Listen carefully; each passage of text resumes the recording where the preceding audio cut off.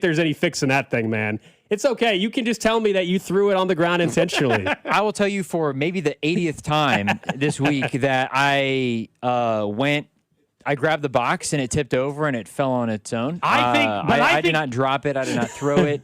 I did not vandalize it. But you didn't tell us right away you broke it, and then you told us you can fix it, though. which you can't. I didn't break it, though. That's what I'm telling you. I didn't break it. Jane Daniels broke it. Dusty's who informed me originally, actually, that it was broken. And at first, I didn't know what he was talking about. Well, I was planning on waiting until the stream popped up. Then you guys should just see it and be like, what happened? So, so Dusty spoiled it? Yes. Okay. Yes, fair enough. Fair enough. It doesn't matter. It is funny, though, how you described it just about 10 seconds ago. You go, I grabbed it, it fell in the box, and you're like, I didn't break it. Well, I mean, I grabbed the box. Even if it's an accident. I went to grab the box, and it fell. I'm actually I did not touch the figurine at all whatsoever. Can I ask a follow-up on the fixing it part? Did you say that because you felt bad and you thought, I got to say, maybe I can fix it? No, the whole plan was, well, is there a way that I can fix this? And I obviously haven't gone Where's to get the missing piece? super glue or anything like that. No, but I don't think super glue is going to fix it. Where's the missing back piece? It's probably in the box. Okay. So maybe if those two pieces, I was like, there's a whole chunk of the figurine. Honestly, as long as the head fits on top, fits on top of the body, then I guess for the purposes of the stream, it does. Yeah, that's fair. For the purposes of the stream, I guess it would still function, at least in some capacity. I'll give you that, Drew. All right, let's get into some football to start things off, though. We did have preseason last night. We can get into anything that caught our attention, including Drew Allar's performance there in Pittsburgh. I saw Fernando Mendoza throw his first pass as a quarterback in the National Football League. But for the Chiefs tomorrow, 3 o'clock start out at Arrowhead. We've been talking for a couple weeks about how some of the guys are looking on a practice field. It's at least a slight step up tomorrow when they take on the LA Rams, even if we don't really think we're going to see starters for the most part. We don't know for sure Patrick Mahomes is not going to play, but I wonder how many starters in general. As far as like what I'm looking for, there's individual players and then there's just overall offense and what Andy Reid and this offense even try to do while Justin Fields is on the field. But individually, we entered camp, at least I did, and I think the defensive line was my biggest question. How do they get after the quarterback? It's my biggest concern still about this football team. But I will admit, as camp has gone on, seeing and hearing Peter Woods and his impressive practices, and it's just practice, but in the way Chris Jones talks about him, the way his teammates across the board talk about him, the coaching staff, Steve Spagnuolo, I'm excited to see Peter Woods probably more than anybody tomorrow, because he could fix one of the biggest questions I have, I think you probably have as well, for this football team, which is how do you get after the quarterback? And while he's not going to be a guy that gets you 8 sacks, he can lead to sacks from Karlaftis, from Jones, from R. Mason Thomas, from Ashton Gelati because of his effectiveness in the interior. So I would say Peter Woods, just because he, to me, could be the biggest game changer, is very high on my list. I understand Cyrus Allen, of course, for obvious reasons. Yeah. I still think it's tough. It's tougher to even judge him still because Justin Fields is throwing him the football and he's going up against number 2s. So that one I'm going to have to just wait until the regular season to a certain extent. But obviously I'm excited to see what he can do when he's in an actual game. It's tough because it's fairly easy. Like you could look at a preseason game last night, and if you just took preseason game number 1 as a thing, well, then I guess Drew Allar's the truth. And we can all, and so was Carson Beck a week ago, or whatever else you want to do, or that Joe Burrow's going to be sacked 85 times again because he couldn't comfortably stand back there in the pocket. But we also know that that's not how it works, and is, not a good indication that, whoever that guy was last night for the Lions, Sailors or what, I don't think he's going to have. Who? It's just some guy. He had 8 catches for 50. Oh, no, he had 8 rushes for 55 yards. He averaged 7 yards a carry. He's probably not going to have 2,000 yards this season behind Jahmyr Gibbs, right? That version of it, you and I both know that Cyrus Allen could have 5 for 60. It won't calm the fires, but it doesn't necessarily mean it's all going to translate. There are 2 other areas besides the one. Cyrus Allen's on everyone's list. Peter Woods should be on everyone's list. He has a chance to be a dominant interior defensive lineman immediately. And those are the kind of positions. We talk all the time about the ones who take a slow buildup. Edge rushers to get sacks, sometimes wide receivers, some positions just take longer to develop. Running backs can come in the league and matter right away. Corners can come into the league and matter right away. So can interior pass rushers. Guys like that, Jalen Carter, Chris Jones, they mattered year 1. And I'm not saying he's those guys yet, But because of the ringing endorsements coming out of camp from people who work with the Chiefs and what we've seen with our own 4 eyes, I guess in this case, he can play. And so I want to see him play. There's 2 other things that I think are of interest. One is Khalil Benson. I do want to watch him at right tackle. I mentioned it to Nate yesterday. I think it's important to see if he looks. Now, I don't know if he against backups, but if he struggles against backups at right tackle, well, then that maybe tells me a little bit something about there's still work to do. And the corner rotation. I don't know, the corner rotation couldn't be fascinating to everybody. For all 3 preseason games, Delane's not going to play. How much do they play Fulton, Canada, Noel Williams? Like, where do they play him and when? And they've got to get at least some semblance of a rotation down. Do they stick Connor in a nickel slot like they used to in a preseason game? I know there's not going to be a ton of snaps to go around in this first one, but corner rotation for the rest of preseason does matter to me because I don't actually know the order of operations there yet. And I'm assuming no Snead and no Delane. Yeah, so how do they use everyone else? You know? Yeah, without those 2 guys on the field, though, I don't know if we'll get a good enough idea of truly how they feel. But we know Spags in preseason, he's willing, especially in the secondary, to mix some things up. Just because somebody is playing in a certain spot doesn't necessarily mean, Cody, that that's for sure where they're going to be. They're going to try to view some guys in some different spots and see how they handle a certain role. And as they go on, what level of confidence, I guess, that they have in said player. The other player, just in general, mentioned it throughout camp. We had him on the show earlier in the week. That's Emmett Johnson. I think he has a chance, other than Cyrus Allen, just given how many snaps he might get and the competition he's going to face. Emmett Johnson, to me, is set up to have probably a decent showing tomorrow, I would hope, and maybe build up some more excitement around him. He's the number 3 back for this team right now. DeMercado, I think, is clearly the number 2 running back as things stand right now. But how does Emmett Johnson look? And is he somebody that, when he's handed the football, can provide a little spark and get some fans excited? It'll kind of remind me when we, at times when we saw Brashard Smith last year during preseason, when it was like, hey, there's some juice there. My guess is it'll be the same feeling when Emmett Johnson gets the ball. But he's probably going to be playing against, 3s by the time he's on the field? Probably. Are you curious by order? So let's say Ken Walker doesn't play tomorrow, which is certainly plausible. I don't think DeMercado is going to play much at all. Okay, so that's what I was going to ask. Yeah, I think we're going to see a lot of Emmett Johnson, Brashard Smith, and then who's further down the depth chart after that? I don't remember, but not. Yeah, there you go. Yep. Some version of that. That's what I was going to ask you. Like, do you care who the first name is? Mm-hmm. Do you care? Like, let's say DeMercado. Let's say all 3 are going to play, but Ken Walker of the guys you know. Do you care if it's? I do care if Brashard Smith gets the first carry. See, Emmett Johnson gets the first, or DeMercado. Doesn't it tell us a little something? I think DeMercado's the number 2 back. I think they know what they have in him. And I think they're going to want to see way more from Emmett Johnson than anybody else in the backfield tomorrow night or tomorrow afternoon. I mean, that's plausible. And maybe that's what it comes down to. Just how much do we want to see of this? And if we want to see Emmett Johnson behind lead offensive linemen, which you and I both know, Creed will get a couple of snaps. They always do this. Creed will get a couple of snaps. So will Simmons. So will look at a series.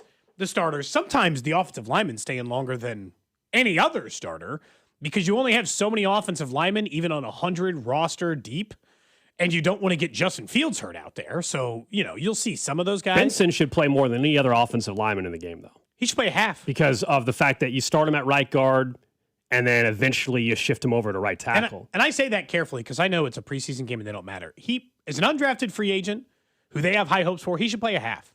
You should find out how he is at guard, just in case a lingering Trey Smith issue continues, or if at any point this year Kingsley or Trey Smith suffer an injury. And you got to give him right tackle snaps against NFL talent. And again, I don't say that lightly because I don't like how overused players can be in a preseason game. Like last night, I genuinely think Mike LaFleur might have had did he have a brain fog moment? He gave 14 first half touches to Jeremiah Love.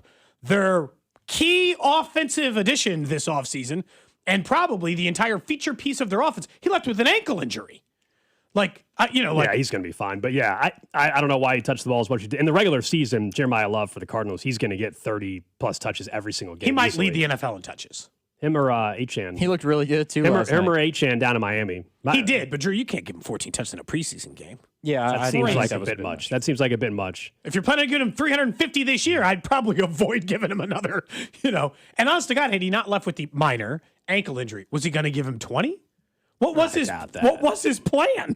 You doubt it? He gave him 14. He wasn't going to get 20 carries in a preseason game. 20 touches, I guess, because he had 11 carries, 3 catches. But, I don't think so. But that's only 6 more than he got, Gold. I can't rule it out. at least on that end. But I mean, genuinely, it's an interesting preseason game because the Chiefs' depth is legitimately one of the single biggest question marks I think you could have going into the year. How good are they on defensive line depth? How good are they on offensive line depth? What do they look like in the secondary if someone like Gilman or Shamari Connor wasn't available to play there? Can Hicks... I do think that depth is a real question. So weirdly enough, the second, third quarter of this game might matter more than normal because I don't know how good their depth is. And I want to see if they can at least not look competent. You don't have to win the game. The Chiefs have been 0-3 their previous two preseasons. They haven't won a preseason game in a couple of years. Yeah, it's been 3 years. Yeah, they were 0-3 last year, 0-3 2 years ago. I think they got one preseason win the year before that. It doesn't actually, this is Peyton Manning and Tom Brady. These guys lost plenty of preseason games. Nobody actually cares. Yeah, it literally means nothing record-wise, but the Chiefs haven't won a game since 2023 in preseason. It's impressive. They went to the Super Bowl one of those years, so I guess I don't need to. They also won 6 games one of those years, so I guess you can look at it depending on how panicked you feel, at least on that end. Drew, you watched the preseason. Did you watch your guy, Joe Burrow, at all yesterday? No, because I'm not paying for NFL Plus. That's a stupid That was only investment. an NFL Plus? I didn't see that one either. I just saw that Orlando Brown Jr. got fried on a snap. Yeah, he got beat on one snap, and It's preseason, man. I'm not going to make any assumptions about Orlando Brown Jr. Although, it's so weird because now they have Simmons at least, but there was at least a 3-year run where the Chiefs should have just paid Orlando Brown Jr., and that would have been the wiser decision than everything else they were trying at left tackle. If it leads them to getting Josh Simmons and an actual pro left tackle, I'll just live my life because they won a Super Bowl during that time. But it's like one of those decisions, like all the bad decisions led to you getting Patrick Mahomes, so I'll just live with all the bad decisions you made at quarterback leading up to that point because you ended up in the right spot. But man, sometimes you just wonder how different things could be if you just made one small different decision. Coming up in 15 minutes, Jake Eisenberg out in L.A. going to join us. Of course, he'll be on the broadcast this weekend. The Royals taking on the Angels. We'll find out what he makes of a couple moves the Royals have made this week, including signing a veteran pitcher yesterday. And we'll talk a little bit about just California and some of those photos I saw he took yesterday from the beach. And we'll ask him how the banana split, I guess, was, as Cody pointed out, as well. Coming up in just a little bit. Let's keep talking about the Chiefs, though, heading into not tomorrow, but more about the season. Yesterday, we looked briefly at the over-unders for Travis Kelce, and around 650 is the yardage. And last year, he had over 850 yards. And we weren't even planning on talking about it, just kind of came up, I think, in passing, but let's dive deeper into it. The chances of Travis statistically being better than last season. Drew asked us the question during Camp Questions yesterday. And I followed up and I said, are we talking about statistically or just the optics and the mistakes? Because I don't think he's probably having better than 850 and 5 touchdowns. But I also think he can still have a better season in terms of he's not dropping some of the passes he dropped last year. He made some mistakes in the red zone, ball tipped in the air, leads to an interception the other way. Some of that kind of stuff. The reaction time maybe wasn't quite what it was in years prior. Maybe that's just an adjustment he has to make. Maybe that's just an age thing. I don't know, but it's clearly something that needs to get better. But I don't think suddenly he's going to have 1,000 yards, you know what I mean, and 8 touchdowns for this team. I think the yardage could be very similar, maybe even a tad less, is at the same time acknowledging that I don't think he's going to fall back to a 640-yard receiver. So it's difficult because the thing you're talking about, the reaction time, that's just an age thing. Like, that might be an incurable thing. You can work harder, run a cleaner route, but is there a way to fix how fast your brain or hands or eyes think as you get older? And as you know, there have been very few players of Travis Kelce's age, certainly at his position, but just in general. Do you know how few NFL wide receivers, skill position guys, wide receivers or tight ends are still viable NFL players at 36, 37 years old? He's already the exception. 851 yards. Like, we already know that Jerry Rice, like Tom Brady, isn't it? Like, Tom Brady is he's got like the second most yardage as a guy over 40 years old because he's got like 1 catch for 3 yards or some nonsense. Jerry Rice is the anomaly. 37 years old, you're not supposed to be able to do it. I think he will be exactly as good as he was last year. The difference, I think, is that you want another dip in target share, and I don't, in the sense that he already took his dip down, in my opinion. He was coming off 150 targets, 130 targets, 130 targets. the 3 years previous. Last year went down to 108. That's a perfectly fine number. The amount they used Travis Kelce last year is right. As a matter of fact, significantly more effective. Almost 30 less targets and 20 less catches and had more yards than the year before. That's because the intermediate stuff is back. Well, and it's why I still think Travis's numbers will be up because the intermediate stuff I think will be back because of Ken Walker. Yeah, the yards per reception is why everything was up. I mean, he remember he had the huge dip of 8.5 yards per reception in 2024, and then it went back up to 11.2, which was his best number since 2022. So that was the big shift for him a year ago. I don't want the targets to be back in the 121, 133 range. That's what it was the year before, and there was 152 back in 2022. I think anywhere from 95 to 105 is the range to be in target-wise for Travis Kelce in this offense. If it gets back to 133, that means Rashee Rice either didn't play very much this year or Xavier Worthy got hurt, and it means the offense is in trouble. That's I think, nobody's saying that Travis Kelce can't be a huge part of the offense. Clearly, he needs to be, and he can still provide that. But he should not be the leading target guy for the Chiefs. Not anywhere close to that in this system now, especially knowing that you have an effective running game in Kenneth Walker. You have, to me, Rashee Rice, who, while he's a back-end number one wide receiver, to me, he is still a number one receiver for this football team if he's healthy. I'm way more bullish on his production. I'm not confident that necessarily he can stay, out of trouble long-term in his career. But in terms of this particular year, if he plays in more than 14 games, I think 1,100 plus yards is in play for him. And therefore, the targets for Rashee Rice have to be much closer to that. 2022 targets for Kelce, 152. I want Rice's targets at 130, 140. That's what I want. What's weird is, I think it's going to end up being, I don't want Rice's to be that high. I would prefer they get. You don't want your number one wide receivers' targets to be over 130? I think the best, I just don't know that he is explosive enough. Okay. As a player for me to want him to get that kind of target share for the same reason you're essentially saying for Kelce.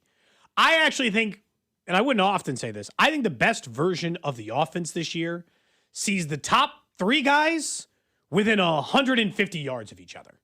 That being Rice, Kelce, and Xavier Worthy being within 150 of each other. Somewhere between 9 and 750. And I don't care what particular order or who does what, but somewhere between that, they all three have between 750 and 900 yards, with a fourth guy coming in at 450, or maybe 5 with Tyquan Thornton, him being a few hundred yards behind, but in a more defined, more regularly used role. I know it sounds like I'm essentially pitching diet, everybody, EGE, the pitch from last year, but it's not even about that or about the balance. It's just, I'm not sure anybody in the offense, or at least this version of Travis Kelce, has proven you just get the ball all the time, other than maybe Ken Walker. I feel like he's got to be the feature piece and everybody else is the consultant role and just getting enough to stay fed, but not necessarily to constantly be doing. If they have 3 receivers with 750 or more, that's one of the best rooms in the NFL. That's better than the Bengals room from last year. That's better than the Cowboys room from last year. It is, but the Bengals room from last year also Jamar Chase had probably 1,400. Right. And so if you average out the number 3, I bet if you added Cincinnati's number 1, 2, and 3 wide receivers, they'd still be over that if it was 750, 850, and 900. Don't you think?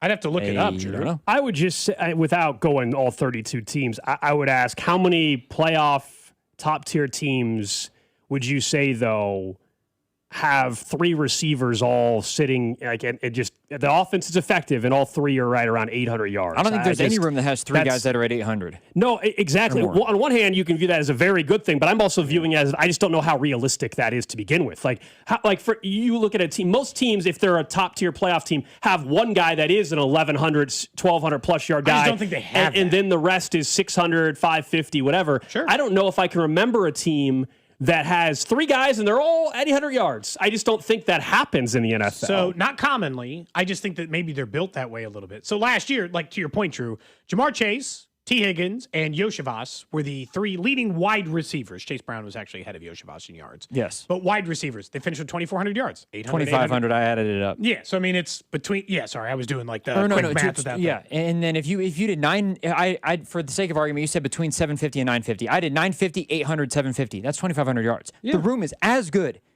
the room is a top 5 room in the NFL if they get that. I think that's the best version of themselves. But you're right, Gold. I can't offhand without literally going through every team. I'd have to think of it because let's think about the best teams in the NFL last year. Puka Nacua was the leading for the Rams, so they just had one guy. For the Seahawks, Jackson Smith and Jigba. Yeah, he was way in front of everybody else. So he was way in front of everyone else. Patriots, they were probably in that 2025. And there's some Patriots Super Bowl teams that are more like what I was just describing to you. The Patriots last year, their receiving room, and remember they had Drake May, who had a very nice season. Their yardage leader was Stephon Diggs, just over 1,000. Then Hunter Henry, a tight end, 768. So let's use that as a Travis Kelce comp. Then Kayshon Boutte, 550. Matt Collins, 550. So it's a little bit worse. Demario Douglas, 447. But the Chiefs' talent's better than Kayshon Boutte at 3, I guess is the point. Drake May threw for basically 4,400 yards. Yeah, to me, that's the model. It's Stephon Diggs is Rashee Rice, so he gets the 950 instead of 1,000. Hunter Henry's slightly worse than Travis Kelce, so he jumps his number by 100. And Xavier Worthy's better than Kayshon Boutte. And so in the end, he doesn't finish with 550. He finishes with 750, let's say, or 700, with Tyquan Thornton being their Mac Hollins at 550. It's not as crazy as we think. We didn't have to dig that far to find an example that is at least within the borderline range that I'm saying. I mean, if that happens, then what's the conversation around this room then? Because I think that they're balanced but not elite.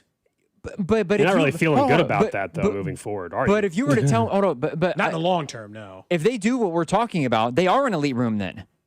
Because they would be as good as the Bengals, the Rams, the Cowboys wide receiver rooms, which are probably the 3 best in the NFL. Yeah, if they wouldn't be because you don't have an elite guy. They would be a top 5 room in the NFL. So that's because 2 weeks ago, we were talking about how the wide receiver room might be the worst in the NFL. But if they do this, then that conversation is gone and has to be gone because of what we're talking about right now. If they do that, they're a top 5 wide receiver room in the league. This is where I'd argue against it, Drew, is no one was arguing that for the Patriots. The Patriots were a top 5 offense in the NFL.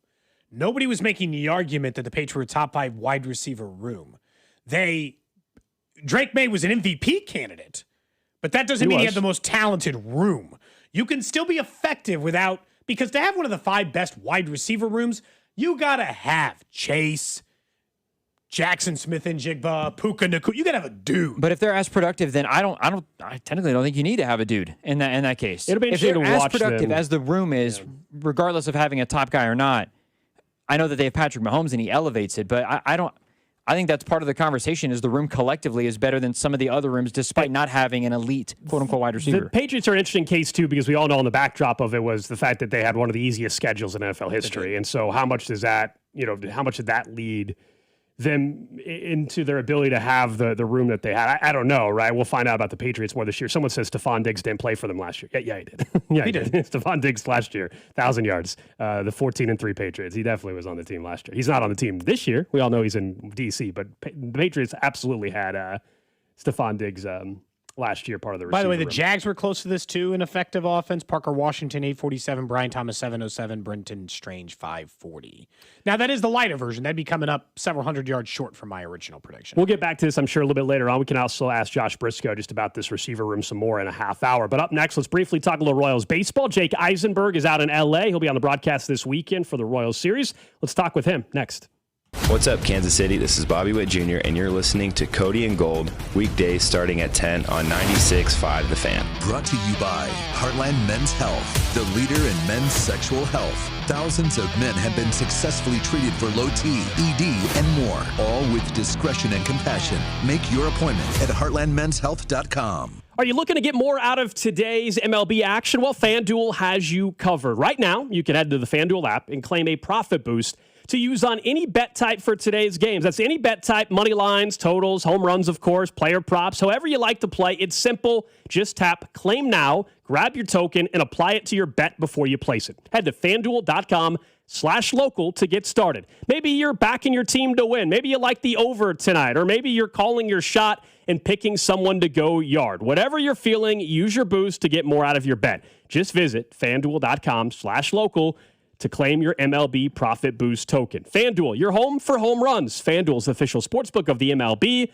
and 96.5 The Fan. 21 and present Missouri, opt-in required. Bonus issued as non-withdrawable Profit Boost tokens. Restrictions apply, including any token expiration and max wager amount. See terms at sportsbook.fanduel.com. Gambling problem? Call 1-800-GAMBLER.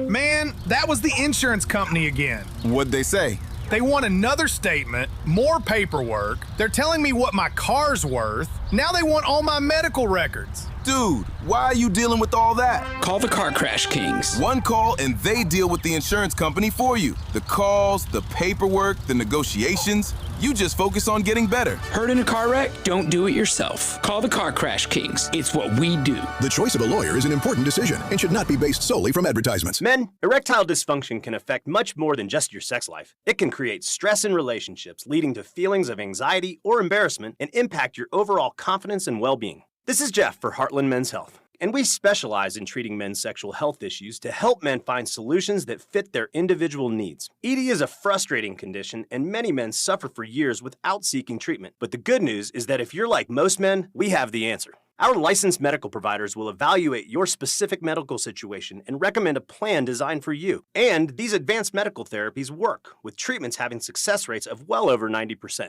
which means you and the one you love can have great sex again without the fear and worry of ED. You can even last up to an hour or more, and you may just find you're performing like you haven't in years. So call us. Your initial visit is just $99 and includes blood work, a medical consult, and if medically advised, a test dose. And if that test dose doesn't work in the office, your visit is free. Call 844-447-6600 or go to heartlandmenshealth.com. Red Eddie.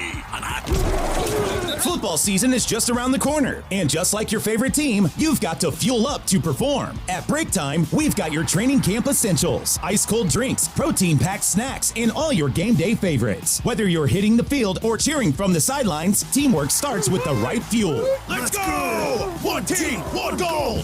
Swing by Break Time, your home team for snacks, drinks, and everything in between. Download our mobile app and find a location near you. We're proud to be Missouri made. And Doug. Limu and I created a trick to help you remember that you can customize your car insurance and save with Liberty Mutual. You see, the shirts Limu and I wear are yellow, and yellow is the color of lemons, and lemons grow on trees, and trees provide oxygen, and oxygen helps us breathe, and breathing is how you live, and you can live more life when you save money by customizing your car insurance. I agree, Limu. It's really quite simple. Only pay for what you need at libertymutual.com. Liberty, liberty, liberty, liberty. You don't have to carry everything on your own. Whether you're dealing with stress, anxiety, depression, substance use, or thoughts of suicide, talking to someone can help, and help is available 24/7 through the 988 Suicide and Crisis Lifeline. You can call or text 988 anytime to connect with a trained mental health professional. 988 is free, confidential, easy to remember, and available anytime, anywhere, to anyone. Call or text the 988 Suicide and Crisis Lifeline. No judgment, just help. Skechers elite athlete OG Anunoby has been making history on the basketball court. Anunoby tips it in. Unbelievable. What a shot. He's been balling out in Skechers high-performance basketball sneakers, and the world is noticed. But how does OG train off the court to keep in peak physical condition? Hands-free Skechers Slip-ins Aeroburst. They help prepare OG for the physical demands of playing at a championship level. Get your pair of Aeroburst for only $165 at a Skechers store, Skechers.com, or wherever high-performance running shoes are sold. I scream. You scream. We all scream. Because Wendy's famous small classic Frosty is just $1 for a limited time. More screaming, happy screaming, summer screaming, dollar small classic Frosty screaming! But please don't scream in the drive-thru. It hurts the employees' ears. Get a $1 small classic Frosty for a limited time, only at Wendy's. U.S. price and participation may vary. A la carte only, not valid for delivery. Limit 10 per transaction. Price may be higher in Alaska and Hawaii. You're listening to 96.5 The Fan from the DM Injury Law Studios. Mike's got this. Car, truck, or motorcycle wreck? Remember, Mike's got this. 816-888-7500. Mike's got this. Coming up in about 12 minutes, we'll get to some comments from former Chief Tyrann Mathieu. He continues to talk up multiple players after spending a few days in St. Joe. We already heard his comments on Cyrus Allen. Well, he was talking about a Chiefs defensive lineman as well. We'll hear that in just a bit. But let's go out to the Golden Oak Lending phone line and welcome in Jake Eisenberg, who's been spending the week out on the coast there in California. I was jealous, Jake, of the photos and everything. Looked like you were at the beach yesterday. Looked like you went and got a banana split or whatever, or the original frozen banana, I should say. Looks like you're living the life out in Cali right now. Yeah, man, it's been totally tubular out here in Southern California for the last few days. I'm just riding the waves and enjoying the surf and just kicking back, man. Slightly different energy than New York, You got to think about the coast difference. It's laid back. No, but yeah, I went down to Balboa Island yesterday. How much does a banana cost? Really, $10? I had to go check out the original frozen banana. That was pretty cool. I'll point out, if you've seen Arrested Development, you know what I'm talking about. I had said Alex said, I'll ask Jake about the banana stand, and I said, do you know what reference he's making? And he's like, no. Nope. I said, and then immediately Alex, someone on the text line on. said, what can a banana cost? Like $10? And I was like, yeah, come on, man. It's a very classic comedy. Perfect. Oh, it's one of my favorite shows of all time. And the banana was really good. It was less than $10. It was like $8.15 or something. So there you go. You were still under. And then I saw when you were at the Dodgers series earlier in the week, you got to see Billie Jean King. That's pretty damn cool too. That was incredible. And look, we're around people that are famous athletes and incredibly successful quite a bit, as a nature of what we do, which is an incredible thing. And I don't mean to sound like I'm numb to that, but then there's another level to that. And Billie Jean King and Alana Kloss, her partner, are also on another level of that for me, as a big tennis fan, first and foremost, but also just as a sports fan. Billie Jean King is a global icon. And I saw her down on the field.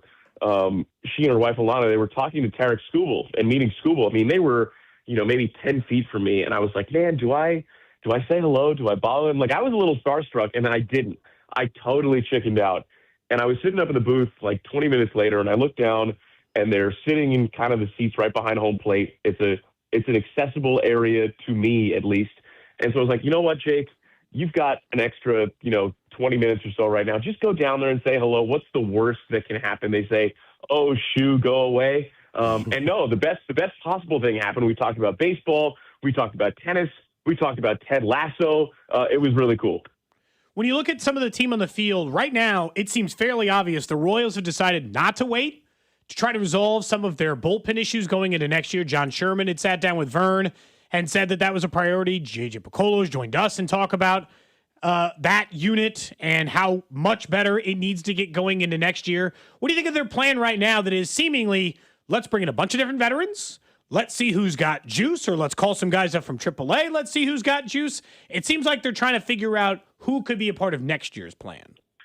Yeah, I mean, why not, right? The way that this season has gone and the way that you've got 40 games left at this point, if those 40 games are not going to be used to making the postseason, which, that ship has sailed, why not use those 40 games to see who might be a part of this bullpen come 2027? And I also think there's an understanding that, say, hey, let's get a bunch of guys in the organization now and see what they're capable of and start having an understanding of what our needs are and what directions we want to go in and what we think we can improve upon, for 2027. I think it's a really smart way to use these last 40 games to the best of the team's advantage.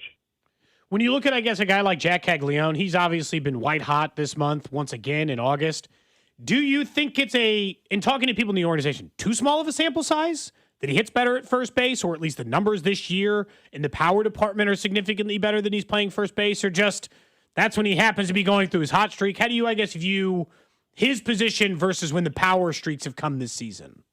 Yeah, I haven't talked to anybody about that. I tend to think that that's a little bit more noise than it is something that is actually real. Yeah. It's in the correlation, it's not causation bucket. I think the only thing that's a little bit different when you look at it like that is if a guy has absurdly different numbers when he's the designated hitter as opposed to when he plays the field. That to me could be something maybe, but between two different positions, I don't tend to focus a ton on that. I don't think it's all that relevant. I think it's more coincidence than anything else. Reasonable to say that next season, Alex and I expect him to be a 35, 40 home run hitter? I mean, yeah, why not? I mean, he could very well be a 30 home run hitter this year. Mm-hmm. If he does, he'll be the first primary outfielder to hit at least 30 home runs in a season for the Royals since Jermaine Dye in 2000 hit 33. Yes. The Royals outfielder record is Danny Tartabull, 1984. 1987, he hit 34 home runs. So that's where the bar is, and that is absolutely attainable. Talking to Jake Eisenberg here on 96.5 The Fan. How do you view Salvador Perez, I guess, just moving forward? We all know he just a few weeks ago hit a major milestone in setting a Royals record, passing George Brett for home runs. How do you view him moving forward in this organization? He's obviously under contract next year. Well, I think you see a lot of similar things to what you see this year. I'm not talking about production necessarily. I'm just talking about in terms of where he plays and when he plays and how he plays. I think you're going to see probably a more even split behind the plate with Carter Jensen. You're going to see him mix in at first base here and there. You're going to see him DH a good amount. And a lot of it is going to depend on how his body is feeling, on a certain day. He's dealt with some hip issues this year. He's dealt with some elbow issues this year. He's dealt with a little bit of father time this year. He's also had, I think, a much better second half than people realize. His OPS in the second half is about 100, 150 points better than it was in the first half. Granted, the first half was a struggle, but the second half, he's looked a little bit more like the Salvador Perez that we've seen over the last couple of years, where he's got some RBIs in him. He's got some home runs in him. So I do think you're going to see a lot of what we're seeing in the second half of this season next year, where he's, kind of splitting time behind home plate with Carter Jensen. Salvy's still your opening day catcher, make no mistake. But I think, we've seen Carter catch the majority of the games over the last couple of months, and that's probably what's going to continue. Did you, since you had the off day last night, did you get a chance to watch the Field of Dreams game? Oh, yeah. That was cool.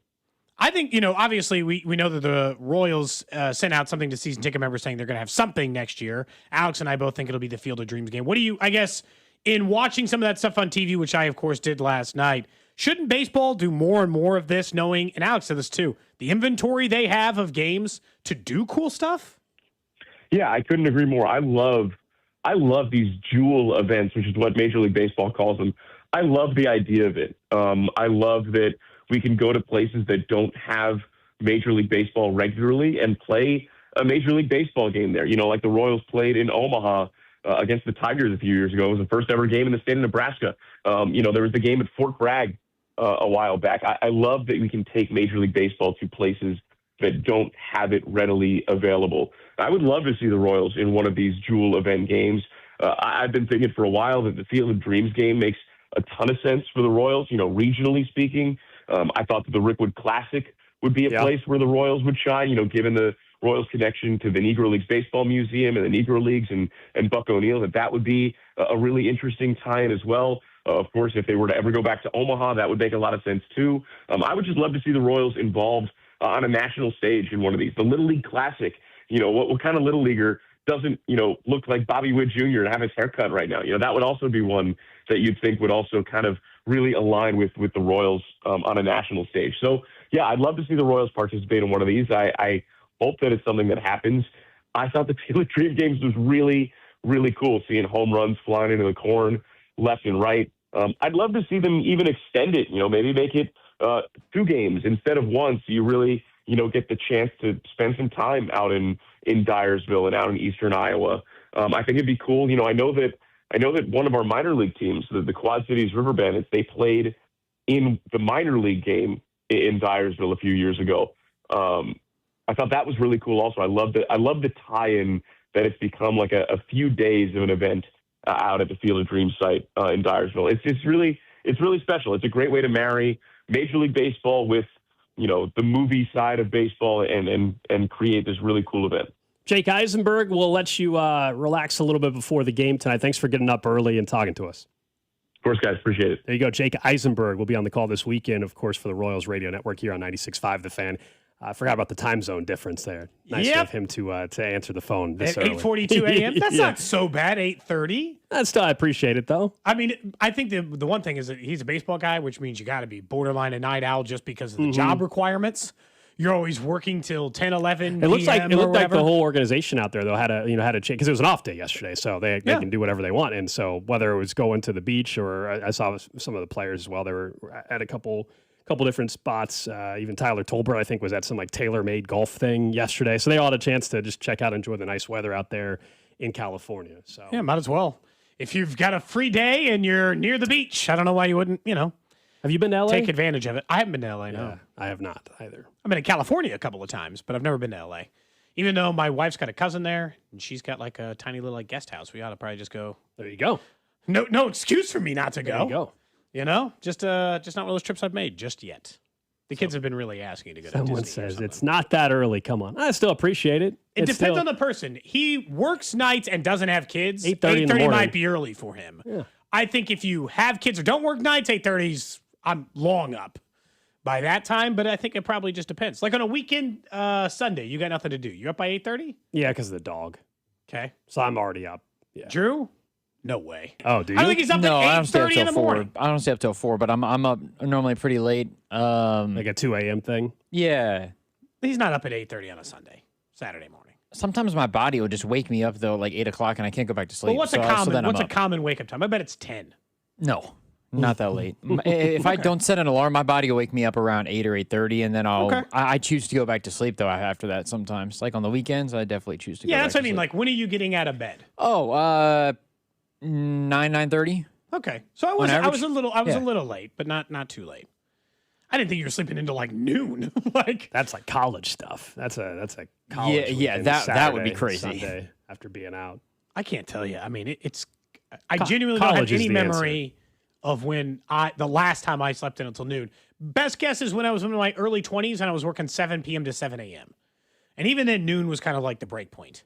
And that's only 5 hours of sleep I get. Even if I couldn't stay sleep up past noon. I mean, if I stayed up like just binge watching, I don't know, and it was like 3, 4 in the morning, and I fell asleep, I'd wake up at 9 and I would get up. Like I don't need. I'd just get up at 9 o'clock. I think 5 hours of sleep. I'd live with it. I think the only other time other than college post college that I've done would be when I was in Houston. My show would be on till midnight or till 12:30. So I was wired still, and I was wide awake. Sure. And I didn't have to go into the studio till 5 p.m. or 6 p.m. the next day. So there's a couple of those where I'd still be in bed at 10:30 or 11 when I was down there briefly. But as you said, that's your work schedule. That's just different. the hour. Yeah, the hour is kind of changing the math on a little bit. Coming up in 15 minutes, Joshua Briscoe going to join us. We'll talk some Chiefs football with him. But Tyrann Mathieu, his podcast has been all about the Chiefs here recently because he was in St. Joe. He had a chance to work with the coaching staff a little bit. We played you his comments earlier in the week about Cyrus Allen and how he said Cyrus was asking him all these questions just about how to be a professional and how does he balance the personal versus That's what Connor said about him too. By the way. and then Tyrann Mathieu went out of his way to talk about another rookie on the defensive side of the ball. Here's what he had to say about Peter Woods. They got a young kid named Peter Woods. I mean, and I played against Aaron Donald. And y'all know me too on the bayou. I ain't just handing out certificates. I think you good. Yeah. This dude got some Aaron Donald in him, bro. I'm talking about short, stocky, quick, strong, powerful, mean, right? That's another thing. Right. That's a box you got to check off. Yeah. You need mean D linemen. Right. I don't need no pastors. I want the worst kind of big boys you could think of. So Tyrann Mathieu said he's got a little attitude as well, not just impressive, but he also has the attitude side that you want from a defensive player, from a defensive lineman. Let's just continue to build the hype train. First it was Cyrus Allen, now it's Peter Woods, and this is why the Woods one I'm all the way in on. Yeah, I don't even need to see it. As we said to start the show, what we're looking for tomorrow in the preseason game, biggest question, pass rush for me, and Peter Woods, we'll see how he plays tomorrow and the rest of preseason. He is making me feel better about the chances of this young defensive front working early in the year. Does it change my win total? I'm not so sure yet, on where I think this team is going to be when we give our predictions in a couple weeks. Sure. But it's definitely making me feel better about the chances of this plan working versus 2 months ago. I was like, man, how the hell are they getting any pressure on the quarterback? I can kind of see the plan. Now, that doesn't mean it's going to work, but the plan makes a hell of a lot more sense now, seeing how dominant, at least at practice, Peter Woods looks, and then hearing from one of the better Chiefs defensive players of the last 20 years talk about the mentality also of the player. It carries some weight. You and I, it's probably a month ago, had a conversation about the defensive line, and this is what should be the most encouraging, I think, thing about Peter Woods, which was, I think you and I both know that what they really need is just one additional pass rusher they can count on to regularly cause problems for a defense. They're not turning into the Denver Broncos defense, who had one of the single greatest sack seasons in NFL history last year. But they needed one more guy to take a little heat off of George Karlaftis and take a little heat off of Chris Jones. They did the opposite of that last year. They brought more attention to both of those guys. They were so bad. And what I told you was the reason why I was somewhat optimistic on the defensive line, and I think more optimistic than most a couple of months ago, was I thought they had enough bodies that the odds of them finding two like 4 sack guys were pretty good because they had Omar Norman-Lott and Ashton Gelati and Peter Woods and I thought, you know what? That's a much better list of potential guys than they've had in a long time to do it. With Peter Woods, all camp, he has looked dominant. Multiple interior defensive linemen have talked about him. I've seen him beat Creed Humphrey in a snap. And I'll tell you right now, that ain't easy in any given day, even in a practice. And so he, to me, looks immediate to be the goods. And it's not surprising. Players like this have all the time. He was a dominant player 2 years ago in college. He had a not very good senior year on a not very good defense, but he's still got all the talent in the world. And it turns out at defensive tackle, you can get that in the 30s where they drafted him. He's a first-round pick. He's supposed to be good. He's going to have an impact immediately. Maybe he's not Aaron Donald or Chris Jones or Jalen Carter, some of these other dominant defensive tackles. He's going to matter immediately. He's an impact player immediately. And again, Tyron just said there's some things that remind him of Aaron Donald. He's not saying that he's going to be Aaron Donald, but he's just saying there's some traits there that remind him of one of the best defensive linemen we've seen in football. And it also, while you're right, he can have an impact right away. The fun thing with Peter Woods, depending on the type of rookie season he has, is what is he a year from now? What is he 2 years from now? And is he viewed as one of the best at his position in a couple of years? Is there a chance of that happening? So it makes you wonder top 7 to 8 if he ends up having a really good rookie year. If that is in fact what happens, it makes you wonder, what the hell happened at Clemson? I mean, there were a bunch of Clemson players last year that underachieved. I don't think Dabo on the defensive side of the ball. He doesn't have the same rep he used to have, at Clemson. And I think that there's at least part of that we have to consider the fact that NIL had an impact on his ability to coach, or he wasn't as good of a coach. He was just better at getting talent when all it was recruit a guy to come play for you, not a recruit a guy. Look, and he's never going to be a big sack guy. I don't want to make this clear that Peter Woods isn't going to have 5 sacks this season. I don't think so. I would be pretty surprised. That's still again, there were, and we looked this up, guys with more than 5 sacks over the last 2 rookie seasons. There were 5 of them, 6 of them, I think, over 4.5.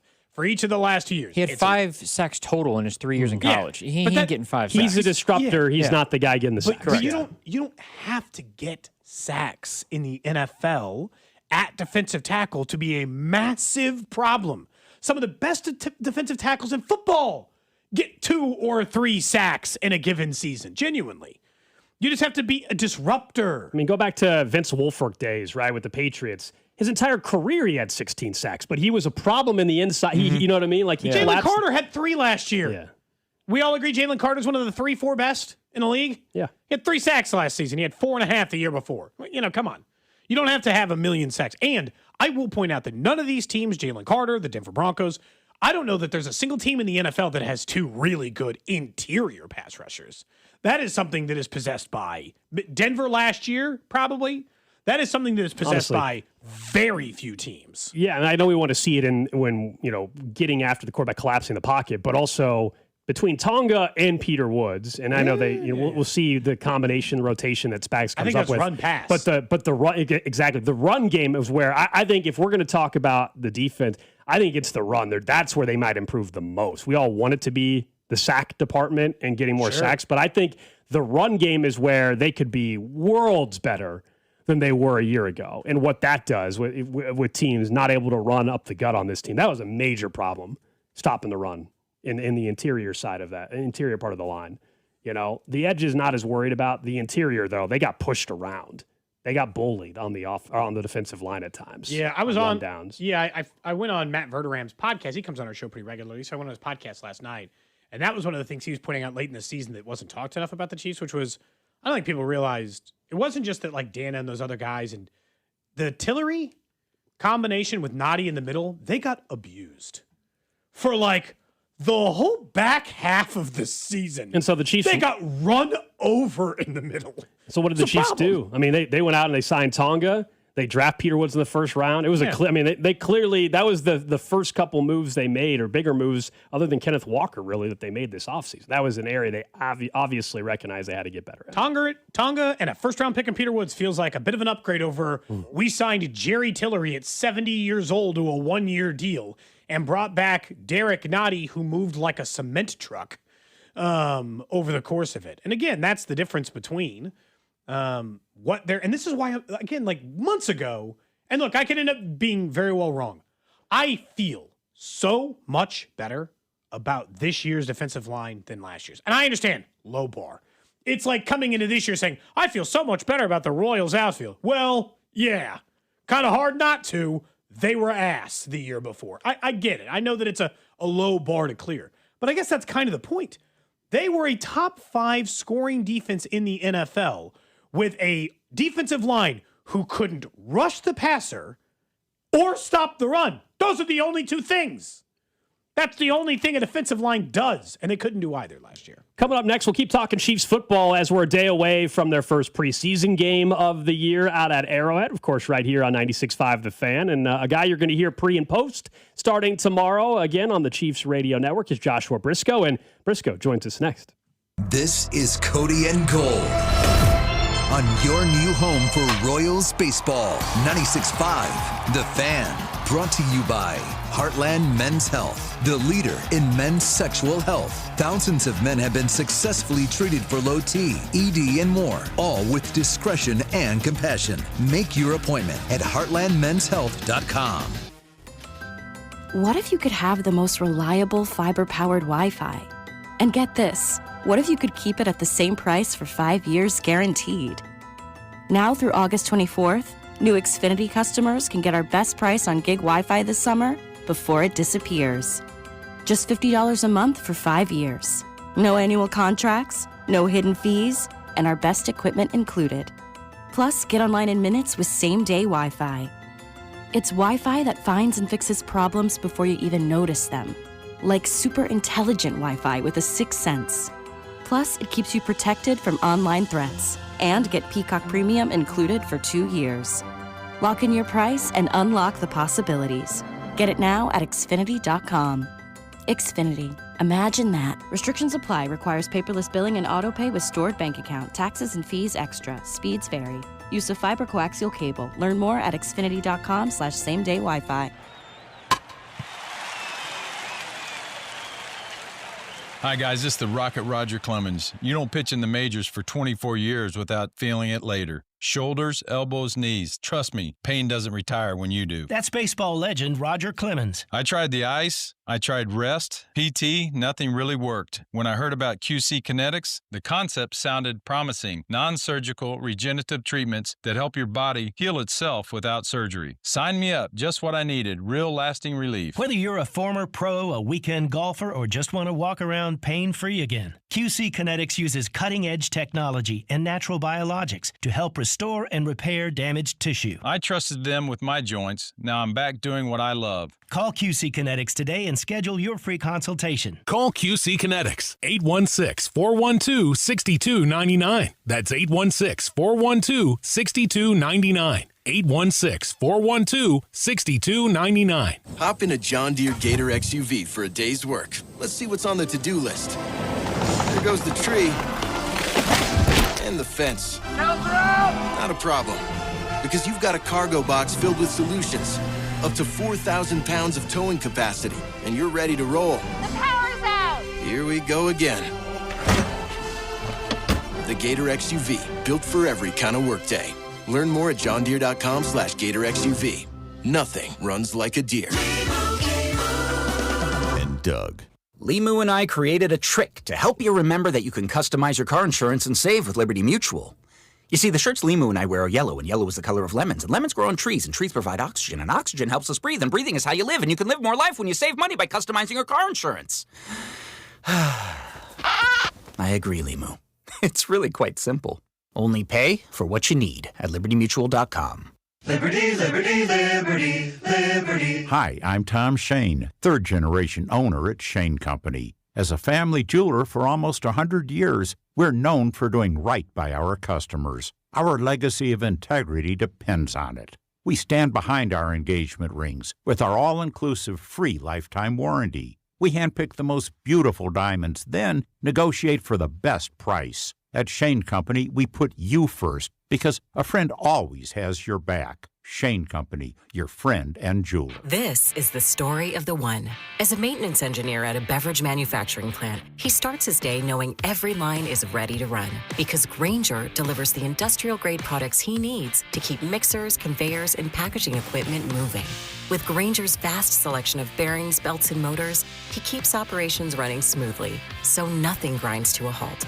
Call 1-800-GRAINGER, click Grainger.com, or just stop by. Grainger, for the ones who get it done.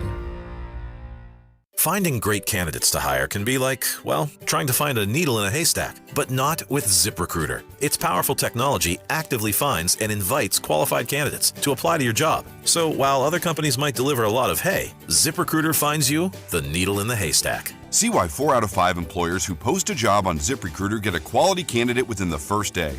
Try ZipRecruiter for free at ZipRecruiter.com/team. That's ZipRecruiter.com/team. ZipRecruiter. I'm Piera Palazzolo, VP of Digital Marketing for the American Management Association, a company focused on the management training skills needed to enhance the careers of business professionals. We did our research when it came to the best companies for website development and chose AmericanEagle.com. And we couldn't be happier. AmericanEagle.com worked closely with us to understand the front and back end requirements needed to launch an e-commerce website that could handle the complexities of running thousands of seminars nationwide. Our robust new website and improved SEO saw immediate increases in site traffic and web revenue. If you're in need of managerial effectiveness and success, visit our website at amanet.org. If you're in need of a website that provides an unparalleled consumer experience, I highly recommend AmericanEagle.com. Transform your business today.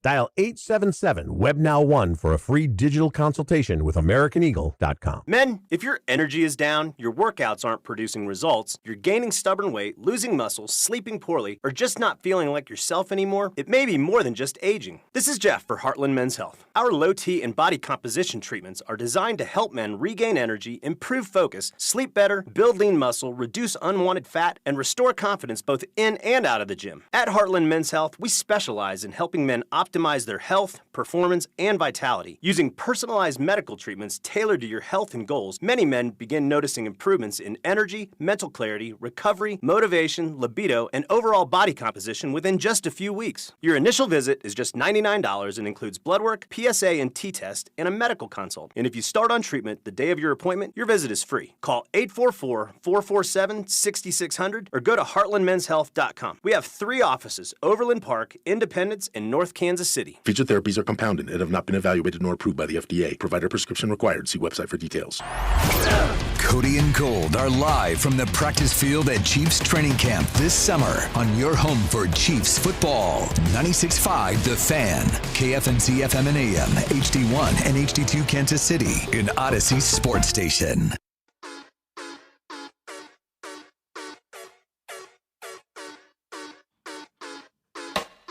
11 o'clock hour here on Cody and Gold. Alex Gold, Cody Tapp, Drew Nixon with you. We'll get to the trash of the day in about 20 minutes. Don't forget, it's also a Fan Club Friday. So the 1 o'clock hour today, Matt Foster from 41 will join us in studio. And one of our listeners that won the fan club experience during the Cody and Gold garage sale, Scott, is going to join us. And again, he flew in from Texas. He did. For this. That's unbelievable. He spent hundreds of dollars of his own money and then flew in from Texas, but at least he gets snickerdoodles and brownies as a reward. Yeah, that's going to be cool. That's awesome and nice of him, not only to donate to the museum through the garage sale, but that's pretty damn cool that he's willing to fly up here. So we'll try to have a great time in the 1 o'clock hour. Let's keep talking Chiefs football ahead of their preseason game tomorrow. We go out to the Golden Oak Lending phone line and welcome in Joshua Briscoe. You guys know you'll hear him on pre and post. Year number 2 for him on the Chiefs.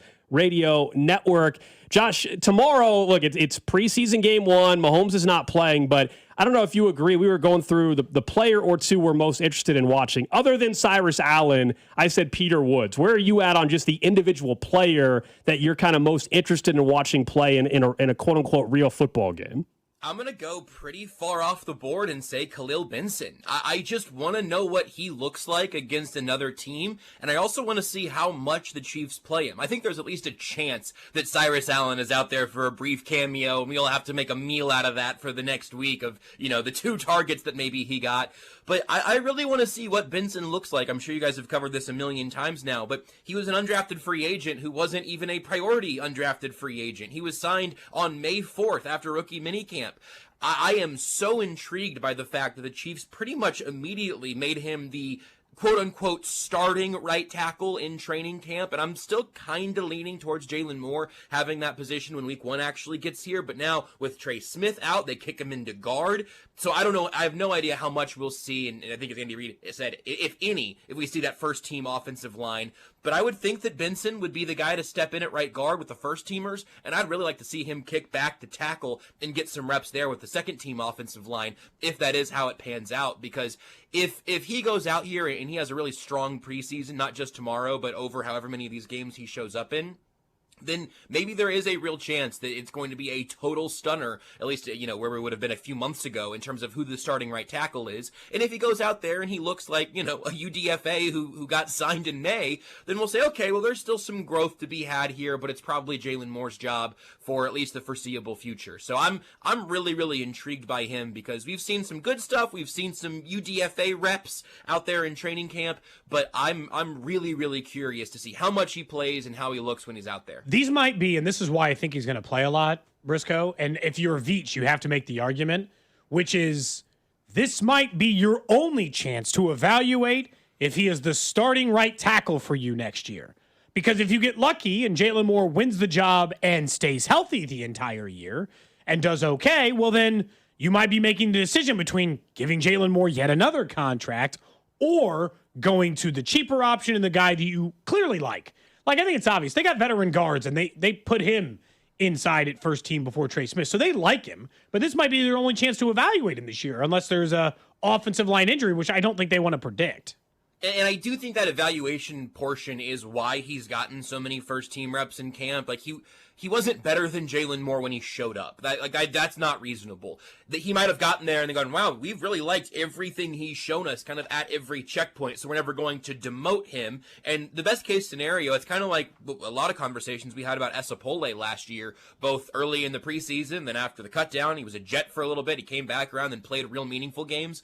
The Esapole thing was similar. Like, well, if you can find yourself either a future starting tackle or even just a reliable swing tackle who is an undrafted free agent who's going to be very, very cheap under team control for the next few years, that's a win if that guy is just helping you hold a roster spot. So any amount of that evaluation, and I agree, I do think we're going to see more of Khalil Benson than we're going to see of other guys who would have been out there with the first team throughout most of camp like he was, because you've just got to see him in some live action. And if the Rams and the Rams 2s and 3s for that matter, if they're able to kind of get him on his heels a little bit and maybe you start to see some of the things that let him slide out of the draft, no harm, no foul. I think you know who Jalen Moore is. If Khalil Benson has a really impressive camp or a really impressive preseason, specifically on Saturday, then yeah, you get to the next phase. In some ways, this is kind of a stretch, I suppose, but in some ways, it's kind of how I felt about Patrick Mahomes' rehab all offseason. It's like, well, look, I'm not going to say that he's going to look like his absolute top-level self when week 1 gets here, but let's take this portion of the offseason. Let's take OTAs, and then let's take minicamp, and then let's take training camp, kind of one step at a time. Mahomes has obviously cleared all of those checkpoints in his rehab, and it seems like Khalil Benson has checked pretty much all of those checkpoints just in terms of earning a very, very serious look as a potential starter. We're talking to Joshua Briscoe here on 96.5 The Fan. Who do you feel like needs the nice performance, the big day tomorrow? I think Jalen Royals is the obvious answer. Is there anybody else? Jalen Royals is the obvious answer, so fine. You can take the obvious one off the table. Just because I do think it seems like he did the last couple of training camps. You guys were obviously out there. The last couple of practices seemed like they were a lot better for him. It was, yeah. I will circle Esapole again because I don't think he's in roster danger, but it's just interesting that he's been kind of demoted off of that top line of the swing tackle or the potential backup of the future. And then this is all still in the trenches on the offensive side. There are probably 10 more answers too. But you mentioning Khalil Benson getting the first look at guard, that's not a great sign for Hunter Norzad or Mike Caliendo. So I think they're in a position right now where, again, I'm not sure that they're on the roster bubble truly at this point, but they can't feel super comfortable, especially being jumped over that way. And then I would say any tight end has a tremendous amount to gain in this preseason. If that's Jake Brenningstool, if it's Jared Wiley, who I know, he was a relatively high kind of mid-round draft pick just a few years ago, but you're really looking to see if any of those guys can not only have reasonable snaps to take for you this season, but they never made an aggressive move for a blocking first tight end. There's no Will Dissly on this roster. So if Jake Brenningstool just goes out there and he has some really clean blocks in the run game, I think that would go a long way for him as well. What do you make, I guess, of the defensive line this year? Alex and I were just talking about it. I had said a few months ago I felt like higher on it than others, only because maybe I thought it was going to be significantly improved from last year. But the way they're talking about Peter Woods and just more depth in Gelati and R. Mason and Omar Norman-Lott at some point, hopefully, coming back this year, what do you, I guess, make of their defensive line? How much better do you think it can be? All of that.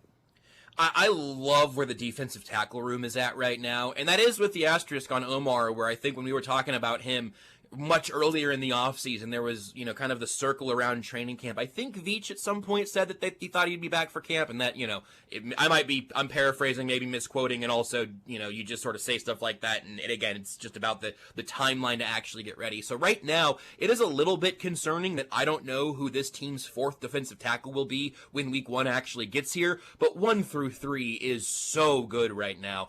Chris Jones is obviously a future Hall of Famer. Kairos Tonga, we've talked about plenty of this offseason just in terms of getting you a really upgraded kind of nose one tech type of player who can eat a couple of blocks on first and second down. I'm really excited for what he's going to mean for Chris Jones. And then it's 3rd and 8 and you want Chris Jones and Peter Woods side by side.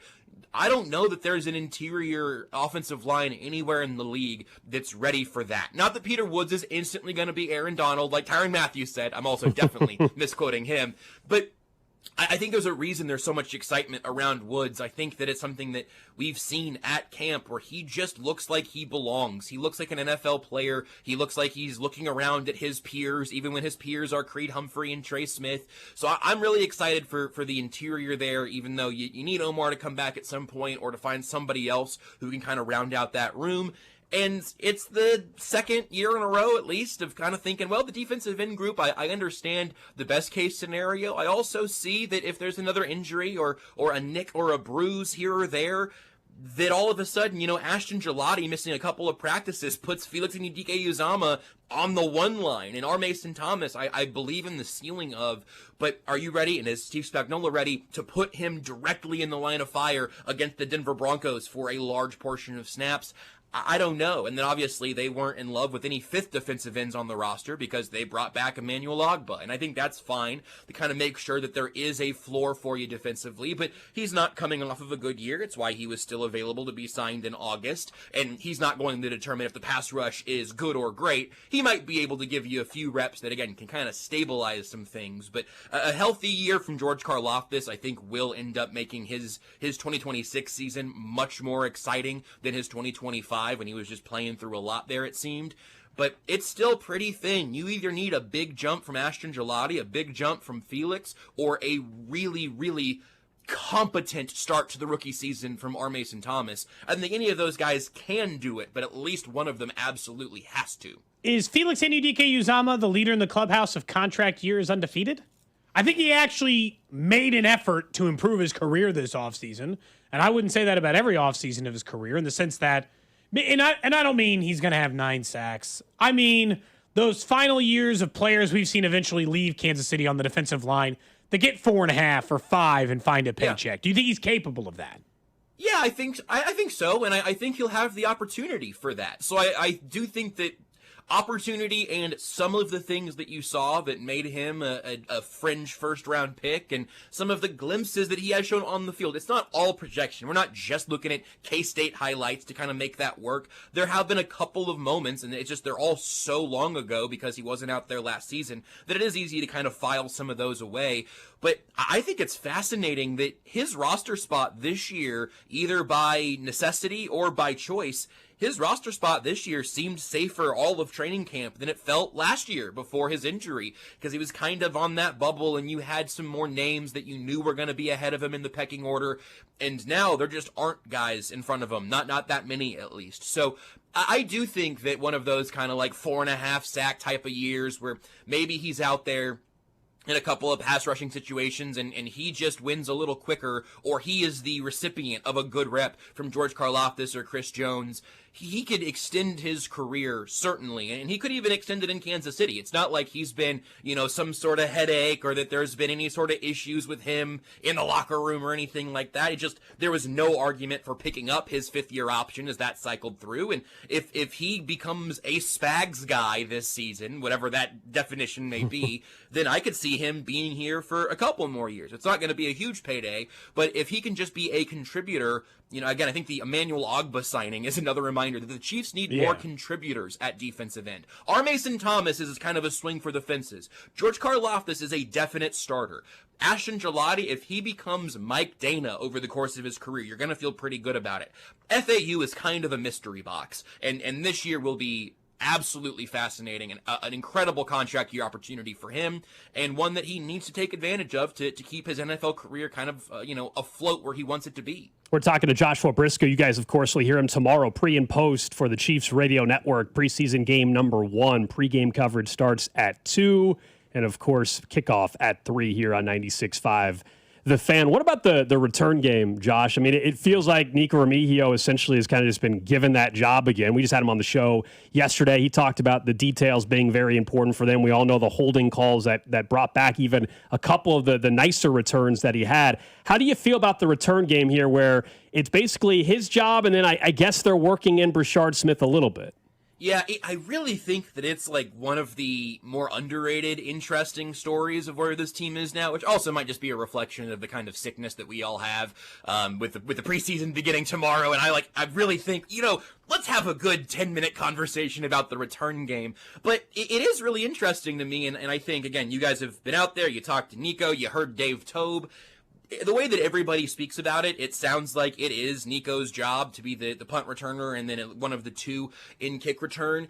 I understand why that happened. I think Nico Remigio is a professional kick returner, punt returner in a way that's important. Like, in a way that, not to dig up old wounds, but Sky Moore was a guy that Dave Tobe loved the physical tools of, and he ended up leaving Kansas City and then having some more success in the return game. But he just gave you a disastrous stretch that really impacts the entire team. And you can't have a disaster in the return game, and Nico Remigio's not going to give you disasters.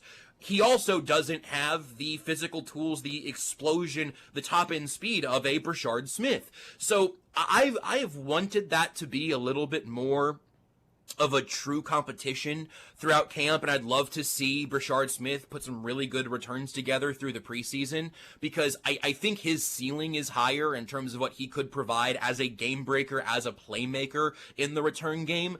But I also understand Dave Tobe looking around and saying, hey, so do you guys want to go through the will he catch it, will he not game again in 2026? No one wants to be on that roller coaster. So I really do understand why Nico has so much favor from Tobe and from the team. He's earned that. I do really like, though, the idea of Brashard Smith, especially in the kick returns, being back there with Nico and having a chance to break one. I guess and that's the part of it that I think bothers me, is that Dave Tobe has a very good reputation in the league, and they have pretty regularly been a very good special teams unit. I guess I should put Dave Tobe in the outlier category, kind of like the rest of the Chiefs. They've been so good at winning and consistently doing these things, and there's no complaints. And last year, maybe just everything fell apart, or did he just not adjust? He guessed on what he thought the league would do in the kick return game and guessed wrong. Right, that's one of the like biggest rule changes the NFL has seen in the last few years, the continuing evolution of what kick returns look like. And yeah, to your point, I think Dave Toub for a very long time was just like the first name that you would hear if people were talking about the best special teams coordinators in football, and they have not had one of the best special teams units in football over these last couple of seasons. Now that extends to Harrison Butker's issues, and Matt Araiza last year started to kind of put even more things together, so he's I think on the right track. But I would love to find maybe it's a little more creativity in the return game, and maybe that's just a code word for speed. Maybe that's why I just went with Rashard Smith, is that you can get more creative when you have those high-end tools. But then also the issues that I think Gold mentioned a second ago of the holds last year, and the number of times where if the return lasted longer than 3.5 seconds, you were looking around for a flag to figure out what it was going to come back for, and that just can't happen. I don't know.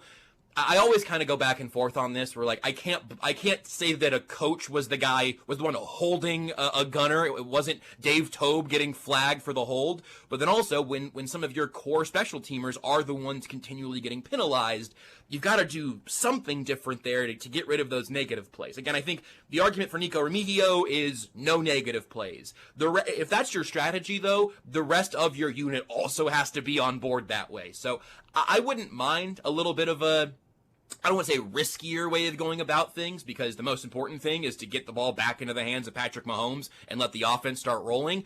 But this is also a team these last couple of years that could have really used some more special teams fireworks. And I think last year was probably the best example of that. Of going, man, if this was going the other way, if we were starting in plus field position, if we had a little bit more electricity out of this return, be it a kick or a punt return, it really could have helped jumpstart some things. So I really do think it's a really interesting place to be in, and I know Toub is very interested to see what it looks like tomorrow, because it's a time when he can finally really evaluate these guys against, another team and not just the same crew in St. Joe over and over and over again. Before we let you get out of here, Briscoe's announced the Royals and Red Sox are going to play in the Field of Dreams game next year if baseball happens. Yeah. Dun, dun, dun. Is there a football equivalent you'd like to see? Oh, wow. I've been to the Field of Dreams field many years ago, and I have weird blanks in my like filmography. I love movies, but there's just a bunch I haven't seen that people are always like, "How have you not seen movie X?" I've seen Field of Dreams a million times. That's very exciting. I didn't see that until just now, so that's pretty cool. I'm happy to hear that. On the football side, I don't know. I mean, I guess you could kind of go like Friday Night Lights and try to kind of lean into the best of high school football and try to bring that aesthetic to it. You probably can't use the field from The Dark Knight Rises. I think that was thoroughly destroyed by the time that scene was done.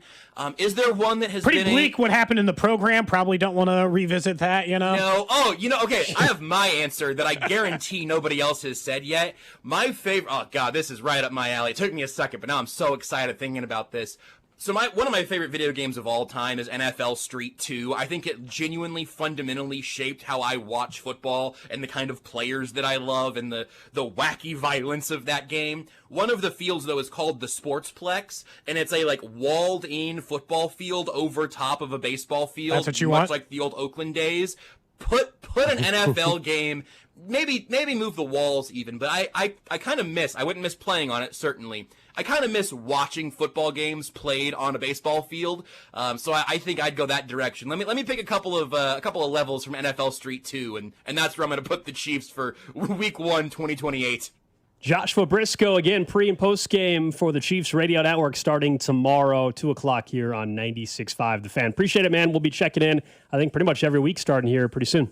I'm ready for it, fellas. Appreciate you. There you go, Joshua Briscoe. And yes, while we were talking to Josh, as Cody just pointed out, the Royals made it official. There were a lot of rumblings for weeks about this. Well, they told season ticket holders. Yeah, they made it official. The Royals will be playing in the Field of Dreams game next year. Yes, assuming there's baseball. Next year, Thursday, August 12th, against the Boston Red Sox. Good. It's about time they're in one of these. I always thought the Rickwood Field game, because the Negro Leagues Museum being here, made even more sense. But yeah, I'm glad they'll finally get one of these premier games. Yesterday, how the legends come out of the cornfield. You can see Schwarber hit it into there. It's just unique. It's cool. It's different. I like seeing the Royals have a chance to be on a stage like that. I'd love to go. Yeah, very difficult to get tickets. It was the cheapest ticket 2 days ago on StubHub was around $600 for a single seat. It's very small seating capacity. It's going to be a very expensive ticket. But in fairness, what's like a lower level seat to the Chiefs home opener? Not $600. What's that run? Well, maybe it is $600 this year. It with might Mahomes. be. Like I don't know. Like as cool as the Field of Dreams game is, you're spending $600. I'd rather do that than the Chiefs' first game this season. If you told me Chiefs Broncos Monday night, because to me it's like, and maybe it's because I've been to that game. Yeah, right. Yeah. It's not about like one versus the other. It's I've done that. Mm-hmm. I've done that game. I've been to the Chiefs opener. I've been to a primetime opener. I've been to a Super Bowl and all of those things. 285 behind the end zone right now. I'm seeing. Okay, it'd be the equivalent of sitting section 117 at Arrowhead. For $599, you can sit at the 20-yard line in the lower level for Chiefs Broncos. But if you told me you told me 20-yard line against the Chiefs at Arrowhead or the Dyersville game, I would probably choose the Field of Dreams game. What's really funny on StubHub, they haven't updated it yet. I was on one of the secondary sites, and when you click here's the seat map, it's showing the soccer pitch. Oh, that's weird. I'm on StubHub and it's got football. Really? Yeah, it's got the football lines. Not for me. Weird. No, you're saying that's not No, look at the side view. Look at on the right side. Oh, you're talking about the 3D. The 3D chart. Yeah, sorry, the 3D chart. Gotcha. Yeah. The 3D chart is showing that. The actual seating chart's correct, but the 3D view is still showing soccer. Anyway, Royals next August, Field of Dreams game, and then ironically enough, yes, as the text lines pointed out, we mentioned a few weeks ago that KU baseball is playing there against Iowa in October. Oh, at Field of Dreams game. Maybe that's how you get there, Gold. It's not as good as the Major League game, but probably. I don't know about that. All right, let's get a little trash of the day, and we'll sneak one in quick. Trash of the day. All right, we got audio on this one. This one has to do with a gentleman that was on a scooter evading police. On camera, what was supposed to be a routine arrest quickly turned into a dangerous drug scare for a St. Anne police officer. Investigators say it all started with a man on an electric scooter who refused to stop. When he did, police tell 5 on Your Side's Robert Townsend the suspect intentionally exposed meth to the officer's face and mouth. It was first caught on video from an officer's dash cam in St. Anne Saturday night. Investigators say officers spotted Hiram Brooks on an electric scooter, speeding with no lights and passing a car on the left. They said he was driving around cars, just into oncoming traffic, just driving aggressively and driving crazy. Police tried to pull him over, but they say the fast scooter-riding suspect refused to stop. We found out later that he had just got released from jail maybe 2 weeks prior, so I'm assuming he didn't want to go back to jail. Officers finally caught Brooks near Jane and June Avenues. They searched him and say they found a pipe in a container of what they believe contained meth. Stop, no. What was supposed to be a routine arrest gave this St. Anne officer a sudden scare. I ain't digging for nothing. Oh my God, oh my God, oh my God. His eyes get real big and he sees the officer opening up that his drug container. So he went to swat it away from the officer, try to destroy the evidence. Police say meth flew into the officer's face and mouth. The officer was treated at that scene and at a hospital. Thankfully, she is okay. In fact, she was back on the job the next day. It freaked her out more than anything, but just glad she was okay. That is outside of St. Louis, I believe, is where this took place. The video of the electric scooter part is going quick. This dude was just out of jail, they say 2 weeks earlier? Oh my gosh, so stupid. Look, we just saw somebody who took a stolen car to probation. So, meeting. So, I can't rule out the possibility of jail. I don't know how long. You just got released from jail 2 weeks earlier, and you're out here speeding erratically while on meth on a scooter. This is going to sound like old man yells at clouds, so I know this.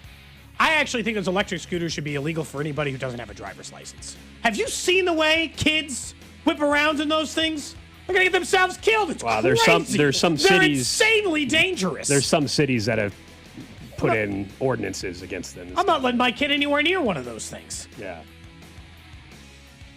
I'd rather every kid have a golf cart than the way they cruise around on those electric scooters. It's insane. I'm going like 30 miles. Like, you watch that video of that guy. He is flying. Yeah. In dead of night, no headlights, no helmet, high on meth, zooming through the streets. It's crazy. That is the trash of the day. St. Louis edition here on Cody and Gold. Up next, Chiefs Red Half Hour. What Steve Smith had to say about a Chiefs wide receiver that'll get people even more excited. And we'll get back into what we're looking for tomorrow afternoon at Arrowhead. What's up, Kansas City? This is Vinny Pasquantino, and you're listening to Cody and Gold, weekdays starting at 10 on 96.5 The Fan. Brought to you by Heartland Men's Health, the leader in men's sexual health. Thousands of men have been successfully treated for low T, ED, and more, all with discretion and compassion. Make your appointment at heartlandmenshealth.com. $30 million in guaranteed prizes you can cash in this football season out in Las Vegas with 3 Circa Sports contests. Entries starting at $1,000, all with zero rake. Circa Million, 18 weeks of point spread action, 128 ways to win. Or Circa Survivor, you pick one winner each week, the last one standing wins. And Circa Grandissimo with a $100,000 entry. Enter in Nevada, play from anywhere, $30 million guaranteed. Visit circasports.com for details. You've pictured it. The garage door that finally makes your home look the way you want it to. And now get $500 back on a qualifying garage door with the Overhead Door Home Refresh rebate. Qualifying purchase must be made by September 30th. Let Overhead Door Company of Kansas City upgrade your curb appeal and get you up to $500 back. Schedule a free estimate at overheaddoorkc.com. Overheaddoorkc.com. Select models. Rebate paid as a Visa prepaid gift card. Restrictions apply. See website for full terms. Hey, it's Rex here with Rex Buys KC. I get it. Selling your house can sometimes feel overwhelming or scary, right? I've seen it too many times. A homeowner thought they had a deal, only to have the buyer back out at the last minute. That's not how we do business at Rex Buys KC. I'm local, I know Kansas City, and I make sure every deal actually closes like it's supposed to. No hidden fees, no showings, no last-minute surprises, just a fair cash offer and a process you can count on. We buy homes in any condition and judgment-free. So whether your house needs repairs or you just want a fast, hassle-free sale, we can make it happen. If you want certainty, transparency, and someone local who actually delivers, call 816-330-6000 or visit rexbuyskc.com. Rex Buys KC, helping people make smart choices one home at a time. 816-330-6000 or rexbuyskc.com. Back to school is here, and your life just got busy. Skip one stop on your to-do list with Hy-Vee online shopping. Order groceries on the Hy-Vee app or at Hy-Vee.com. Choose pickup or delivery, and let us do the shopping for you. One less errand, one more win for busy families. And don't forget, Hy-Vee Perks helps you save even more with Fuel Saver rewards and exclusive deals. Back to school made easier, only at Hy-Vee. There's nothing like Chiefs game day, and whether you're hosting a crowd or keeping it low-key, you gotta be ready. Get everything you need for game day in one easy stop at Hy-Vee. Grab ribs, wings, party trays, dips, and those amazing Chiefs-themed cookies and cakes. Plus, a huge selection of beer, wine, and spirits. They even have official Chiefs gear in every size and style for the whole family, so you're repping red on game day. Order online for pickup or delivery and let Hy-Vee do the shopping. It's a total game changer. Elevate your Chiefs game day only at Hy-Vee. I hope you're sitting down. The ACA Marketplace has announced significant increases on monthly premiums with deductibles over $10,000. You can enroll with Matt B. and KC at BBS Insurance's Freedom of Choice plan now. You don't have to wait. Their plan lets you use any doctor, has zero outpatient deductibles, and it's 30 to 60% lower costs than most Obamacare plans. Also, there's no income disclosure required, so no potential tax penalties. If you are a small business owner or pay for your own health insurance, you're uninsured, you're on COBRA, or your employer coverage is just too expensive. Call Matt B. and KC for an instant quote over the phone at 816-205-4664. That's 816-205-4664. Or go to bbsinsurance.net. That's bbsinsurance.net. They will customize a plan chosen and managed by you, not the government. What do parents think of back to school at Staples, where supplies start at just 25 cents? Staples has the latest laptops with up to 40% savings. I may hug the cashier. So embarrassing. It's the most wonderful time of the year. It's a wonderful time at Staples with up to 40% off select tech. Staples. That was easy. Visit Staples today or shop online and in the app. Ends 9/12. Exclusions apply. You know that Big Bargain detergent jug is 80% water, right? It doesn't clean as well. 80% water? I thought I was getting a better deal because it's so big. If you want a better clean, Tide Pods are only 12% water. The rest is pure, concentrated cleaning ingredients. Oh, let me make an announcement. Attention shoppers, if you want a real deal, try Tide Pods. Stop paying for watered-down detergents. Pay for clean. If it's gotta be clean, it's gotta be Tide Pods. Water content based on the leading bargain liquid detergent. Imagine every time your business makes a sale. Inventory updates, an invoice is created, customer records are updated, accounting stays current. That's the power of Odoo. One fully integrated platform where every part of your business works together, automating tasks, eliminating extra steps, and saving you valuable time. Everything connects. Everything works. Try Odoo free at odoo.com. That's ODOO.com. J. Rieger & Co. Oh, so good. Quality crafted in Kansas City. J. Rieger & Co. Straight Bourbon Whiskey. Winner of Best Craft Bourbon at the 2025 Ascot Awards. At 90 proof, it's rich, well-balanced, and oh, so good. Quality crafted in Kansas City. You're listening to 96.5 The Fan from the DM Injury Law Studios. Mike's got this. Car, truck, or motorcycle wreck? Remember, Mike's got this. 816-888-7500. Mike's got this. Hey, it's Marcel Delane from the Kansas City Chiefs, and welcome in to the Chiefs Red Half Hour every day at 11:30 on Cody and Gold on your home for Chiefs football, 96.5 The Fan. That's right. It is the Chiefs Red Half Hour here on Cody and Gold.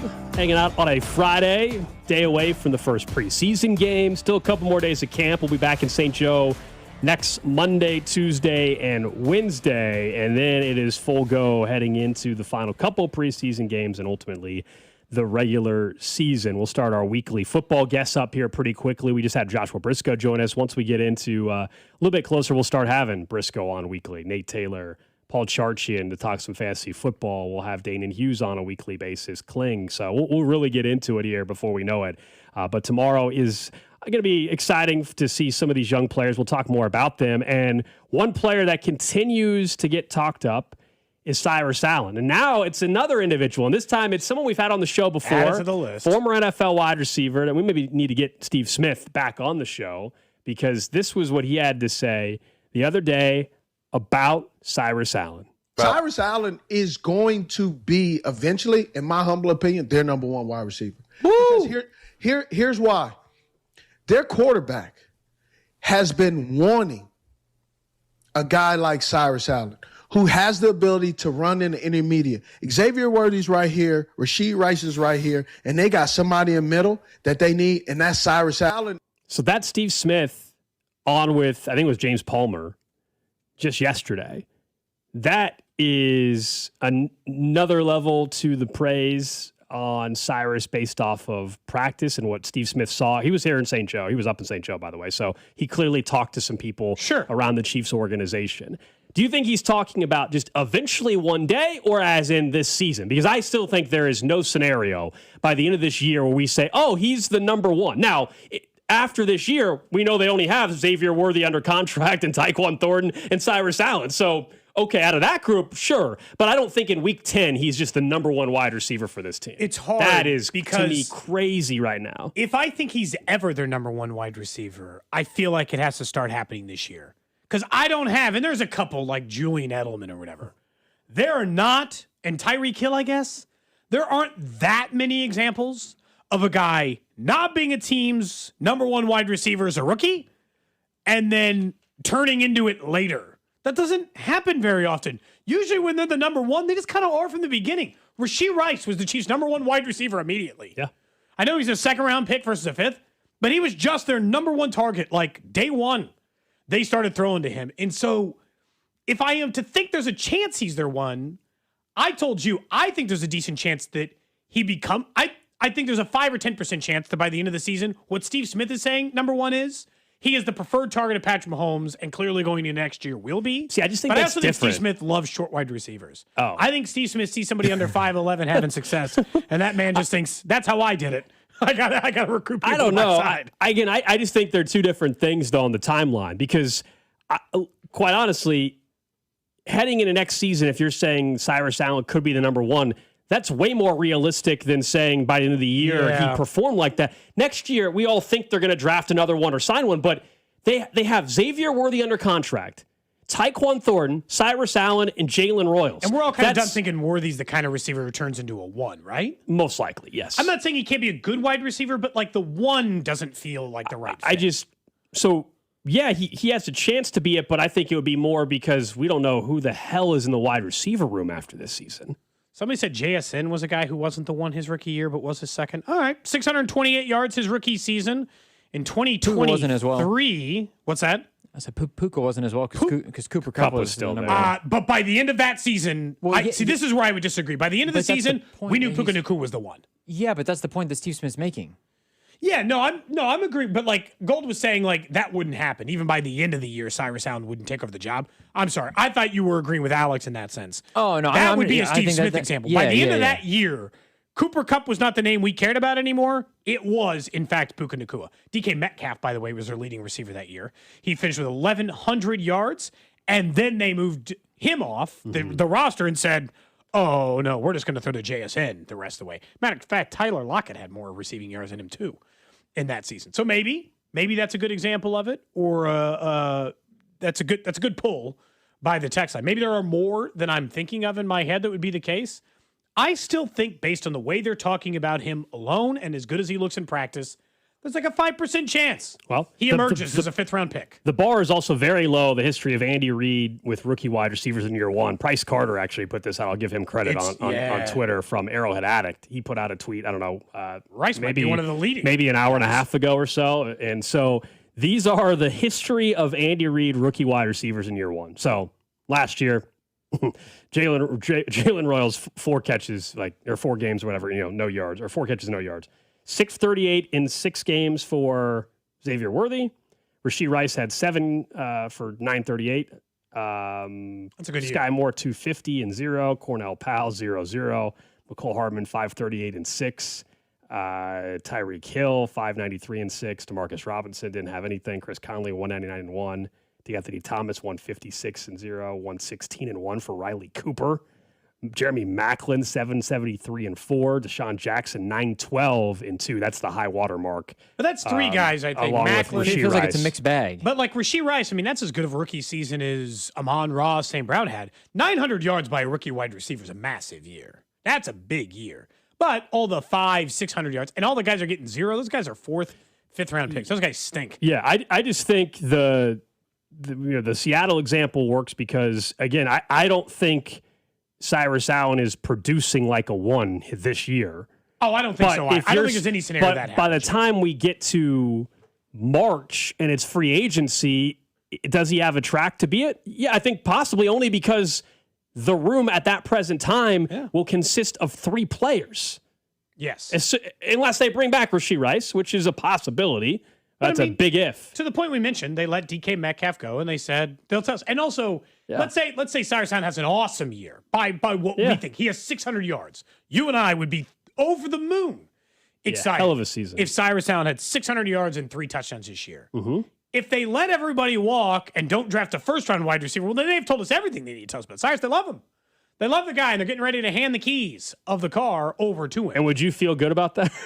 If they're saying, they might be in a position though where they might. In that exact scenario, I would. It's just funny to me and this is the beautiful thing about training camp and the excitement, and it's a fresh new year because Xavier Worthy, his rookie year, right? And I had different styles of receivers, but different rounds taken.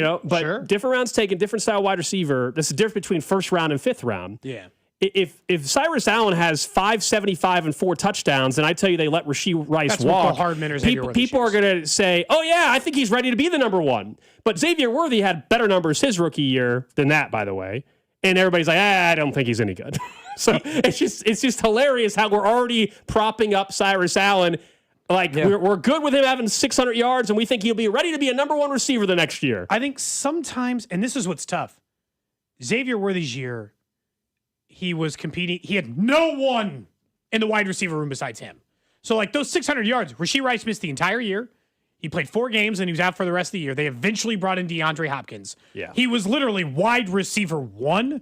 In this case, Cyrus Allen would be getting 500 yards as wide receiver 4, right? I mean, he'd be behind Thornton. So, like, I think if he gets 500 yards, then he clearly He's he's not wide receiver 4. I think he would be like the fourth option in this offense, including Travis Kelce. Yeah, so like I guess that's the difference. In Xavier Worthy's year, he was the leading wide receiver, and he was the second option in the offense because Rashee Rice was hurt the entire season. So like some of it is like it's not all. I get your point. It's not all apples to apples. It's just like a little bit different, and some of it's just how he looks. In the exact scenario of he has 600 yards and 3 touchdowns, and then they say, oh no, he's taking the leap, we're good. I actually kind of would trust him a little bit because at no point have they just said, oh no, we're good with Worthy. No, they just kept bringing in more people to challenge him or more people to compete in that spot. And so it would feel different, I guess, in some ways. I mean, unless Cyrus Allen has a offensive rookie of the year type season out of nowhere and is just like, holy crap, it's Puka Nacua literally all over again. Or Amon Ra, who's a 5th rounder, right? Then I don't think there's a scenario where we are going in the offseason not thinking they still need to either make a big trade for another receiver, spend a ton of money on a free agent one, or spend a first-round pick on one. The only scenario where I at least will feel good about, oh, yeah, they already have their number one next year, is if Cyrus Allen has the crazy offensive rookie of the year type of season. He can't have 550, and I sit here in February and think, oh, yeah, they don't need to spend a first-round pick or sign a free agent receiver. He's their number one. He had 550 yards. That would be crazy to me. I mean, almost no matter what, based on what's under contract, they're going to have to draft somebody, and relatively high. But I might move off of the first-round pick part of the conversation, right? I mean, they might not be able to pick one, depending on if Khalil Benson works out, because otherwise you're not going to have a right tackle. I will say this. That's why that is such a big development right now. Is it how good do they feel about it? They might have to do tackle again. This, they might. Or Jalen Moore plays great and they just pay him. Exactly. I guess there's a couple of scenarios. But yes, there is a percentage chance somewhere there that they would have to go tackle again. They might. And they might have to go defensive line again because that's what every team does and should. This wide receiver draft class, as a college football casual, has a chance to be one of the best ever. And it's loaded. I mean, dear God. And I hope the quarterbacks live up to it, and I hope 6 quarterbacks are taken in the first round. That's good news for the Chiefs, too. There might be 7 first-round wide receivers who typically you'd have to be drafting somewhere between 7 and 13 to get that might be available in the 20s. It looks like a class, Drew, right? I mean, I'm not way off base on that. Yeah. It looks like a grouping of guys. I hope it lives up to the hype. I hope it does because, as of now, it looks like we're going to have an absolutely ridiculous 2027 class. Yeah. I guess both quarterbacks and wide receivers. Yep. Yeah. And look, again, you and I, as many quarterbacks taken as possible, please. Sure. Please. And nobody in the division's even going to be drafting a quarterback. So you don't even have to worry about it from like what if somebody in the division gets like a dude. We got to see Fernando Mendoza for the first time last night. How about Drew Aller for Pittsburgh? He looked really good. Yeah. That's Even just funny. Anthony Richardson actually played pretty well. Looking at the stat line, he actually... I think it's a little misleading. He threw a pick on his first pass or first drive, and then he fumbled the next drive. One of my friends in Indy was watching. It was dropped. It was a drop? Okay. Yeah, it was not Anthony Richardson. But he also ran for 50 yards and a touchdown, something like that. I mean, he looked... He's not getting another gig. I'm just telling you that he looked solid. You think someone's trading for him? I have no idea. I didn't watch him last night.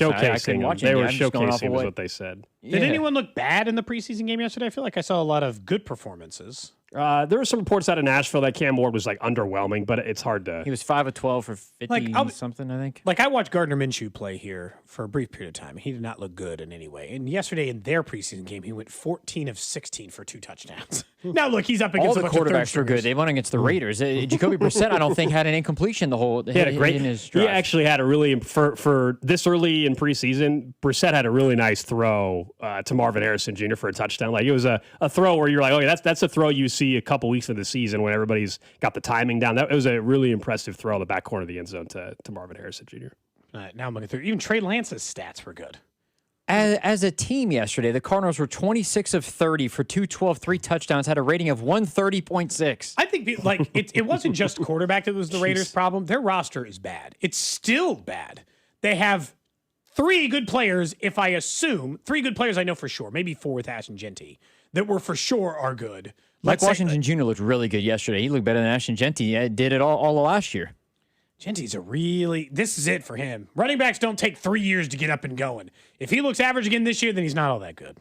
I mean, that's just what it is. Running backs don't have some slow build up into being good backs in the league. They're either just good or they're not. Especially if they're picked in the top 10 of the NFL draft. How about that? Maybe some guy in the 3rd or 4th round. Is that where he was? 6th? Do you remember? I don't. Jeremiah Love was taken 3rd this year, so he's got a lot of expectation. Yeah. But where was he taken? Either way, I hope a million quarterbacks. I'm keeping an eye on a couple of these. Was. Okay, 6. I'm keeping an eye on these other wide receivers, though, because we all know heading in the draft when we were in Pittsburgh, we were wondering, are they going to take a wide receiver and are they going to take a Reuben Bain or whatever? And the Chiefs trade up and go to 6 and get Mansour Delane. But Jordan Tyson with New Orleans, the big question was his health, and he's already dealing with a hamstring injury. So not that I want anybody to get hurt, but Tyson, Makai Lemon, these are players that we're all kind of going to watch for the next year or so to see. Because I was interested in wide receiver early. For sure. Now, I guess if Cyrus Allen turns out to be a dude, then we care way less, I guess, about Jordan Tyson and what he ends up being as a pro. If he's a Mon-Ra, I don't really care what the other wide receivers do. Yeah. They would have gotten Delane, and it's so weird because Delane is the pick I count against it. I always liked the Peter Woods pick. I had no problem with from the beginning. I didn't have a problem with them taking a defensive lineman. I just trading up for a corner felt so aggressive that pick just kind of has to work. And so, that's the part. But yeah, we'll always be watching the offensive guys because when the Chiefs are picking 6th, they weren't picking that high, but they did end up picking 6th. This is one of those, you had your pick of anybody pretty much. Outside of Jeremiah Love, you would have taken Fernando Mendoza. You had your pick of borderline every player in the NFL draft. So yeah, you got to. They could have taken Reuben Bain. They could have taken Tyson, Caleb Downs, and all 3 of those guys have looked really good in training camp to this point. It's just so hard. I saw Chiefs fans already pining over it because Reuben Bain had 3 sacks in a joint practice. I want to point out that the sacks include just physically touching the quarterback, not actually sacking him. It was a scrimmage. They're in jerseys in which they're not going to let these guys get killed. I do think Reuben Bain's going to be a dog. That he might win rookie. He might win defensive rookie of the year. He might. He's going to be really good. Look, it's not a bad pick if other players can be good in a draft. Your player just has to be good too. Yep, defensive player, great for sure. Yeah, defensive rookie of the year. Bain's got the best odds to do that. Oh, does he? He's barely, but yeah, plus 470. Bailey's 5-1, so very very close. And then Caleb Downs 7-1. And the names we all talked about, Sonny Styles, Arvell Reese, Mansour Delane's 10-1. He's got the 6th best odds to win Defensive Rookie of the Year. We talked about that already, how that's difficult as a corner unless you're going to get a bunch of interceptions to outdo a rookie that might get 8 sacks this year, 7 sacks. Yeah. It's just, unless you're going to have 5 And just picks. a reminder, on the offensive side, since we were mentioning Cyrus Allen, he's up to 80-1. Is he really? Little show bet? Been a little while. 80-1. Do you know what those odds were 2 weeks ago? $20 to win $1,600. I don't think it's going to hit, but I would say Jeremiah Love is. He's the favorite, probably. Drew. He's going to touch the ball 35, 40 times a game. He's going to be really good. Fernando Mendoza also, even if he doesn't start the first month and a half, he's a quarterback. He can make up a lot of ground quick. He's got the 2nd best odds. Carnell Tate 6-1. Jordan Tyson 6.5 to 1. And then guess who had a good the guy who had a good night last night for the 49ers, the Stribling, the wide receiver. Yeah. He had a nice night. He's 19-1. Yeah, he had a pretty impressive game in a preseason action. Good for him. Again, it's preseason, so we got to take it with a grain of salt. I've seen some pretty no-name players put up some pretty big numbers in a preseason game. Carson Beck was so good in that Hall of Fame game. He didn't even play yesterday. He was hurt. He got a little banged up. Both quarterbacks that look good in the Hall of Fame game did not play in the second one. I'm still convinced the Cardinals should just say, you know what, let's ride with Carson Beck, and the worst comes to worst, we pick first overall, and we get to take somebody. I would not have even brought Jacoby Brissett back. I would have just gone Gardner Minshew and Carson Beck and just roll with that. Correct. Yeah, I would have done the same. But bring back Brissett. It's like you're trying to be mediocre, but why? Especially in a year where there's going to be, which is exactly, you're going to want your choice of quarterbacks. I'm sorry, you got to play the long game. You might as well just play Beck, and by a miraculous standpoint, he might actually be good where you don't have to take a quarterback. Do you think that they have honest conversations about these things or fake ones? Because hey, we got tickets and all this other stuff, and you got to explain it to the owner. Because there's no way in an honest conversation, the entire leadership group of the Cardinals sat in a room and said, is there a universe that if we get all the picks right, everything goes well, everyone stays healthy, that we get to the playoffs with Jacoby Brissett? There's not a single person in that room that's like, oh, hold on. Let me tell you about the circumstances in which that occurred. No, it doesn't. There is no universe. And so, like, why are you lying to yourselves? There is a universe, and, like, Carson Beck is just the goods. You could accidentally fall into one if you're just trying to, like, maybe find something. Plus, then you know whether or not Carson Beck stinks or is average or is below average, and you got to get into the quarterback game again, which is, I guess, what the appeal would be.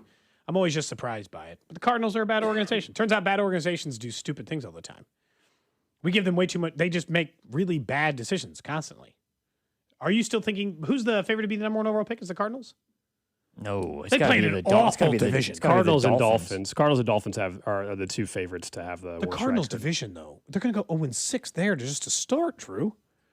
I mean, they're 6 losses in before they've even played I think a game. the Cardinals are better than the Dolphins, but the Cardinals division is just absolutely brutal. Yeah, they're 0-6 before the season starts. In a All way, right, you got 11 more games. How can you do?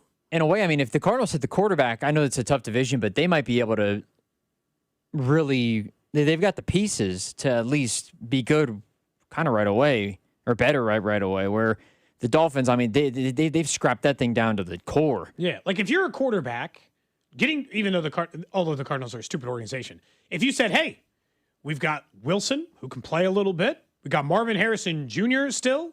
We just drafted you a running back at 3rd overall. McBride. We got Trey McBride. Nice. We got one of the best tight ends. We got a former top 10 pick at wide receiver. We got a top 5 pick at running back.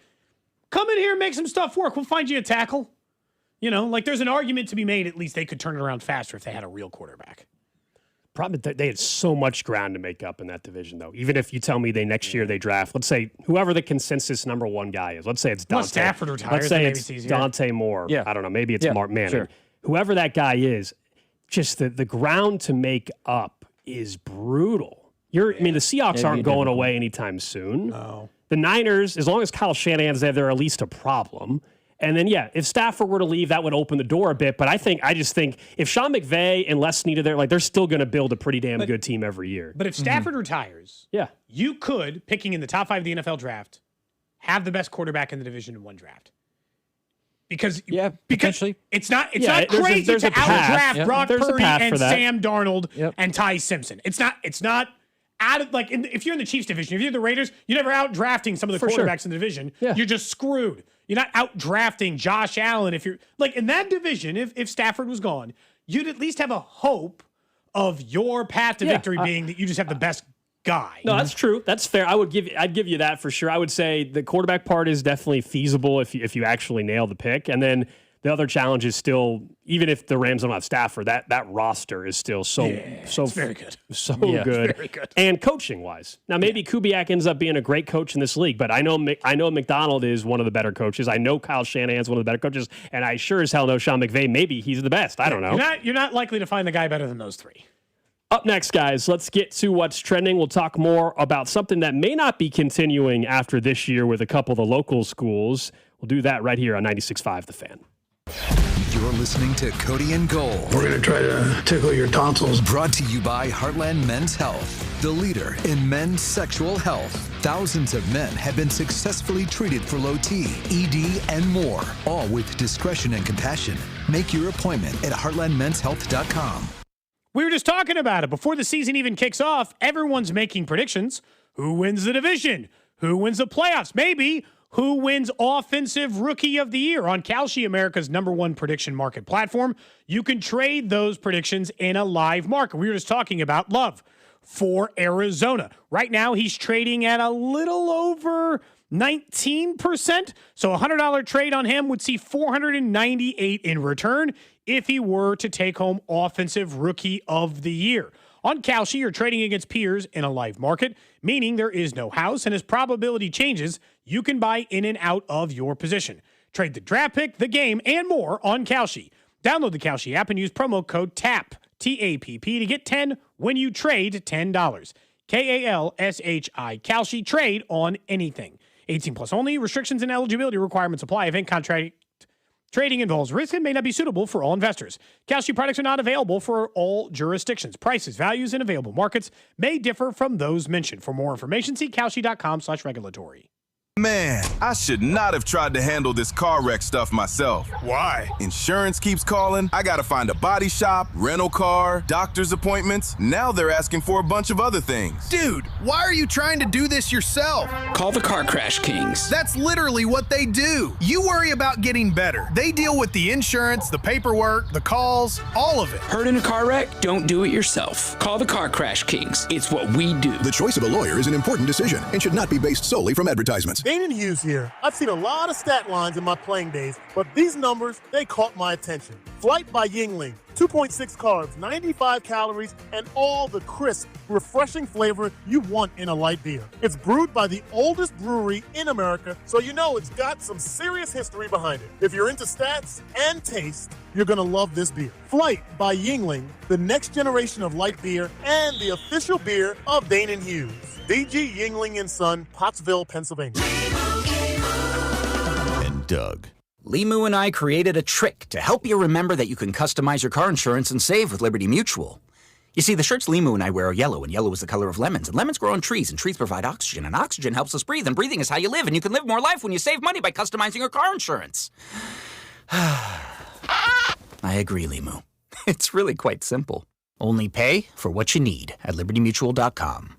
Liberty, liberty, liberty, liberty. Men, when addressing the problem of erectile dysfunction, you want the right treatment for your specific medical situation. Because every case is different, and finding the right treatment can mean the difference between just an okay experience and an amazing one. This is Jeff for Heartland Men's Health, and at our practices, we offer the full range of ED treatment protocols, and can even combine therapies to help make those intimate moments special, both for you and your partner. At Heartland Men's Health, we take great pride in providing excellent care and treatment options for ED. Our medical providers specialize in men's sexual health and understand that no two cases are alike, which means you'll get the right treatment for you based on sound medical evaluation and appropriate applications of medical therapies. Plus, we offer treatments that are effective in well over 90% of cases, which means if you're like most men, you'll get your sex life back. So call us. Your initial visit is just $99. It includes blood work, a medical consult, and if medically advised, a test dose. And if that test dose doesn't work in the office, your visit is free. Call 844-447-6600 or go to heartlandmenshealth.com. We have 3 offices: Overland Park, Independence, and North Kansas City. Did you know Skechers makes high-performance footwear for almost every sport you play? Here's what our athletes are saying. Hi, I'm pro basketball player OG Anunoby. I dominate in Skechers basketball. Skechers delivers championship-level performance. I'm WNBA star Jackie Young. Skechers keeps me quick, comfortable, and ready for anything. And you can get high-performance Skechers and hands-free slip-ins technology. Just step in and perform. I'm pro golfer Matt Fitzpatrick. I play in hands-free Skechers golf slip-ins. Find yours at a Skechers store, Skechers.com, or whatever high-performance sports shoes are sold. My name is Whitney Allen, and I'm a widow. My husband, Ryan, died. We never thought we'd ever have to use life insurance, but the unexpected happened. With Ethos, signing up was fast and 100% online. You can get a quote in seconds, apply in minutes, and get same-day coverage. No medical exams, and you can get up to $3 million worth of coverage. I'm grateful we were prepared. Get your free quote at ethos.com/radio. That's ethos.com/radio. Paid spokesperson. Time spent on application may vary. Online health questions required. Tune into the Chiefs' first preseason game against the Rams, Saturday, August 15th with pregame at 2 and kickoff at 3. Right here on your home for Chiefs football. 96.5 The Fan, KFNC FM and AM, HD1 and HD2 Kansas City, an Odyssey sports station. What's trending? Cheddar, mozzarella, Havarti.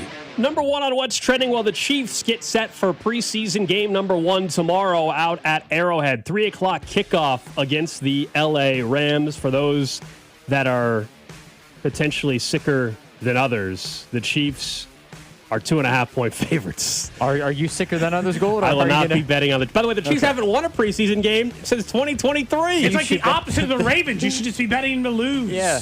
They haven't won since 2023. They are favorites, though, against the Rams. The total for the game, 36.5. Remember, Patrick Mahomes not playing in this one. We're not so sure about everybody else in terms of the starters' playing time. But you can hear the game here on 96.5 The Fan. Next up on What's Trending, the Royals officially announced they will play in the Field of Dreams game next season. That'll take place in Dyersville, Iowa. The one just took place last night. You might have seen it over on Netflix. Cool scene, as always, for that game out there. It'll be on August 12th. It'll get the Boston Red Sox. Just 2 days ago, Yahoo Sports had an article up. The cheapest ticket on the secondary ticket price websites was a little short of $600 for the get-in price. Okay. So, not a cheap ticket. There aren't that many seats. That's part of it. Yeah, no, they're trying it's to a supply add and more, demand but thing. there just aren't that many seats.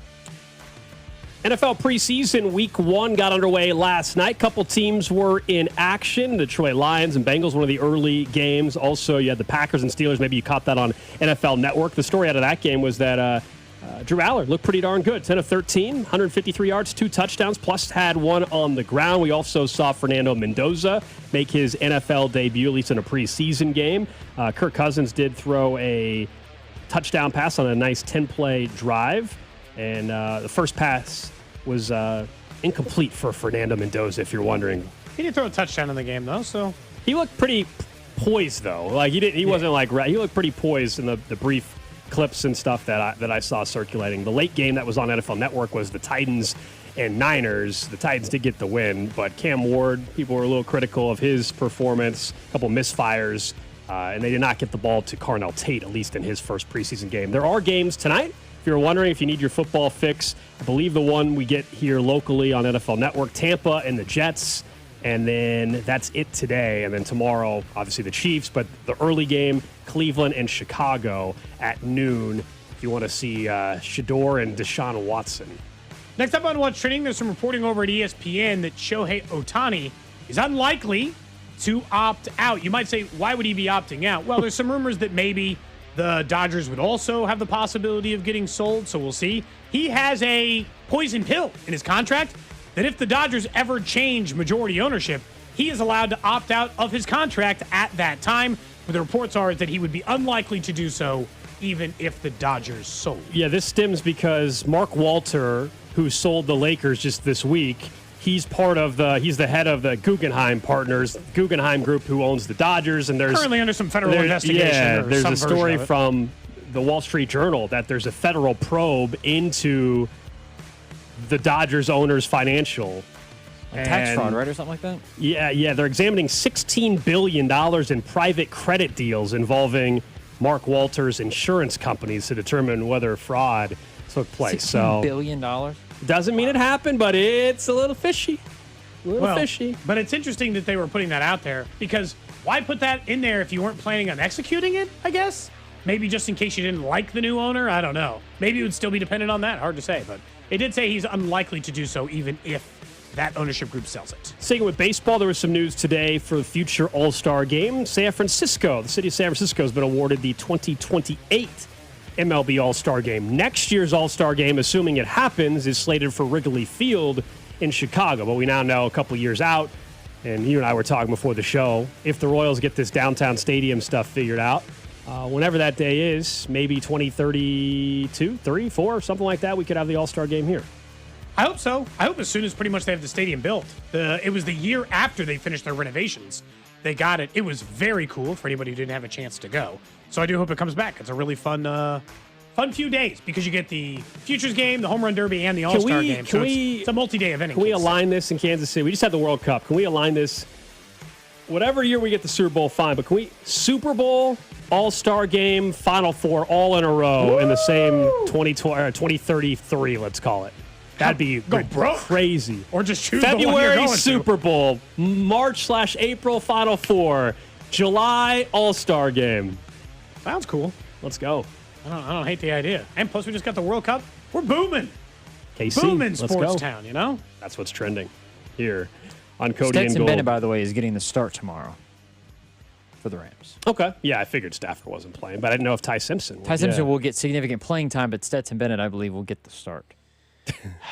I understand it's because Justin they trust Fields, Stetson Bennett more as Bennett. the backup, but it's just, you got to think long and short term on that one, in my opinion. 1 hour from now, it's a Fan Club Friday. That's right. Thanks to Jay Rieger and Circus Sports. We will have Matt Foster from KSHB 41 joining us in studio. We'll talk some Chiefs with him and our listener that won the Fan Club experience in the Cody and Gold garage sale. We had a couple of those up for grabs. Scott is one of our winners. He'll be here, and he flew in from Texas. That's pretty cool. We'll talk to him about that and get to know him a little bit as well and have some fun thanks to Rieger. I know we got some drinks planned he also won the baking experience. So Cody baked him brownies and snickerdoodle cookies. Come on, the snickerdoodle cookies look good. The brownies were the photo you sent last night of the brownies were fire. And I didn't, despite the temptation, I didn't eat one of the brownies. I didn't just be like, just one off the top. Who cares? I figured he paid over probably sticker price for these. You baked snickerdoodles and brownies. I didn't eat either. And you didn't make any extra for your kids? I didn't. This guy paid for them. My kids got chocolate chip cookies earlier in the weekend. I had made them. I'd made them. That's messed up. You didn't make some extra brownies for your kids? On like Sunday or Monday, I made them chocolate chip cookies. They're fine.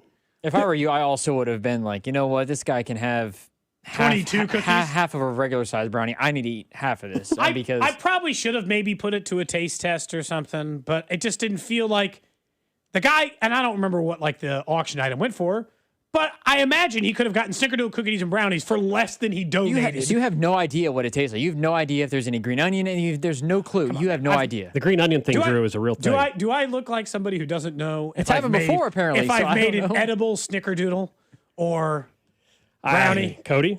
This is because you've done this to yourself. You've done this to yourself.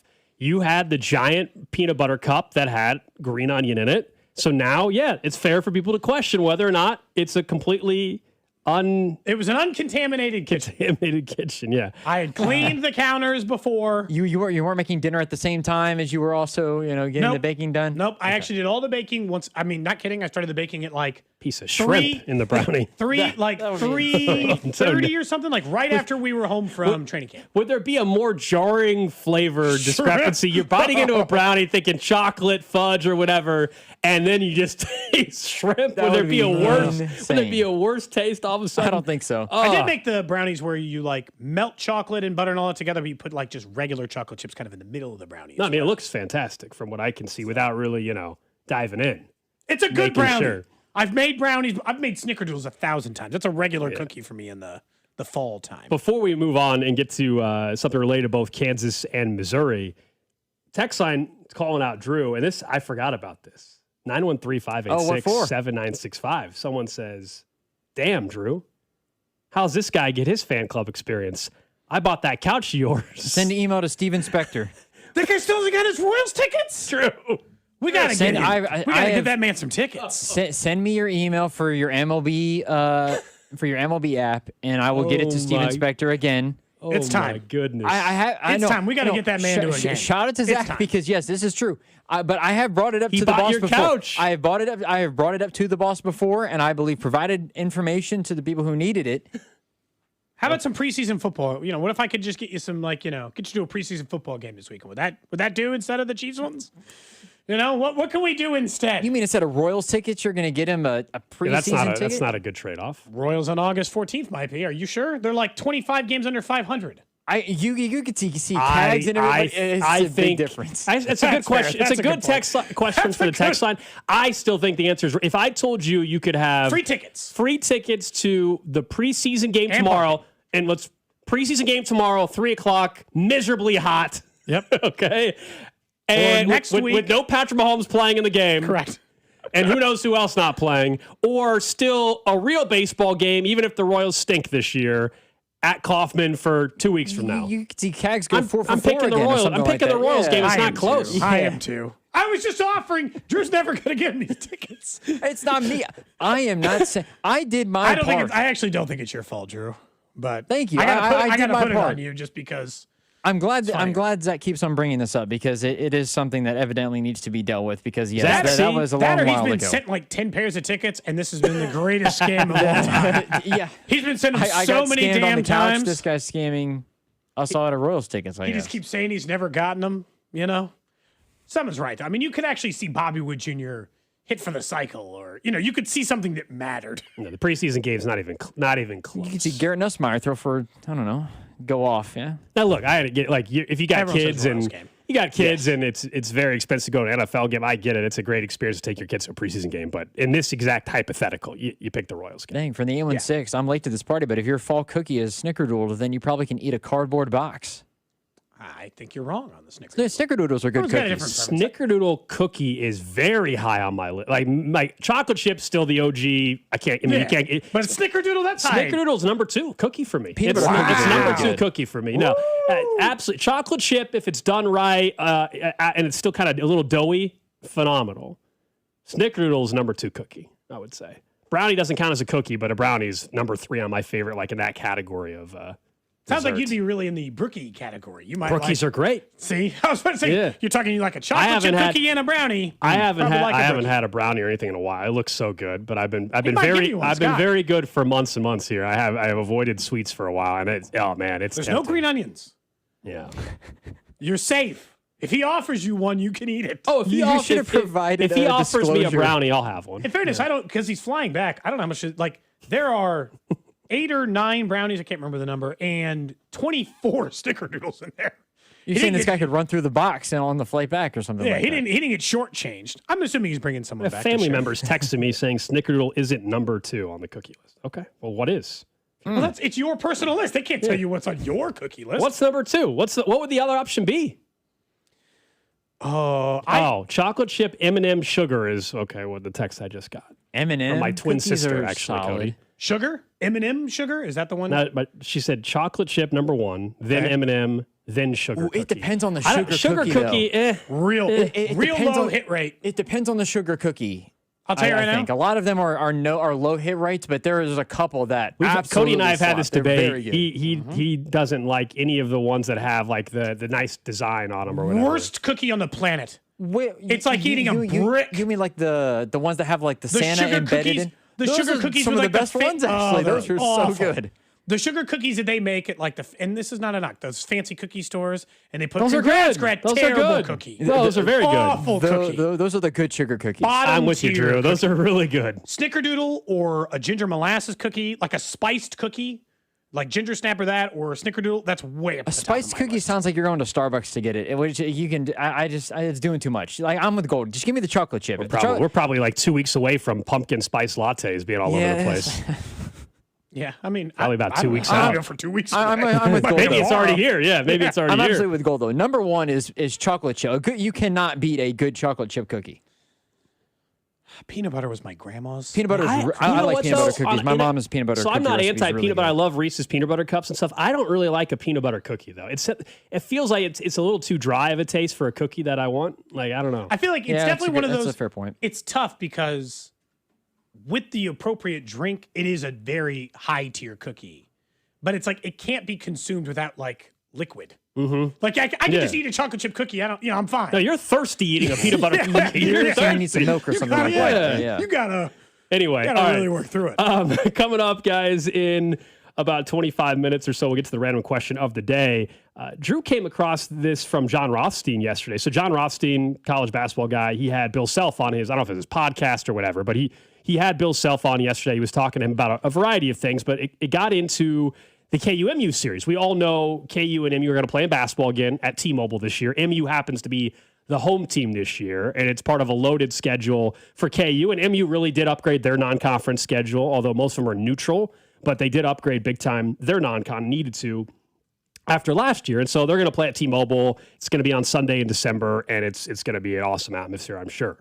And this is the last year. We didn't realize this is the last year of the current agreement for KU and MU to play basketball, at least. And the question was posed to Bill Self from John Rothstein is, hey, are you guys planning on doing this again?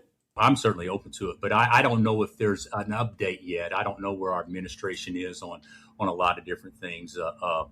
It's different now. You go to 20 league games, even though we're going up a game 32, but, just list the games that you said, you got the CBS deal with Ohio State. You got the champions with the Kentucky.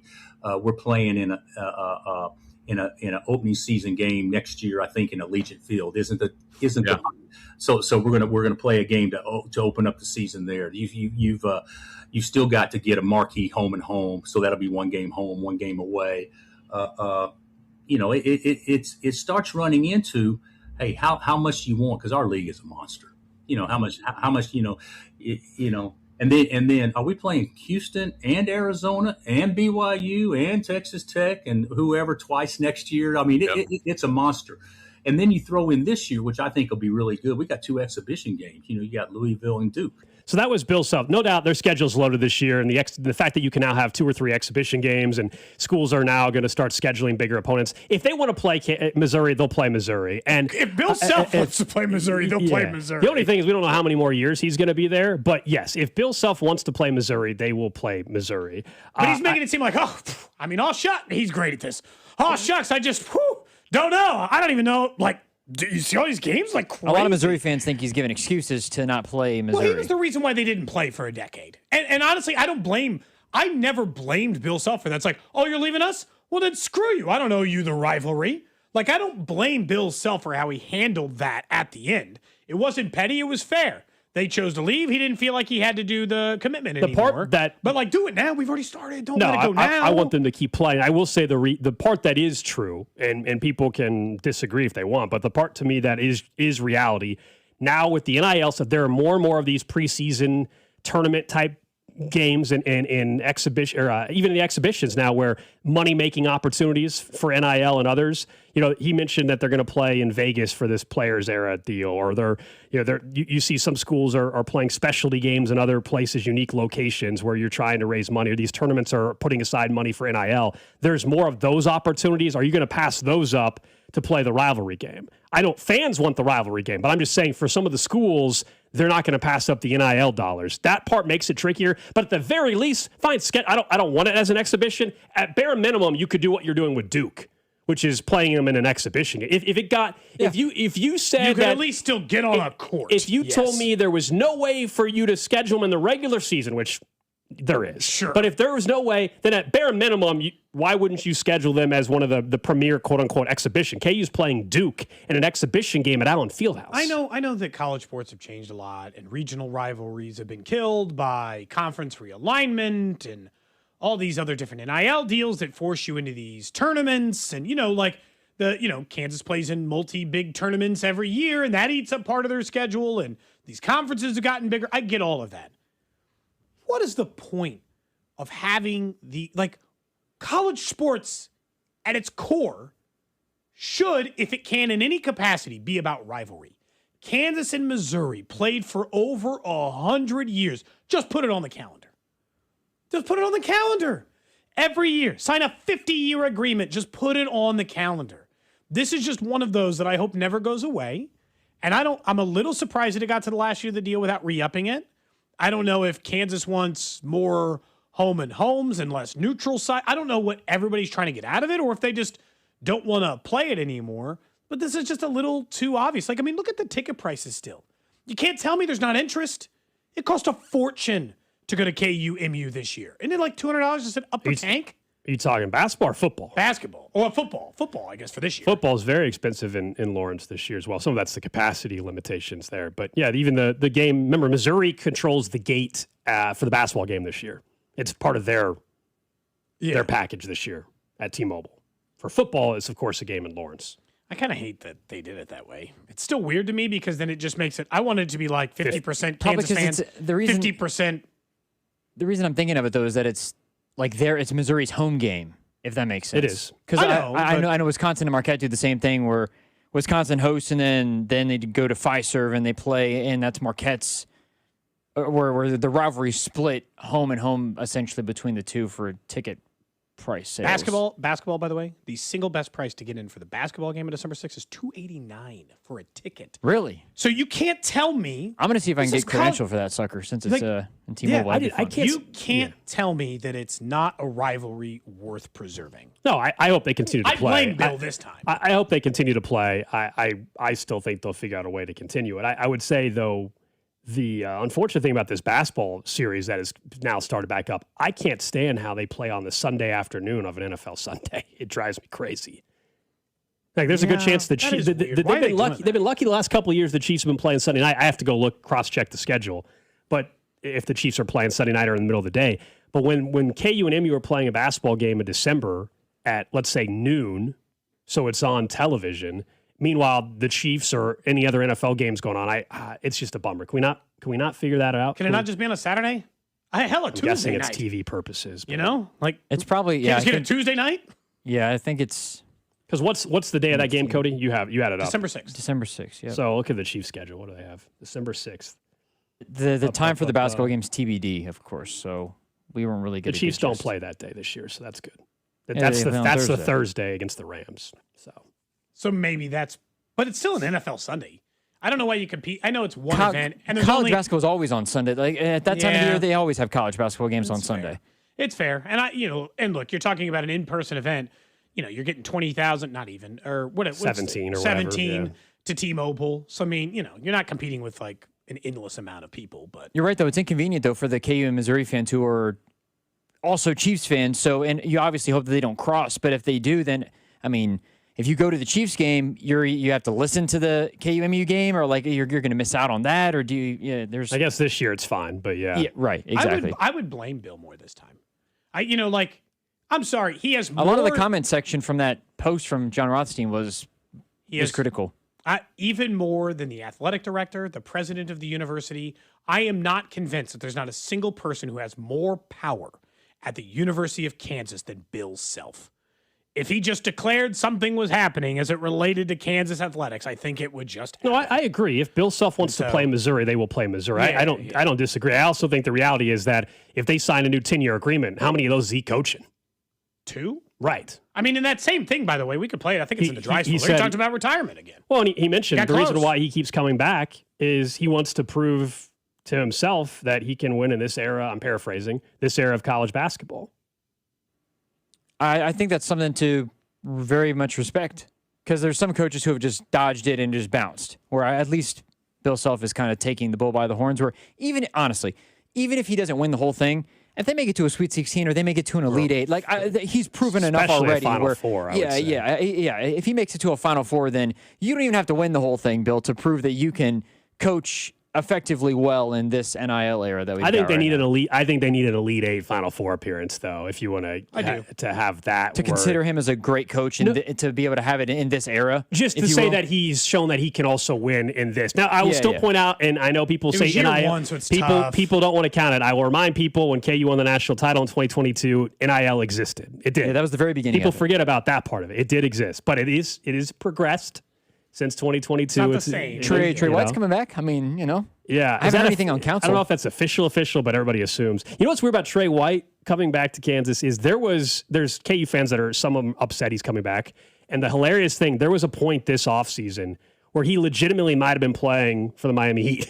Legitimately. Yes. Legitimately He was getting minutes. in summer league. You I know, think, for sure. so I don't know why you wouldn't be welcome. I understand, and you don't like that he bounces around to different schools and all that, but that's just where we're at in college basketball. He's not bouncing around this time. He's coming back to Kansas for the first People time. welcomed AJ Storr when he had played for 6 schools in 6 years. And that was a disaster. But exactly. No offense, I just don't think you turn down 13.7 rebound players coming back to college for a second. Especially when you're talking about building a roster around a bunch of young players. They have a ton of young players coming in. Like having a vet like that is useful regardless of whether he gives you the full 13 again or not. Even better if he's off the bench and he's not a 30-minute player.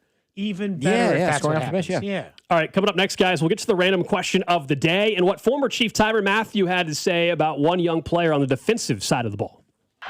What's up, KC? It's Carter Jensen. You're listening to Cody and Gold on your home for Royals baseball, 96.5 The Fan. Brought to you by Heartland Men's Health, the leader in men's sexual health. Thousands of men have been successfully treated for low T, ED, and more, all with discretion and compassion. Make your appointment at heartlandmenshealth.com. 96.5 The Fan. The best football contests are back out in Las Vegas with Circa Sports. $30 million in guaranteed prizes, no rake in any of the 3 contests. Circa Million, 18 weeks of point spread action, 128 ways to win. Or Circa Survivor, you pick one winner each week, the last one standing wins. And Circa Grandissimo with $100,000 entry. Enter in Nevada, play from anywhere. $30 million guaranteed. Visit circasports.com for details. And Doug. Hot dog, get Gotcha, hot dog! Customize and save with Liberty Mutual. Hey, what are you doing? I like your method. Direct, to the point. A little loud, but... Listen, people don't buy car insurance the same way they do hot dogs. Not yet, but both are customizable. Popcorn! Get your popcorn! Hey, this is a hot dog area. And customize and save area. Get a quote at libertymutual.com or with your local agent. Liberty, liberty, liberty, liberty. Back to school is here, and your life just got busy.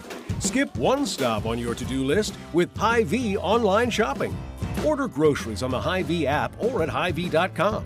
Choose pickup or delivery, and let us do the shopping for you.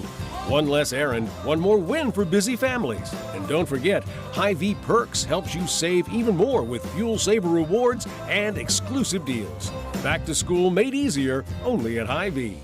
There's nothing like Chiefs game day, and whether you're hosting a crowd or keeping it low-key, you gotta be ready. Get everything you need for game day in one easy stop at Hy-Vee. Grab ribs, wings, party trays, dips, and those amazing Chiefs-themed cookies and cakes. Plus a huge selection of beer, wine, and spirits. They even have official Chiefs gear in every size and style for the whole family, so you're repping red on game day. Order online for pickup or delivery and let Hy-Vee do the shopping. It's a total game changer. Elevate your Chiefs game day only at Hy-Vee. I've had a number of surgeries, and frankly, I don't have time to rehab a surgery and an operation at this point in my life. I didn't want to take time off my kids' activities. That's why former college and pro football player Bobby Carpenter turned to QC Kinetics. We couldn't be happier saving our patients like him from operating rooms and long recoveries. I've been able to resume like normal activity for me, which is a lot of running. It's a lot of workouts. I've been very, very blessed with how it's been able to hold up. For so long, patients have accepted surgery as the only solution. But with new technologies, the medical professionals at QC Kinetics use regenerative treatments, your body's own biologics, to help heal and restore knees, hips, shoulders, and backs. I actually ran into a friend of mine over at our golf course, and he had his knee done. It felt so well. He'd got his shoulder done. He goes, I can't thank you enough. He'd heard the commercial on the air, and so it's feeling great. Find out how you can avoid surgery and finally get relief. Call QC Kinetics now for your free consultation. Call QC Kinetics, 816-412-6299. That's 816-412-6299.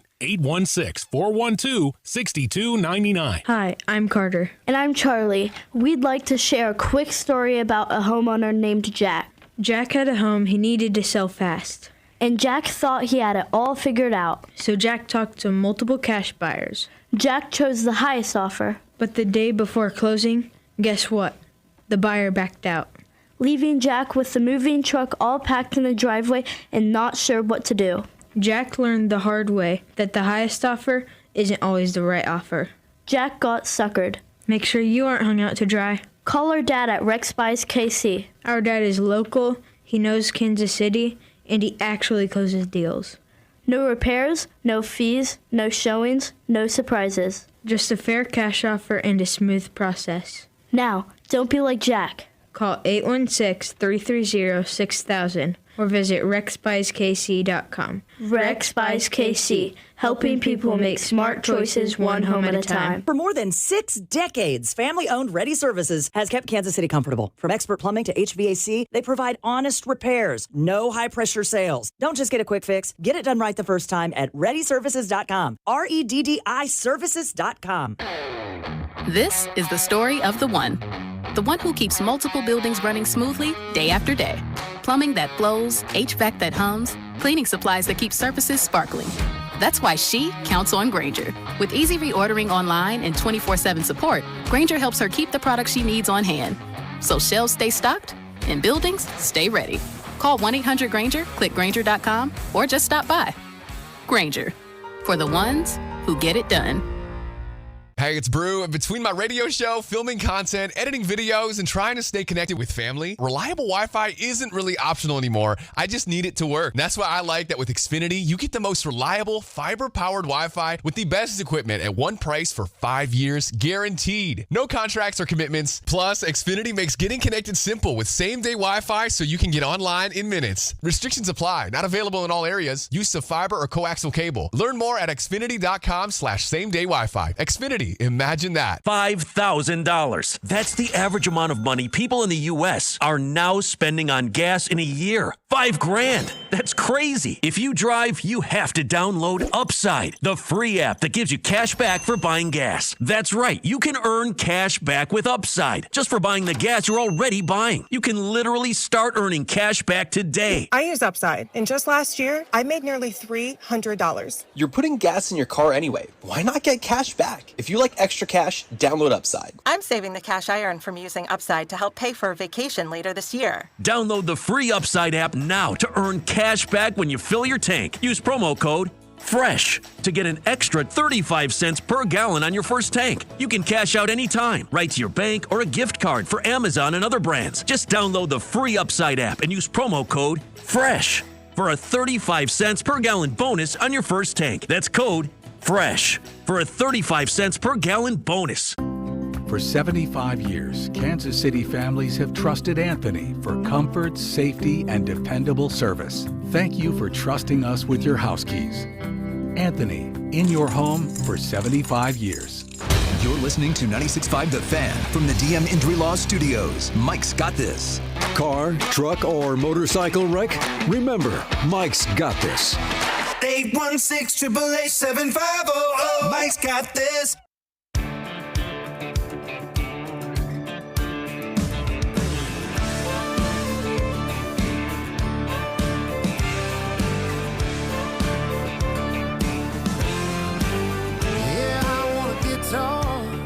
And a fiddle too, and a big old drum, so we can feel that boom.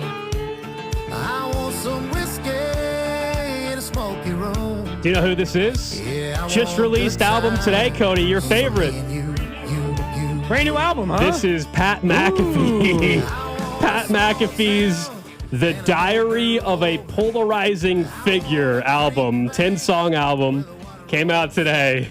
We were listening to it before the show. I actually think, with the exception of about two of them, I think the general theme, it's kind of your typical country song. Cody's like, they sound similar. I'm like, yeah, the beats are the beats. Now, do I think it's egotistical for just a sports broadcasting personality to make an album about being a polarizing figure? Yeah, that's ridiculous. But that's beyond the point. As far as the music, it's better than I thought it would be. So I've made it clear on the show that I think the oversaturation of Pat McAfee is way overboard anyway. But at least this album, you don't have to buy it. You don't have to listen to it. No. I think it stinks. I think it is bad music. What? I think, and to go with it, I want to point out something, Drew, that I didn't think about till this morning when you were guys randomly playing clips of this in the bullpen. Yeah. I don't understand how him singing that way is a kid from Pittsburgh. Yeah. To be clear, not Texas or Louisiana. Why we bury Brian Kelly for this. I'm here with my family. But not Pat McAfee for my horse, my beer. I'm a country singer. We can't make fun of him for that. Okay. It's cultural appropriation. It's as bad as Brian Kelly. It's absurd. I mean, he's out here singing in a southern accent. He doesn't have a southern accent. Did you know, like, Shania Twain's from Canada? I am aware that Shania. Keith Urban's from New Zealand. I am familiar that Shania Twain is from Canada. And they won Grammys. They have the country in New Zealand. Maybe he's from a country part. I don't know. Get out of here. There's from Pennsylvania. There's lots of rural places in Canada. Drew, I still think whenever this is the second time we've played a Pat McAfee song, because the first one was just the single or whatever that came out. This is now the full album. I think, Cody, this stems from your song work. No. And hearing his and seeing how well produced here's his other song. This one's called Big Rain Coming. What pressure does, people know the wind, but their eyes can't see it. Never been to you before, you might as well be it, 'cause they say big rain coming, but they don't know when. Now he's not a good singer, so he did. So I went and clearly he went and paid got a ton of money to get this stuff he produced. went and got vocal lessons from somebody in Nashville, worked with multiple artists. Like he said, I think there's somebody who plays guitar who is with Rascal Flatts. There's it's another auto-tuned to the sun. No, it's definitely not auto-tuned. And it sounds exactly like this. It's a great night. No, it does not. No, it doesn't. Absolutely does not. Stop hating. I can use a little sunset sitting in your eyes, 'cause only you, baby, get me this high. Is it weird? If you turn on the Wolf, If you turn on the Wolf right now, you will hear at least 5 artists in the next hour that sound just like that. Is it weird that it's Pat McAfee? For sure. But that song right there, you don't like country music. That's very much just your normal country music song right there. Now, it's Pat McAfee, so it's just weird. Because weird. What are we doing? But I actually don't think it's as bad as you're making it seem. It's not good. Hey, the smoky room. That just sounds like a normal country song. All right, maybe I'm just not a fan of the genre. Maybe that's it. Maybe you guys. Yeah, well, you said you don't like country music. Maybe more people listen to. I wish we had a Chris Stapleton song. I'd love to just play that, and you'd probably say, if I didn't tell you who it was actually, and just played it, Drew and I should have saved a few other country songs, intermingle them, and see if you would have thought it sounded bad. Our fan club winner is from Texas, so he's probably familiar with country. We can play some. We actually do have a Stapleton song, by the way. It sounds like bad. White Horse. It sounds like what if Jelly Roll was in a terrible accident and wasn't nearly as good at what he was doing Jelly anymore? Roll actually encouraged him to do this. He wanted to sound good. He got with Jelly Roll. It's a trap. Jelly Roll thought, I'm going to look way better after this thing comes out. No, he got with Jelly Roll and gave him some encouragement. Yeah. I'm sure he worked with a bunch of them in Nashville. Again, I actually thought the album's better. I don't know why he decided to release it. Like he's trying to act like he's some victim now. It's very bizarre to me. If we got you singing lessons, I bet you could put it on an album as good as this one. No. Singing lessons and a professional producer, your album would sound as good as Pat McAfee's. And I've never even heard you carry a tune. Yeah. I don't even know if you're tone deaf. Yeah. And I think we could get you to Pat McAfee's level in 6 months with his money. You don't think so? I don't think so, no. I know for a fact I could put out an album that good. No. For a fact. I don't think I don't know, but it's not bad. Like it sounds like the genre. Like I don't know what. Why do we allow people who aren't if he would have released the album Southern accents? If Pat, I mean, they're gatekeeping who can sing what genres of music. Then you need to rip away Shania Twain's Grammys, all 5 of them. Take them away. I don't know how she talks normally. I can't. I know how Pat McAfee talks normally, and it's not with a Southern twang. Take away Keith Urban's Grammys if he's won them because he's got an Australian accent. Are these the only 2 examples? The biggest names. The 2 main ones, which I think are substantially large because Shania Twain is a massive name within the genre. Well, yeah, I'm familiar with Shania Twain. That was my era. I think you're a little jealous, man. I think you're a little jealous. I don't even listen to country music like that at all, and it sounds like the genre does. I've never done a country song for the songs I've done on this show. I don't think you have. Is that the next one I should do? I still got to do one for the listeners, so maybe I choose a country song. That wasn't the music he said his wife prefers, which is who the song is about. So I was trying to stick to the genre of choice, if that were the case. You say you got a Stapleton song? Then we can talk, whatever. Oh, that's because that was Arthur. Uh-huh. You know what, though? Cody's right, guys. Chris Stapleton's kind of got that. Sounds really hollow. So I don't the audio quality's bad. Stapleton's got that iconic voice. Stapleton, I don't know. At Morden in October, can't wait. Gonna go to that. It's either that, Pat McAfee, or this. I mean, you guys tell me. They're still gonna make it. that's the work that Cody's putting out. He's got a professional producer. They're still gonna make it. October. I'm just telling you right now, if you gave me a professional producer in a Nashville studio and let me talk to Jelly Roll, I guess, for 45 minutes or whatever, I could knock out a country song as good as Pat McAfee's. I think he was saying he worked with an artist for the whole album. Like he co-produced the album essentially like that. So, I mean, he had the right people around him. Someone says Taylor Swift did country and she's from the same state as McAfee. Yeah, and then she got off of country. She thought, I'm out. She did that for a couple of years and then she's like, pop music it is. Post Malone's going back to rap music. He's coming out with an album later this month. I am so excited for that. You did the country thing. You did that. It's cool. He's been all over the place. Let's go, Post. I think we need to get you out to a country concert, Cody. I got super drunk. I went to one with you once. Luke Combs. We can go to Luke Combs again in May. Or why don't you come to Chris Stapleton?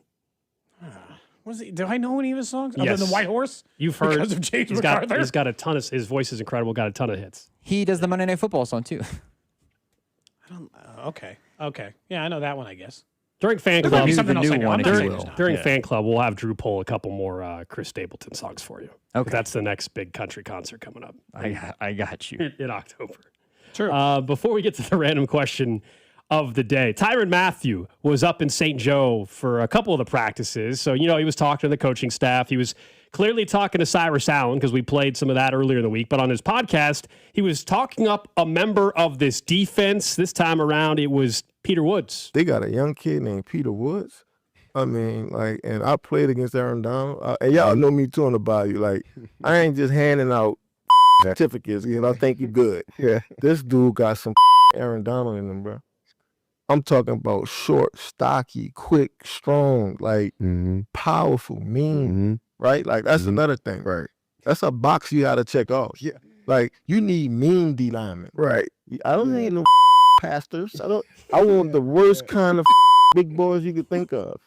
So I also agree with that, by the way. Defensive linemen, interior defensive linemen, you gotta be nasty. Have to just be nasty. Yeah, you need some attitude. You gotta be a little nasty as well. And Peter Woods, so far at camp, has been one of the players that stands out. And Chris Jones has talked him up.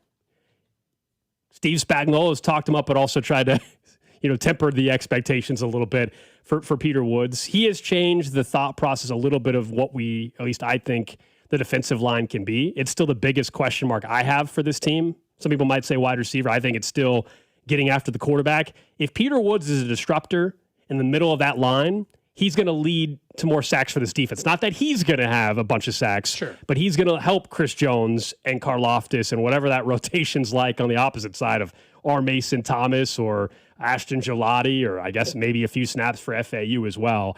I like hearing that from Tyrann Mathieu because he's talked to coaches as well because he was up there in St. Joe. This is not just him speculating from Twitter accounts and videos on Twitter. He was at camp, on the field, in St. Joe, around the team.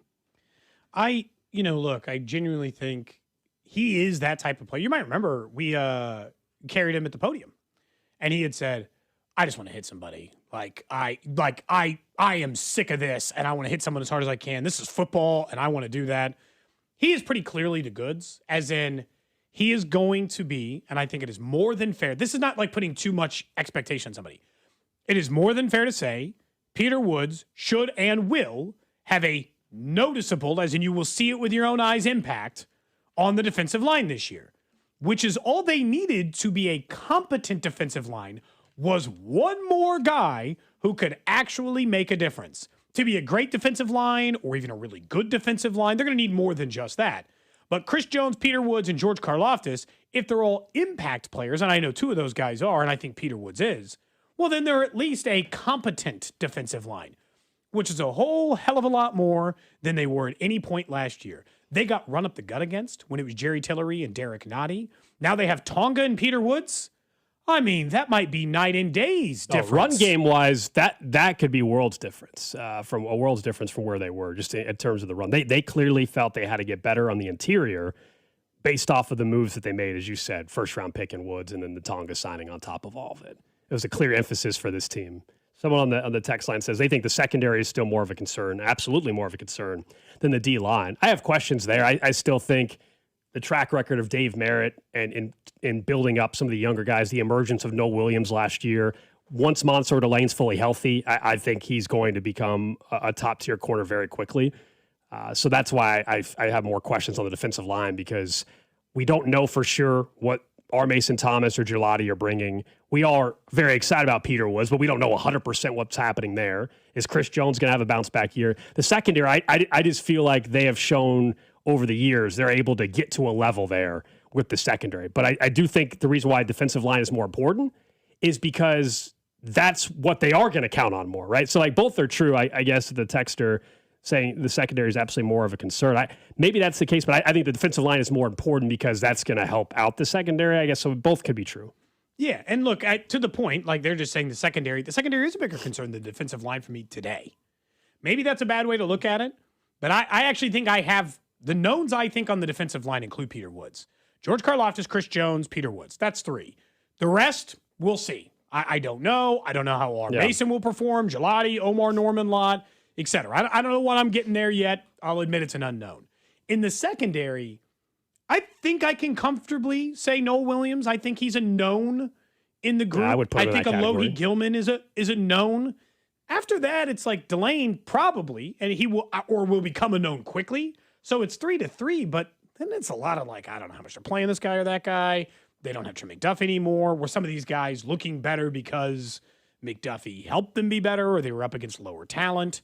Like those things, I just don't know. And that doesn't mean like it's so interesting with Peter Woods because we talked about it earlier. People were talking about the sacks. That should be the last stat you pay attention to. Peter Woods can have a great rookie year for the Chiefs and have 0 sacks. I know that sounds stupid, but I'm dead serious. Jalen Carter had 2 sacks last year. He's great. He's great. Chris Jones, and this is probably the part that's going to suck as a Chiefs fan when you understand what Peter Woods does. Chris Jones, to be clear, is an anomaly. Do you know how few interior defensive linemen get sacks? It's like none. Jalen Carter has 6, 4.5, 3.5 in his career. It's sacks. He just got paid $40 million a year or whatever, Gold. So like that part of it, I mean, it's an unknown. That's not the thing that decides it. All right, Drew, let's go ahead and get to it here before we get to Fan Club Friday. Random question. For you, Gold. For you, Drew. Text line 913-586-7965. And, of course, over on YouTube, Twitter, Twitch, and Facebook, where we live stream the show, we'll have Matt Foster over from KSHB and our listener winner, Scott, who's been down in the lobby. You got here early. Man's from out of town, so he got here early. He's excited to come join us for a fan club. We'll be there. He'll be here in just a few minutes as well. We'll have a good time here on a Friday, brought to you by Jay Rieger and Company and, of course, by Circa Sports, where we'll be out at in a couple of weeks. The question I have for you today is just a general life question. And it's just a simple thing you would like to erase off of your list, Drew. So we'll see what you say, Gold, maybe. If you could eliminate one minor inconvenience or annoyance from your life every day, what would it be? I'll give you a couple examples so you can think about it, because I knew that maybe you'd be like, well, what do you mean? How about people who walk slow in front of you? That would just never happen again. Tape getting stuck at the end of you gotta peel up the painter's tape and it tears a little bit. That just never happens to you again for the rest of your life. Losing the remote, just a minor inconvenience. You can get rid of one for the rest of your life. What is the one you would get rid of? Wow. I think we were talking about this the other day. I think my answer is getting a bad grocery cart. I know it's small, but when you choose that stupid one where the wheel spins around and you're just dragging that thing through all of Costco or Aldi or any other grocery store, and you're trying to shove that thing around because you're not going all the way back to the front of the store, it's a pretty sickening feeling. Okay. And if I could get rid of if every cart I picked up just rolled clean and easy in the grocery cart for the rest of my life, I think I'd see a noticeable improvement in my daily quality of life. It's not a daily one. That much? But I hate it. I go grocery shopping more than the two of you as well because, kids and there's just more people eating or whatever. But it's an inconvenience I hate. I do hate slow walkers. I walk fast. I don't like the way people... The slow walking that one's pretty thing, high on my list, too. It'd probably be right up at the top. As someone that's taller and longer strides, the slow walking thing drives me absolutely crazy. So I'm with you. This one is weird because it's basically usually once a year, maybe twice a year kind of thing.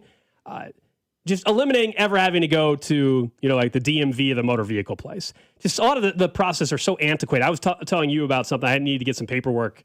And the fact that I have to still get a money order or cashier's check to do what I need to do after work today for this motor vehicle related thing, that's ridiculous. Tap to pay everywhere? If you could just put tap to pay everywhere, would you be in? Absolutely. So that'd probably be my answer, just because it's a recent. That's the first thing that popped in my mind because it's something I'm have to deal with today. Someone said repeating the same thing over and over again to my kid. If I could just explain it once, that would save every parent an impossible amount of time. Someone says they would just eliminate hanger. I'll be hungry, but I don't want to be mad while I'm doing it. Oh, being hangry. What about hang nails? If you could just never have a hang nail or a split nail for the rest of your life. That feeling of when you cut a nail a little too short and right on it doesn't happen all that often, but when it happens, it sucks.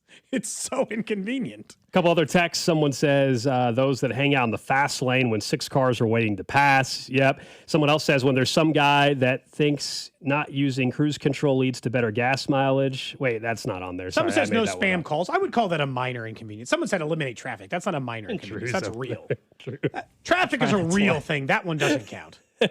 What if you just never got any more spam calls? The only people who called were... nobody wants to spam call stuff. It would be nice because I get a lot of them, but I don't think that would be my answer. What's your answer, Drew? I would say, and this is to get rid of something to get rid of something. I missed the early part of the question. Eliminate a minor inconvenience you could just eliminate from your life. That everybody, when standing in line, this is so specific. I like it. Everybody, there was a bubble around everybody. You get a 3-foot bubble or a 4-foot bubble around everybody because there are too many people. I did it yesterday. I felt bad doing it, but I also didn't feel bad. I was in line, and this lady was where? A grocery store. Okay. And I was in line, and this lady was like right behind me. I could just feel her presence. I didn't even turn around. I could just feel the presence, and everybody knows what I'm talking about. I turned around, and I acted like I was looking for something, but I turned around, and the way that I did it, I'll act like she's the mic so I can show you. Hold on, let me put myself on camera. Oh, wow. Okay. So you tried to turn around to let don't mind the Fesco and Dusty lower third in the video if you guys are watching. You turned around to try to let her know that you noticed her? So the lady is the microphone. I'm like this. I turn like this. And my chest is almost touching her head. Had to have been. That close? Had to have been. I turned around. Crazy. But I acted like I was looking for something. And she didn't move. Like, lady, would you get the point? Like, I don't want to turn around and be like, she was like Kobe when that guy was trying to get him to. She was cool with me. She was cool with me. Out of bounds play. She was cool with me turning around, and I was like, yo, there are too many, and it happens way more often than I can remember, but the whole 6 feet social distancing thing, that actually should have been something that was required post-COVID that we should still go by because it's nice to have your own personal space and not have somebody right behind you. Somebody says theirs would be getting a gas pump or a parking spot easily got mentioned. Somebody says maybe just being a little less sweaty, even in areas that don't require it. Shaving got mentioned. Road rage. Mosquito bites. If you could just get rid of both. I don't get that many bug bites. I don't know Except why. when we're up in St. Joe for training. I got a couple, but overall, no more bee stings, Cody. That is not. Yeah, I get more of those seemingly every year. I've gotten 0 bee or wasp stings this year. Oh, congratulations! You still got a couple days left. I have not been stung since I ran over that yellow jacket nest in my yard and got stung a bunch of times.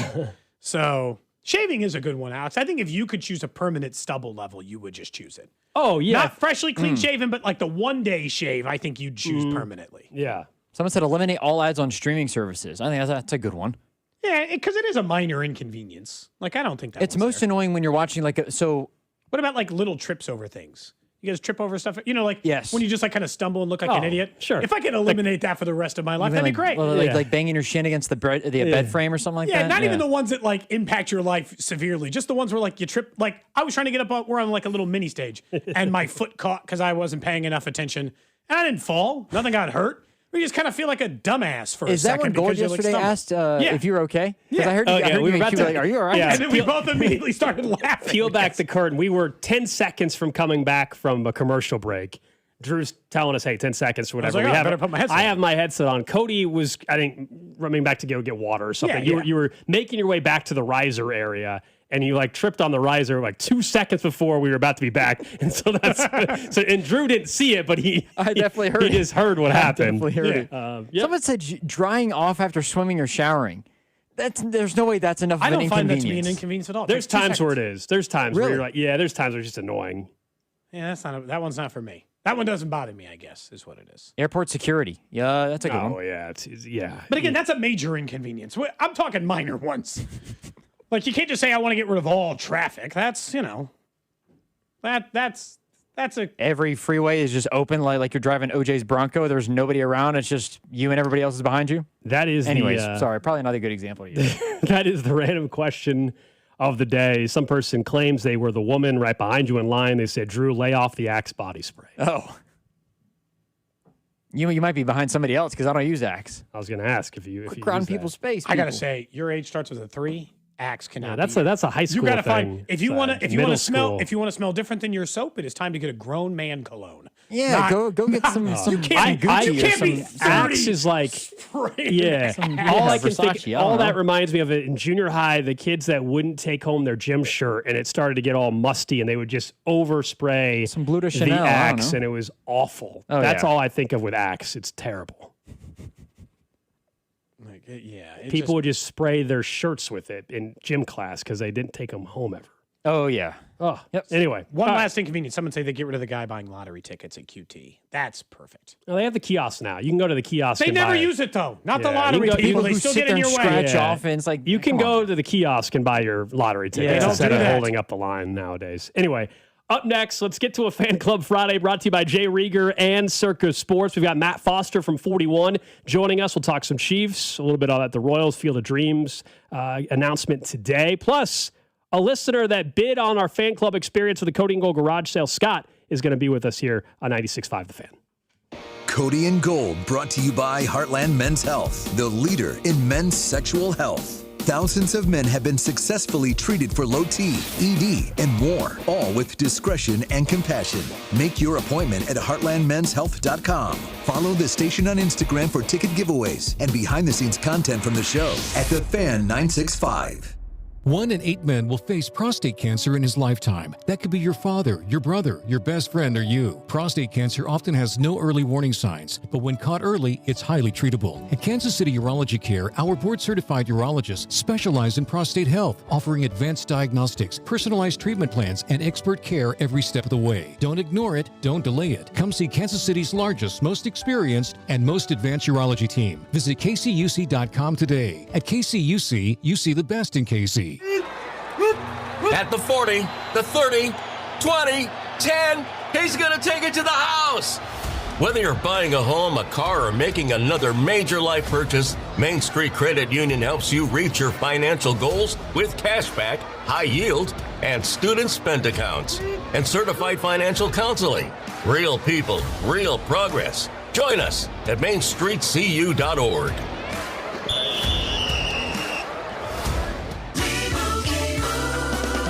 Doug. Hot dog, get your hot dog. Customize and save with Liberty Mutual. Hey, what are you doing? I like your method. Direct, to the point. A little loud, but... Listen, people don't buy car insurance the same way they do hot dogs. Not yet, but both are customizable. Popcorn! Get your popcorn! Hey, this is a hot dog area. And customize and save area. Get a quote at libertymutual.com or with your local agent. Liberty, liberty, liberty, liberty. My name is Whitney Allen, and I'm a widow. My husband, Ryan, died. We never thought we'd ever have to use life insurance, but the unexpected happened. With Ethos, signing up was fast and 100% online. You can get a quote in seconds, apply in minutes, and get same-day coverage. No medical exams, and you can get up to $3 million worth of coverage. I'm grateful we were prepared. Get your free quote at ethos.com/radio. That's ethos.com/radio. Paid spokesperson. Time spent on application may vary. Online health questions required.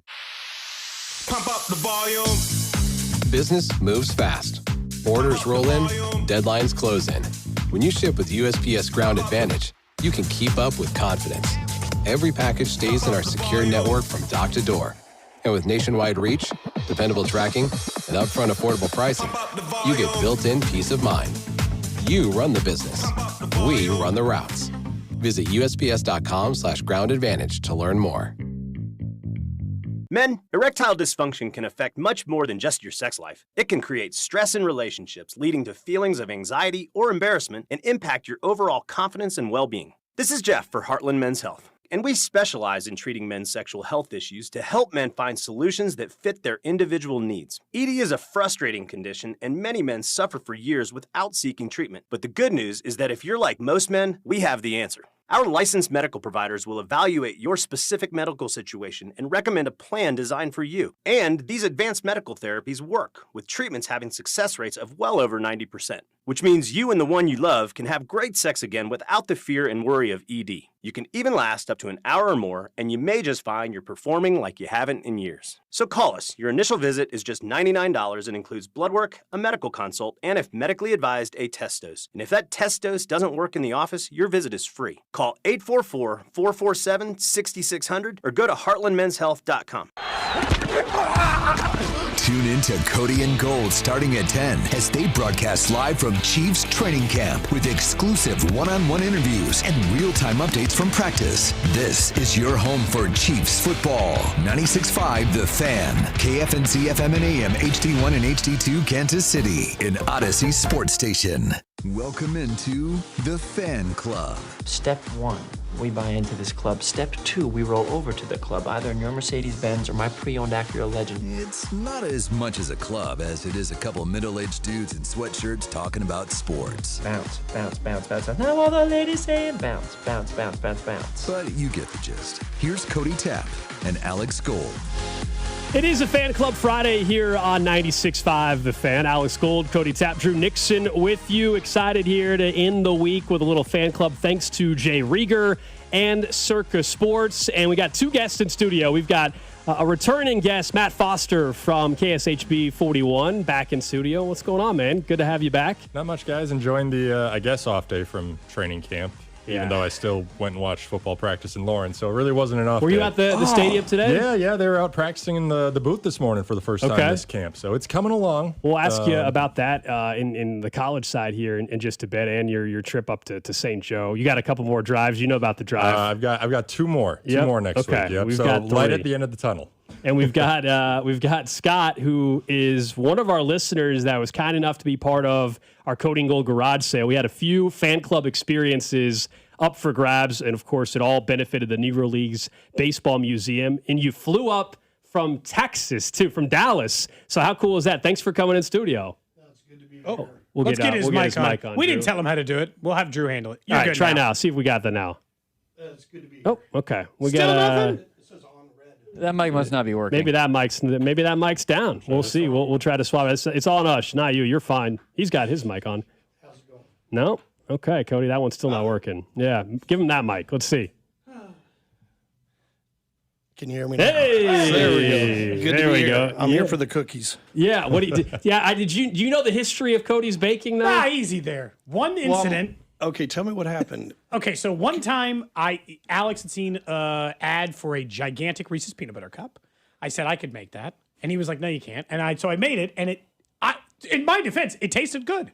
I made a giant peanut butter cup, but there was a cross-contamination issue in the kitchen. Oh, no. And what happened was there was one. I take a bite of this in the thing. whole thing, there was one tiny sliver of green onion. Yeah, I take a bite, and there's a green onion in the damn thing. But the rest of it was good, and you said it tasted good. But What else were I you made cooking? sure. I must have been like making dinner before I made the baked good. This time we're good. Snickerdoodle cookies. I made brownies. They're safe. You're fine, Scott. I promise. Everything's good. Alex even said the brownies look good, which is about the nicest thing he'll say about any of my baking. That's true. I should have made you something too, Matt. I feel bad. No, Do you want a it's okay. baked good down the road? Here, I can share. Yeah, there you go. You should actually, maybe we'll have, if you're willing to part with one cookie, even though I think they're going to his, you said you're taking them to your family? No, my mom at the senior living center. So if they're tainted, I won't know. Yeah. I fly out. Wow. Coming up tonight on KSHB 41. Oh, Senior my center. goodness. We're safe. I cooked everything the way it was supposed to be cooked. Oh, goodness. Everything is safe. We're okay. It'll be in there. Scott also said he brought us gifts, by the way. You want to open those now or later? Let's save it. Well, that's very nice of you. Let's save it, though. I have no idea. We have not opened the bag I don't know yet, but what's that's in very nice. Do you come back to Kansas City often? Yeah. I'm a Chief season ticket holder and got family here and a lot of friends. I grew up here. I just been in Texas for 25 years. You're good. I was talking to Drew. It's all good. Threw everybody off. I was there. talking to Drew. Well, cool. We're going to talk some Chiefs, Scott. I want to start with Matt though here a little bit too. You've been up in St. Joe. What would you say is the biggest thing that stood out to you? Whether it's player, whether it's just the dialogue from some of the coaches up there. What stood out? I think first off, you've got the whole right tackle battle. Undrafted free agent Khalil Benson kind of came out of nowhere. Maybe not out of nowhere, but he stood out a little bit during those rookie mini camps and OTAs, and that's kind of carried over into camp. And that now with him sliding into inside a little bit with Trey Smith's injury, it'll be kind of interesting to see how he actually plays against live action tomorrow and the following games. You know, everyone's already following Cyrus Allen. Oh, yeah. And we'll see how much they play him with that. He kind of got the less they play him, that would encourage that they think he matters for the regular season. But you still got to see him, you know, against live action like a lot of these guys and really know what you got. But early returns, everything sounds good about him. I feel like other rookies like Peter Woods, heard him called an ox maybe 5 or 6 different times now by different players. Strong guy. And obviously just Patrick Mahomes. his progress to look the way he does already at this point following a major knee surgery has really kind of, I don't know, shocked is the right word because it's Patrick Mahomes and everything he does is abnormal. Yeah. So it shouldn't be a surprise that recovering from an ACL is also abnormal. Yeah, I guess for him, it's like, I'm beyond worrying, I guess, about Mahomes. Other than, will he go out of bounds on some 3rd and 7 when he's got 6 yards, and if he wants to bulldoze into a corner, he can get 7. Like, maybe just save it for 4th and 1.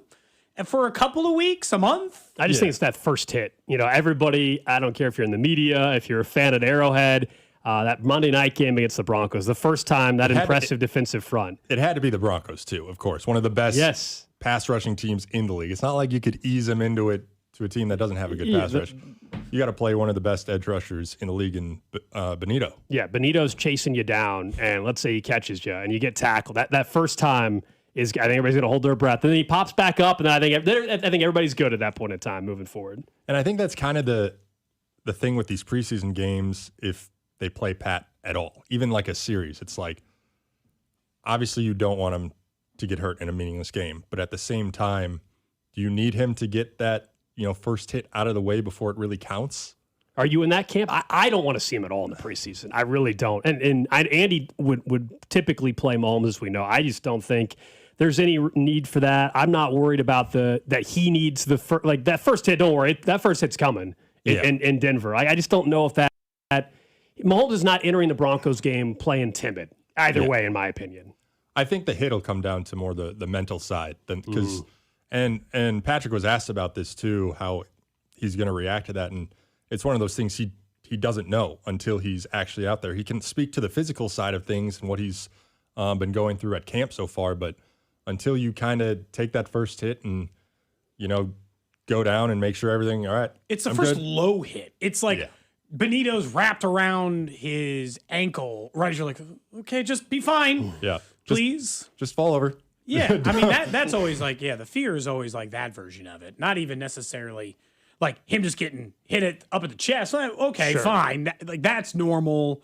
Although it's been a long time, probably since that happened. So he got hurt, like mid-December is when the knee injury took Chargers place. Game. Yeah. And so, but no, we are so far past even wondering if he's available for week 1. Even though he technically hasn't been. Has there been the official, like, he's cleared to play? Not for a game. Right? He's been cleared for that's the only part about the preseason that's interesting. Andy has phrased it at, Mahomes is not playing and all this, but we don't know for sure. Is he not playing because they just don't think he needs to, or is he not playing because technically he's still not cleared for a game? We've actually not found that out. No, and we probably won't because they've been pretty good about keeping certain injury stuff vague and under wraps. But I remember even back in the spring, it's like, is he going to be able to practice during training camp? That question has been answered. Yeah, and he looks amazing at practice. And he looks, as far as you can tell, like a normal training camp Patrick Mahomes. Scott, as a season ticket holder, are you going to the Monday night game, the Broncos game? Are you getting in town for that one or not? Yeah, I probably will. What do you I mean, as a fan, I can't wait to see when the first time Mahomes' name is called again, post-injury, first time since surgery, how crazy that intro is going to be as well. Oh, yeah. It's going to be rocking. It's Monday Night Football. It's a rivalry. We're coming off a down year. It's going to be big. I'm excited. Do you so you're a season ticket holder, but you live in Texas. Do you make every single game? No.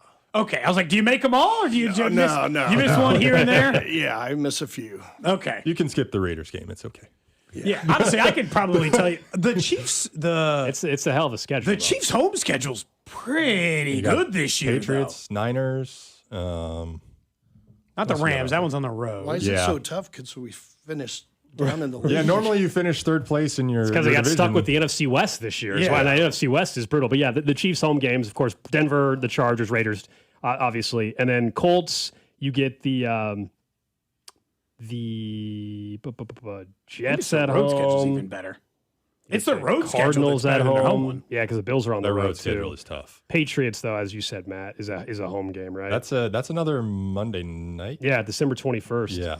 Easily, it is one of the toughest. Like, if you do it based on win totals in Vegas, the Chiefs' schedule, it looks really hard. But based on win totals, it's actually only like the 12th easiest. I will say, I think it's like half of their schedule is impossible. Like some of the best teams in the league in the tough, That's and then like Bills, Rams, Bengals. Back to back to back to back. Like all on the road. But there's a whole nother chunk of it that is paper thin. Yeah. Soft as soft gets. That's how they get to the 12th East. They got like the Cardinals and the Jets and the Raiders, and like they've got a bunch of bad cupcakey teams. I think all in the middle of the beginning part of their schedule is easier, I think, this year than it was last year. Absolutely. And I think, realistically, if they go 3-1 in those first 4 games, I think that's, most people would take that.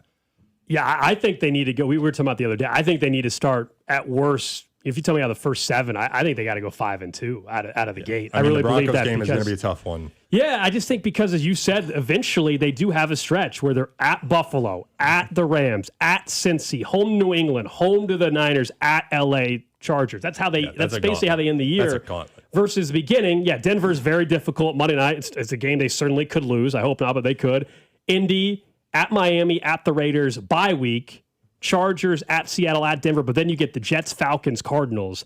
I mean, and that's what, 11 games at that point in time. Yeah, I just think they have to make a ton of ground up early. If they get off to a 3-3 start or something, they're in big trouble, in my opinion, in terms of what we all are wanting them to do, right? Win the division or be a playoff team. And that's what kind of happened last year. You start 0-2, and then you're playing catch up, not just in the division, but in the wild card. And then they lost the games against other teams who they were competing with for a wild card spot, like Jacksonville. And so it just stresses the importance of getting off to a better start than they did last year. I don't know, man. In a lot of ways, I will, unless this season goes south again. Last year, as far as it's just washed away. I don't care about it. I don't think it says anything about where they are as a team. It just felt like a one-off year where everything went wrong. And their biggest issues, like defensive line or even something they did on offense, they addressed. They had no running game. They got they got the best available running back because everyone else signed a contract. Ken Walker, when it all shakes out, ended up being the single best of, unless you were even still the best, because Jeremiah Love was taken 3rd. Yeah. They got the single best available running back to them. And it was a bit of a bargain now. You look at the contracts that Gibbs and He's already like the 9th or 10th highest paid guy. Like 9th, yeah. No, that is going to end up being, if we fast, one of the better signings that Brett Veach has had. If you think about where they're at as a franchise, now the financial end, where the league's at with the importance of running backs. They were behind the 8 ball, though. They were a year or two late. I think, they're playing catch up on the running back spot. But that's still, though, the only area that they address in the offseason where I think all of us in this room can agree that we all feel pretty damn good about it, not really concerned about it anymore. That'd be Kenneth Walker in the run game. They address defensive line. They address corner, but we all have, I think, questions about each of those areas still. Running back's the one where I really am not, I'm expecting the run game with Kenneth Walker to be extremely effective. I'm not worried. My only worry, I guess, with the run game would be, are they truly going to stay committed to it as the season goes on? Can Andy help himself? Week 1, sure. Week 2, sure. Week 11, can he still commit to the run game? I hope the answer is yes. I just can't wait for the first offensive snap and they come out under center. And all the fans will go crazy because they've been clamoring for that with this style of offense and having a running back like that. I hope so. They have done it a lot during training camp so far. So they've been working on it. So I think we will see more of it. Is there any thought, I don't totally disagree, that they've done it a ton. Is this not, could we not lump this into they just want to see what they have in Khalil Benson and they want to practice this because they haven't been? Is there any part that thinks they won't be under center way more? They'll be under more, but not 70% of their offense, I think some people are thinking, just because they haven't been repping it out. They just got to practice it in some way. Yeah, the RPOs are still going to be part of this offense, and it should be. I know as much as it became the phrase we all hated, RPOs there's nothing wrong with RPOs. It's just they ran it too often and they did not run the ball with it, and nobody was concerned about it. RPOs fundamentally, no issue with that being part of this team. It's still going to be part of this team. It is, but like you said, teams have to honor the run portion of the RPO. And when you're putting out Isaiah Pacheco and Kareem Hunt, they don't need to honor that because they can make up for it. So I'm curious not just what K9 does from just a yardage perspective, but just forcing teams to account for that and how that will trickle down and affect the wide receivers who have struggled in man-to-man. And if they see that in those types of situations, well, they might not have to deal with that as much. Having a little fun here on a Fan Club Friday. Drew's on the other side drinking a little Rieger whiskey, of course, by them and by Circa Sports. We're on sipping tequila. he was from Texas. I thought, why not? Yeah, we got Scott, one of our listeners who won Fan Club Experience, hanging out. We got Matt Foster from 41 with us here on a Friday. They do want to know. Text line wants to get to know you a little bit, Scott. They said, what do you do for a living? Like you got your season tickets, you get up from Texas. What do you do for work? I'm an electrical contractor. Okay, there's good money in that. Yeah. Right? In the end, he said that for sure. There is good money in being an electrical contractor. It actually got me on the radio once before. My buddy was broadcasting the Super Bowl, and the power outage went out, and I just happened to walk in the broadcast booth because I was there. And he goes, go on and be our referee expert. So, second time I've been on the radio drinking. The other time was on the Super Bowl? The bourbon. You were in New Orleans. You were at the game. The power goes radio, out. yeah. And you end up on the radio. Yeah. That's amazing. As a referee expert? You know how they bring the referees in to discuss something? Yeah. I'm the electrical expert because unbelievable. He's on the radio in the dark in the stadium. So picture. And the other kicker. This is way less cool. And the other kicker is it was in Spanish. So he had to translate for me. Oh, so wow. I'm like, whatever, I'll do it. So what were the questions they asked you? The power goes out. They're like, what causes this? Is that what they're trying to figure out? And I'm like, hey, this is going to take at least a half hour because when the power's down, there's no emergency generators for all the broadcast booths because they're all those temporary perches, and so he's in the dark. He's on his cell phone back to L.A. because this is nationwide Spanish broadcasting, and And I in his ear just saying, hey, all this stuff has to happen. The metal headlights have to cool down 20 or 30 minutes before they can restrike and come back on. And he's like, stop right there. I'm like, oh, sorry. He goes, no, save it. I'm going to put you on there as soon as we come back from commercial. And I'm like, dude, it's New Orleans. I've been in Bourbon Street for 3 days. Are you, this is a drinking capital of the United States. He goes, you're all I got. I'm like, okay. Wow, oh, man. that was. I mean, that's truly that's an all-time moment. Just in the radio part's cool. In general, though, the Super Bowl losing power. It's one of those where I feel like that'll never happen again. Like, are there precautions that did they learn from that? Do you think, or was it just you can't provide emergency backup for the whole stadium? Gotcha. It's not feasible. Is it a lose your job situation if your job is to make sure the building has power and now it doesn't have power? Or can that just be chalked up to pure dumb luck? It could be from the utility side. It could be anything. Okay, so they don't even know who to blame necessarily. Well, I mean, is there a scapegoat? I mean, it was a utility feed deal, so you can't really blame. It's not like someone hit a switch or a breaker or anything like that. They didn't just accidentally They finally pressed the red button. That's why we tell you not to press the red button. Yeah. That is funny, though, to end up like you've been hanging out, New Orleans. Is that the first Super Bowl you ever got a chance to go to? No, I did the Green Bay Packers one in Dallas, the Indianapolis. I can't remember the order. Only Chiefs one?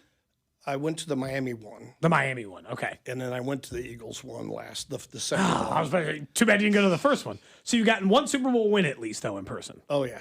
Okay, that's all that matters then. We've been very fortunate on our show. We've gone. They've only sent us 3 times, man. All 3 they won. There you go. So they got to keep sending. We're undefeated. We didn't go last year. Well, just there saying, you go. or 2 years ago, whatever it was. Yeah, New Orleans. We weren't there. Leave us off the list. We went to Miami, we went to Phoenix, and we went to Vegas. They won all 3. Oops, sorry. They won all 3 of those, so we're squared away. Like, that part of it always feels like it's just a different. Like, it is like it's weird because Alex and you, Scott, you can probably speak to it. Matt, have you gone to one so far? No Super Bowl. You haven't covered one yet. I think one of the weird things that people just parrot because few people get the opportunity to get to go to a Super Bowl. It's a very cool thing to get to go to. This idea of like, oh, it's corporate and nobody has fun. No, they're loud. People are into it. I don't know where that started or why people say it. Like every Super Bowl I've been to has an atmosphere to it. Oh, it's a party. Yeah. I mean, that's why some of my trips are business with clients and some's personal. And then some I just have the media connections or a Nike connection that can get kind of piggyback me in. But it sounds like you're well connected. Whatever makes it happen, I guess. But like that's the thing. It doesn't matter. I always think that people have a good time. Like, no matter what, Gold, you agree with me. Those have always been a good atmosphere, a good time. Yeah, it's not, back, I feel like 5 or 10 years ago, maybe more than 5 years now, the thought was, oh, just a bunch of people in suits and ties sitting there watching a football game. Not at all. Not at all. Yes, it's an expensive ticket. Don't get me wrong. But the fans there are plenty passionate, and the atmospheres have been incredible. I think every single one that we've gone to has been awesome. Funny enough, I think that was Joe Burrow who actually said that. The SoFi crowd, he said it was more corporate. He said what would he know about a Super Bowl? He said LSU crowds were much louder. It's also not fair. LSU has one of the you best can't compare Super Bowl crowd to LSU. Yeah, I mean, that's not a fair comparison. Thing, yeah. Like that's a very look, Alex and I grew up like in Kansas City going to Arrowhead, which has one of the best atmospheres of any NFL stadium. I would argue and look, there are college teams that have better atmospheres than Arrowhead. College brings a different kind of crowd. And it's also sometimes 80, 90,000 people. Right. You went to Wisconsin, right? It's a really good home crowd, home atmosphere. Yeah, you should have seen when they got with LSU and went to Lambeau and played there. No one's There was not a drop of alcohol left within a 100-mile radius of Green Bay. Yeah, no one's making it trying to seem like it matches the best atmospheres of all time.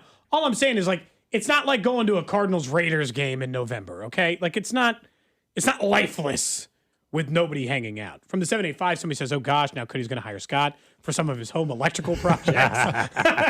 I'm not an electrician. Yeah. He's an electrical contractor. He's a contractor. What do you think a contracting rate on getting an Argentinian communications trailer hooked up to my house? Matt, have you seen that? So Did you get it? No, but You it's down guys- to what was that 18,000. going for? It's getting into my price range. You guys are both aware of this. So Yeah, I saw on that. Facebook Marketplace, now that the World Cup is gone, Argentina's communications team or whatever, they had this shed outside their hotel. They put it on Facebook Marketplace, for 30 or 40 grand at one 40 point. grand originally. It's down to 18,000. Cody wants it and he wants to put it in his backyard.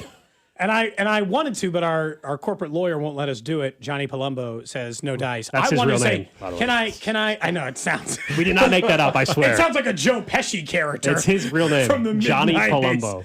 Palumbo. I wanted to hook it up in the backyard and call it Messy Taps. And I said I want to do a Kickstarter that, like a way where if we don't fund it, everybody can get their money back. Corporate lawyers say you can't take listener money. Now, what did they actually film in there or use it for? I think they just use it the for communications office. Yeah, They just, Oh, really? Yeah, just their staff use? Yes. their version of Brad G. Whoever using it to communicate outside of it. So It is- they still have no bids yet? No bids. Just wait it out. Yeah, Wait that it thing's out. going to be You could probably- 5,000 in no time. You could probably build a replica of that for Well, and that's the thing. Part of it. No, it's what are more those expensive than you portable- think. What do those portable sheds go for? It's electrically lined and it has vents for air conditioning. Don't look at me for electrical. It would be no. I'm just saying Scott, you just Just a contractor. I bet he's got a house and a garage. If I were to buy a regular shed that had nothing in it but could run electrical, that's 10 or 15 grand. It's not I don't know. It's an expensive I'll thing say to this purchase. though, Cody. That shed, the Argentinian one. Now, are they paying for the transport of it? Or do you No, have you have No, to but a also listener get did- it craned up. But a listener did say A he works in the crane? freight business Yeah, and 'cause offered it's to do it. how much does it cost to rent a crane? I don't know. The freight guy already on the text line said he'd do that for me, so I don't have to worry about that part. I Well, just got to get it purchased. Middleman's done. Yeah, but okay. part of the shed, so the shed was up against the hotel, right? So they only put siding on the visible.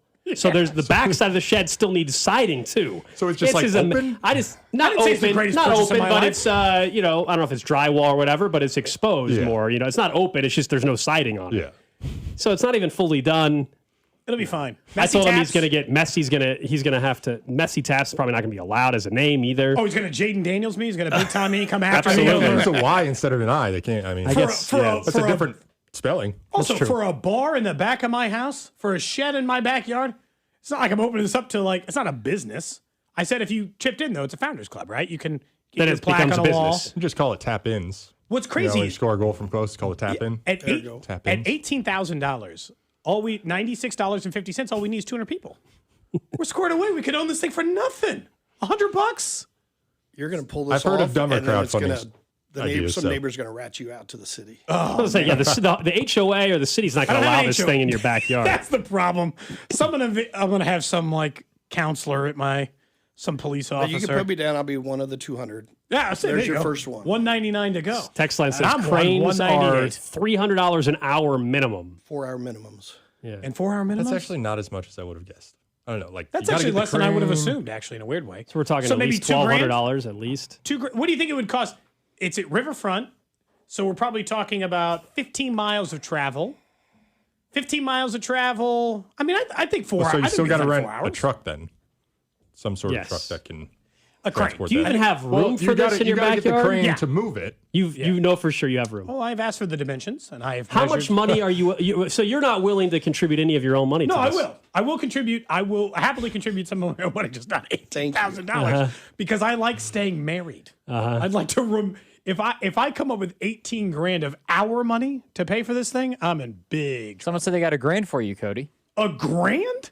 Yeah. I don't know. On the I mean, 660. it's easy to say that on the text line. I'm going to need some proof of funds. All right, coming up You got a next, grant guys, for me. let's get a quick break in on a Fan Club Friday brought to you by Jay Rieger and Circus Sports. Let's talk more about what we're expecting tomorrow in the preseason game. Also, the fun announcement from Major League Baseball today about the Field of Dreams game. We'll do that next here on Cody and Gold.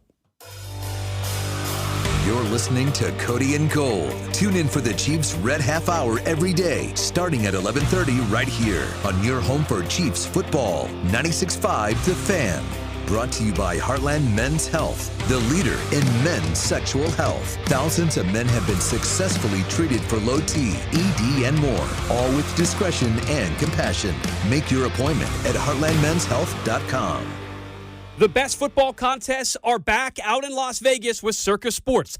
$30 million in guaranteed prizes, no rake in any of the 3 contests. Circa Million, 18 weeks of point spread action, 128 ways to win. Or Circa Survivor, you pick one winner each week, the last one standing wins. And Circa Grandissimo with $100,000 entry. Enter in Nevada, play from anywhere. $30 million guaranteed. Visit circusports.com for details. What if you could have the most reliable fiber-powered Wi-Fi? And get this, what if you could keep it at the same price for 5 years guaranteed?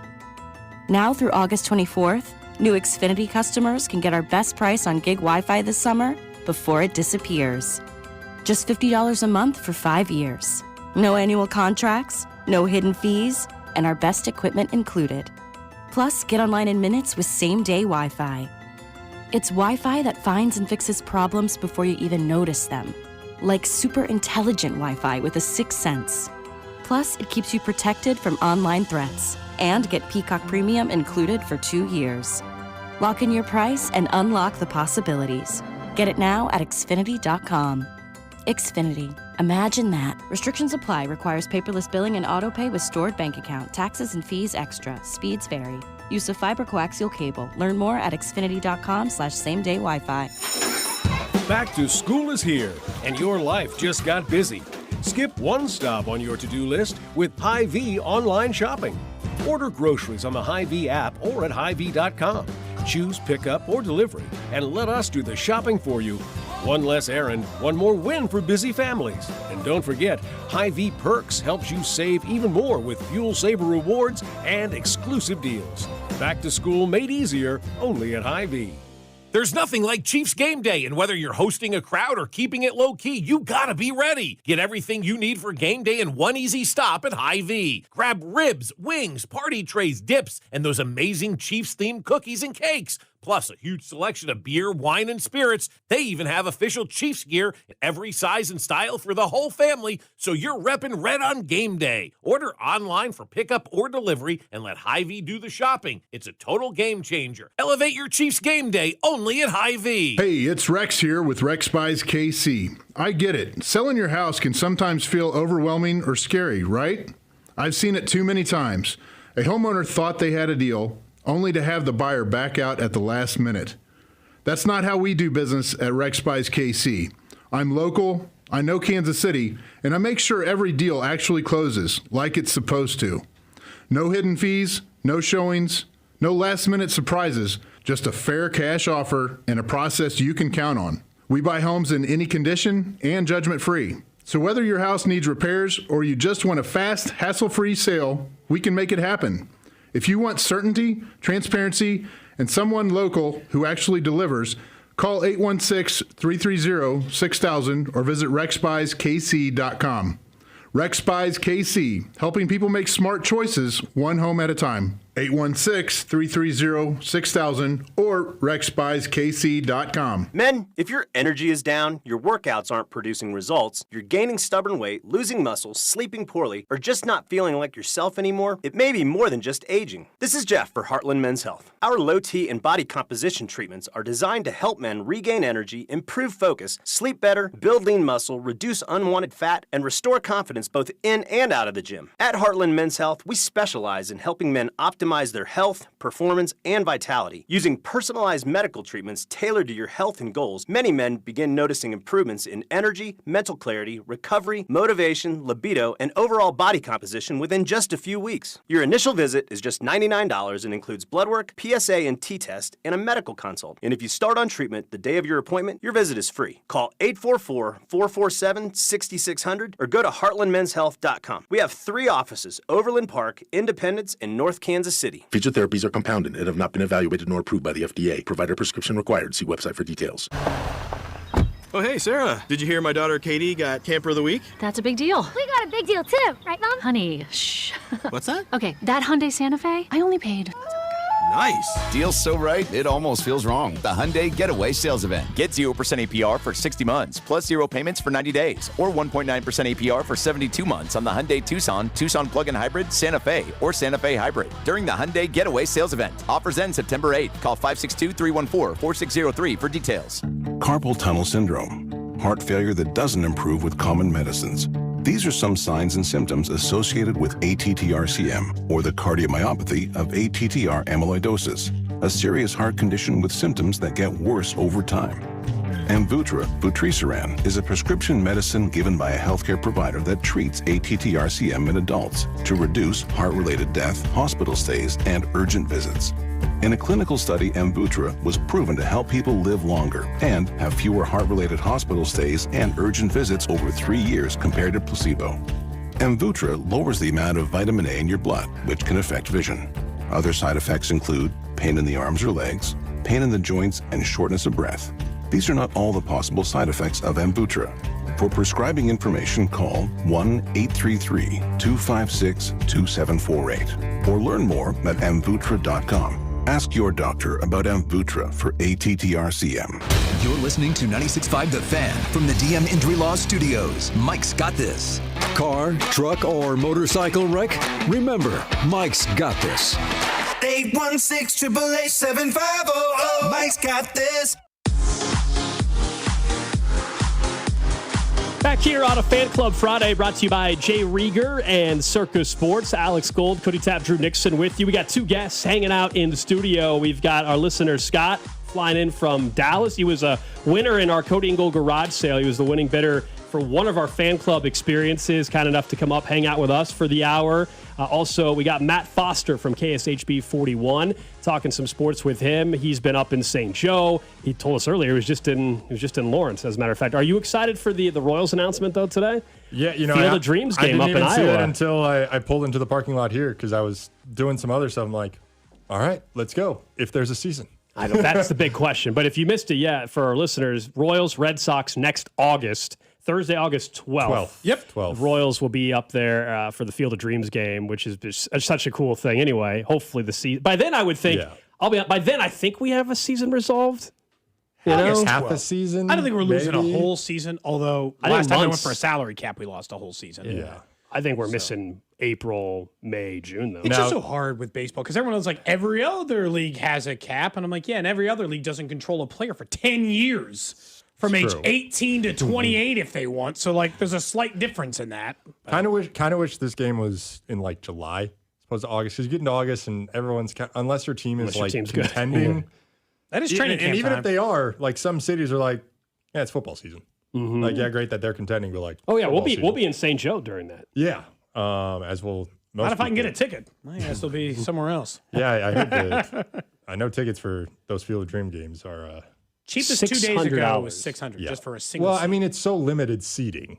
So That's it's, exactly what it supply demand type of thing. And every seat is a pretty good view. It's like a lower bowl seat. And it's a experience, like anything else. I just like we were talking about it earlier because, like, you're talking, Scott, you're a season ticket member. It's for the Chiefs Broncos game Monday night, sit in the 20-yard line, maybe 30 rows back. That's a $600 seat. Yeah.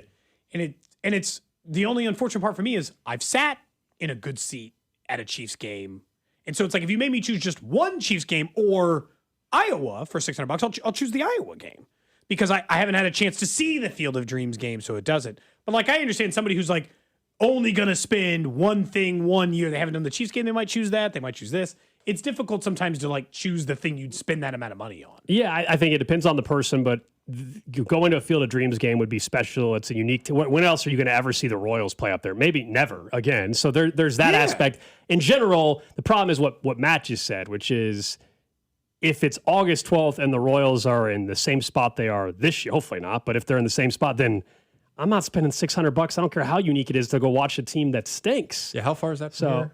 It's what Chicago's a little. Yeah, Chicago's what 8 hours. So I think it was at 6, maybe something like that. I don't know. It's probably the eastern part of the state. Like it's not terribly far from Chicago. I don't think. Someone will text in and say. I can look it up. It's 303 what about you, miles, Scott? 5 hours. Would you go to something minutes. like that? Yeah, I like all new experiences. Yeah, like you said. Yeah, it's like unique experience. Sometimes good or bad. Like I was one of 20 media members who covered the Royals opening day in 2020. No fans, nobody there, and they were like, "You want a credential?" I'm like, "Yeah." Sure. I'll go sit here with 20.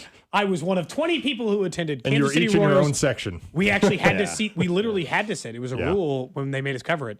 We couldn't even be in the same. Like we had to be. It was like 10 rows up down. Yeah. So I remember yelling back, talking to Danny Welniak, who's now the communications director of the Current, who used to work at KCTV5. She was like 10 rows back and over, and we're like shouting at each other to talk. It's like I like going to. That's a one-off. You could probably hear it on the broadcast. Be in that like, game again. Shouting at each other. Exactly. Yeah, they did that. But Cody trying to sing. Did you hear that earlier? By the way, have you guys? Did you? I don't know if you happened to be listening when you were driving in. So Pat McAfee, we all know who Pat McAfee is. He came out with an album today. So he came out with an album. We played a couple of the songs. Cody's been hating on it, but I think he's hating on just country music, not that it's Pat McAfee. Do either of you guys listen to country music? A little bit, yeah. Okay, so at least there's somebody else who listens to country music. They can give an honest country music opinion. Okay, I think it stinks. Here's one of the songs called. Look, I don't know why he needed to make an album. That seems very egotistical of him. But as far as the song itself, I don't think it's as bad. Can you guys not hear that? Okay. Sounds like a commercial for Lowe's. Yeah. Get that yard work done. Just in time for football season.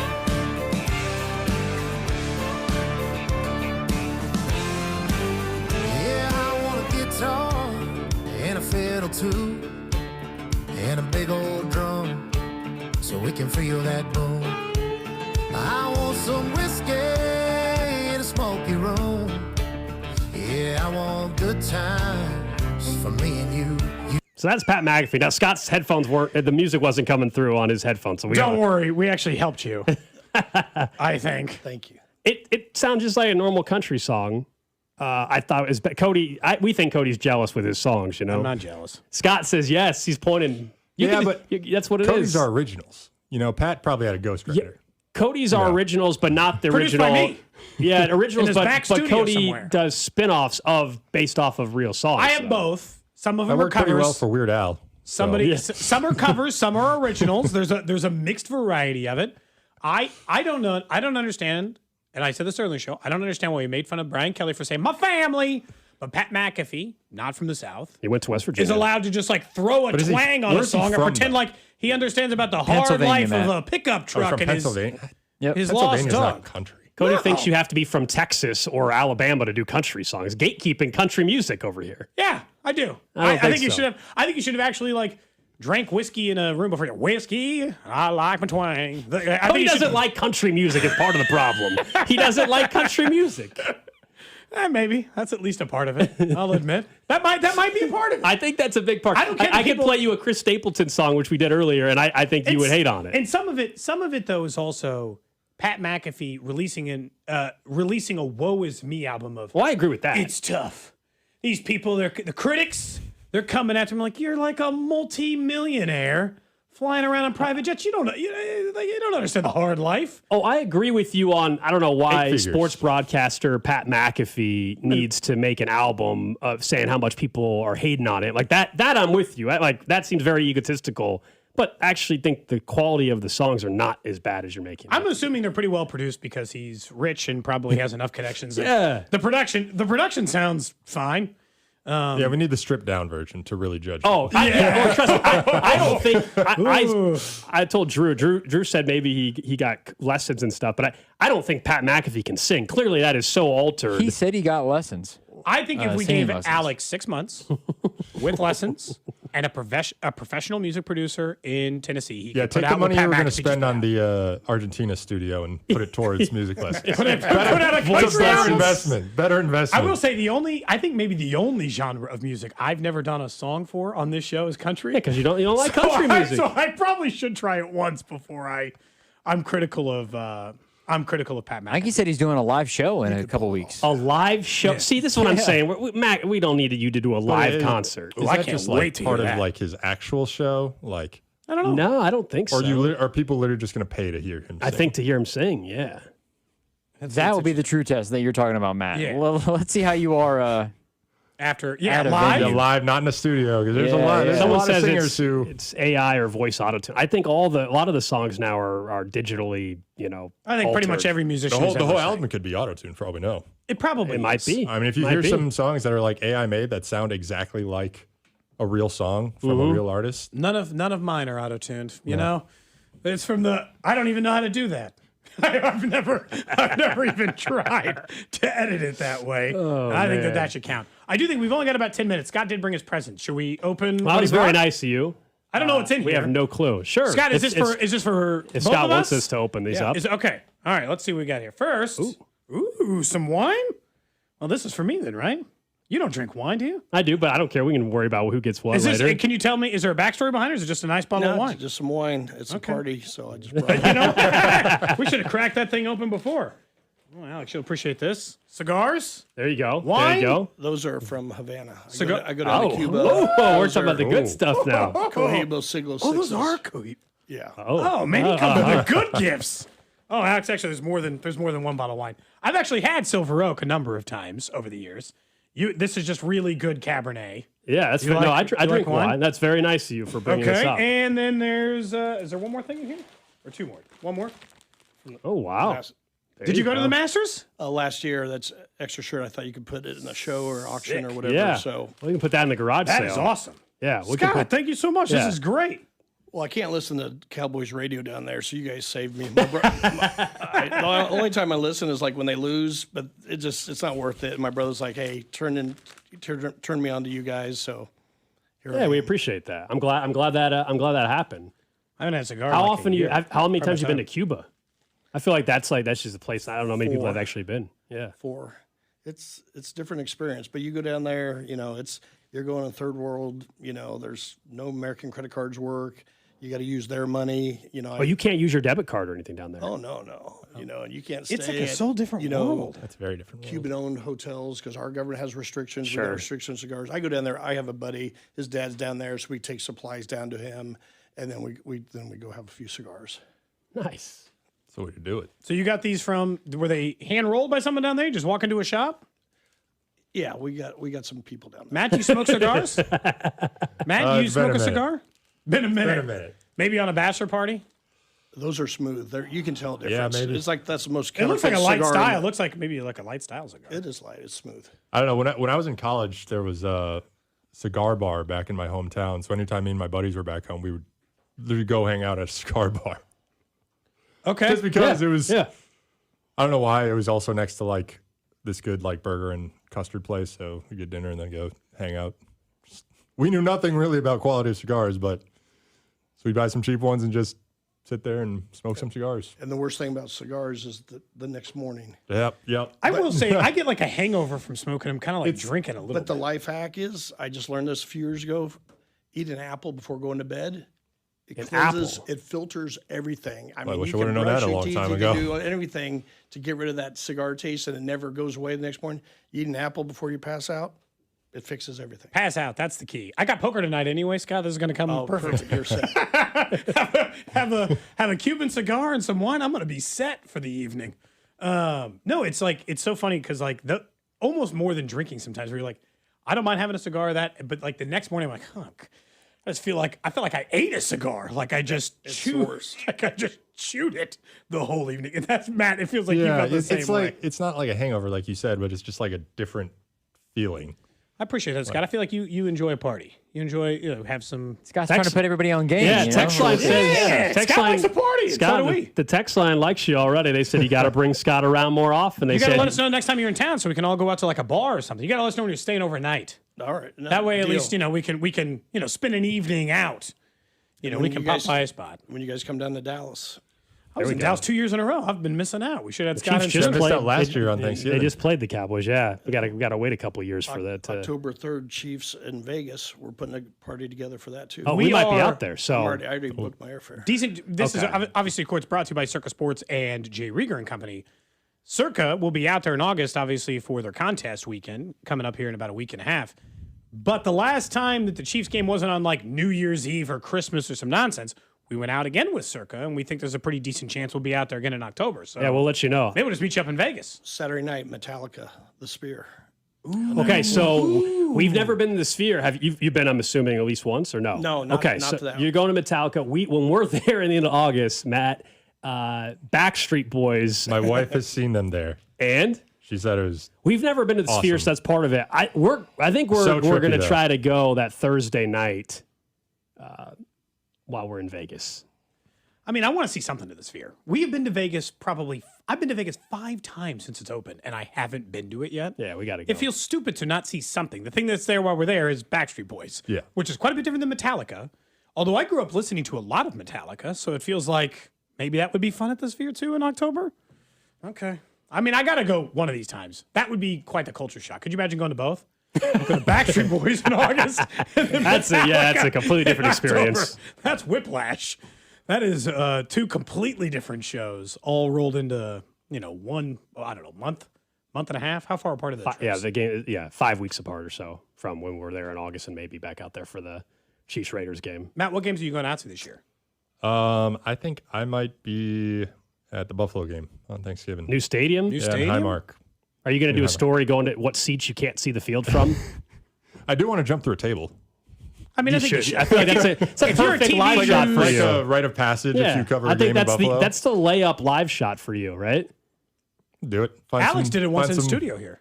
Yeah, our first or second year of the show. Now the corporate and our boss freaked out. I had to have a helmet on and stuff, so I was cheating. But I gotta be honest. I jumped from up here. That being the line in the sand, like that was going to protect you from getting know. actually hurt. But yeah, we had a table in here. And there's I don't know if the video's out there still. I'm sure but, it's there somewhere. But yeah, Yeah, that would have to be something like taped because, we always do. I think that game will be on our network. So we'll be in studio for our pregame show and all that. But if we get out there early enough and find some tailgaters that are willing to let one of their tables be a sacrificial lamb for me, all for it. I think that they just bring extra tables for people just like you. We'll see what the Alex, I weather's just found like. the video of you jumping through the table. there it is. Just because you're in the jersey, you look so. I'm in my old high schools, or actually not my high school, a different Olathe high school. I had to jump off the table. They had me in a whole football We did it uniform, right here Matt. in studio. Whole football uniform, and we just not jump. The table broke instantly, and that was it. That's how you got to do That it. was a quick find, Cody. You found that quick. I just searched Alex Gold jumps through table. It's and just bookmarked. Yeah, Cody just has any tables like the USA any videos. Today Bills Wire put out. Kansas City. It said Kansas City radio host jumps through table ahead of Bills Chiefs meeting. Video in parentheses. Yeah, there So it is. I literally just searched your name and jumps through table, and it was the I'm second glad it's search out there result. forever. Yeah. It's not one of those ones I've looked for like your first pitch, but it is one of those That's ones. not a good that one. one I have bookmarked. That one's bad. Matt hasn't seen that one either. That's not, it was in Boise, Idaho at the time, and I was getting ready to leave Boise, and they surprised me. I found out like 10 minutes before. I've been drinking already as well, and I found out right before that I was about to throw out the first pitch. Oh, boy. And the worst part of it, not only was my throw and my pitch just awful, they had this woman throw her first pitch right before me, and she played softball, and she just strike right down the middle. Oh, she went overhand. Yeah. She didn't do underhand? No. Strike right down the middle. Of course, I'm up and I way to the right. Not quite not 50 You were probably Cent seeing bad. 3 different catchers. Not, That's it was, why. it was And it bad. had a little arc to A little it, which arc. isn't It was not great. good. It wasn't 50 Cent bad, but it was bad. It's an embarrassing throw for sure. Anytime Cody can tweet it out, he does. So, yeah. Scott, I got to say, not good on the Metallica front. I can't afford these tickets. They're $1,600 Text line a says piece. it's sold out, crazy expensive. That's tough. $1,600? Did you get your tickets early? Smart. I don't have them yet. I'm working on them. Oh, okay. Connections. I like the way he said that. Yeah. I mean, I feel like a normal Metallica concert tickets are probably Work on a couple $100 work at on least. two more, Scott. Work on it. No, honestly, it's just one of those, like, Sphere's one of those things that feels like if you go to Vegas enough, you got to try. Now, yeah. Yeah, it's on the list. Is it going to be, like, the thing about Vegas and all that other stuff is when the Chiefs open their new stadium, it will be a popular, and Arrowhead is anyway, because it's a historic stadium. It's going to be a popular travel spot, though. Because, like, Alex does the same thing that we all do, right? Which is, the Chiefs play the Titans. Well, I want to go to that game because Nashville's going to have a new stadium. I want to see that one, not just as in a popular vacation town, but, like, I want to see the new building. When the Chiefs build their new stadium in 2031, I imagine it'll be a very popular travel destination for fans. They won't be able to take over the way Chiefs fans take over Allegiant or anything or SoFi. I think it's going to drive the ticket price up. Oh, no doubt. The first couple of years at the new building, if not for a very long time, are going to be outrageous. Yeah, going to be absolutely outrageous. I'm going to SoFi for the first time this year to see the Chiefs-Rams game, and I still haven't seen that stadium. A big reason why I'm going out there is because I just want to see the stadium. Plus, the Rams this year are going to be ridiculous. I hope the Chiefs are up for that task and are actually in the hunt at that point in time, December 3rd. Yeah, I hope so too. But at this point, I don't know why I wouldn't assume. Like, it's so weird with the Chiefs because I just assume all the other years count more than one bad year. They spent 7 straight years in the AFC title game. They went to 5 Super Bowls in 7 years. They went to 3 straight. That holds way more weight than they had a weird year where things were bad. Still Andy Reid, still Patrick Mahomes. I feel like nationally it's easy to, like, Gold for, like, will they be important? Like, locally, I don't know why I would think any less of the team, I guess, going into the season. I told you, I don't think they're a perfect team, but I don't know where Scott and Matt are at. But for me, look, I think this team's back to a playoff team, but I also don't think they're back to being the clear top team in the AFC yet. I think they're a year away from that. So, they're in that 10-win range for me. Playoff team, to me, not a division winner. Now, I'll admit, if Peter Woods just looks like he's unstoppable for a couple preseason games, I might say, okay, well, that changes my thought. So we'll see. And same with Cyrus Allen, right? It could change it. But like right now, I'm around a 10-win team this year, which is a wild card team and not a guarantee, I guess, but most likely a wild card team. And with Patrick Mahomes, anything can happen still if they're a wild card team. Yeah, I'm kind of in that range too when you look at their schedule and kind of break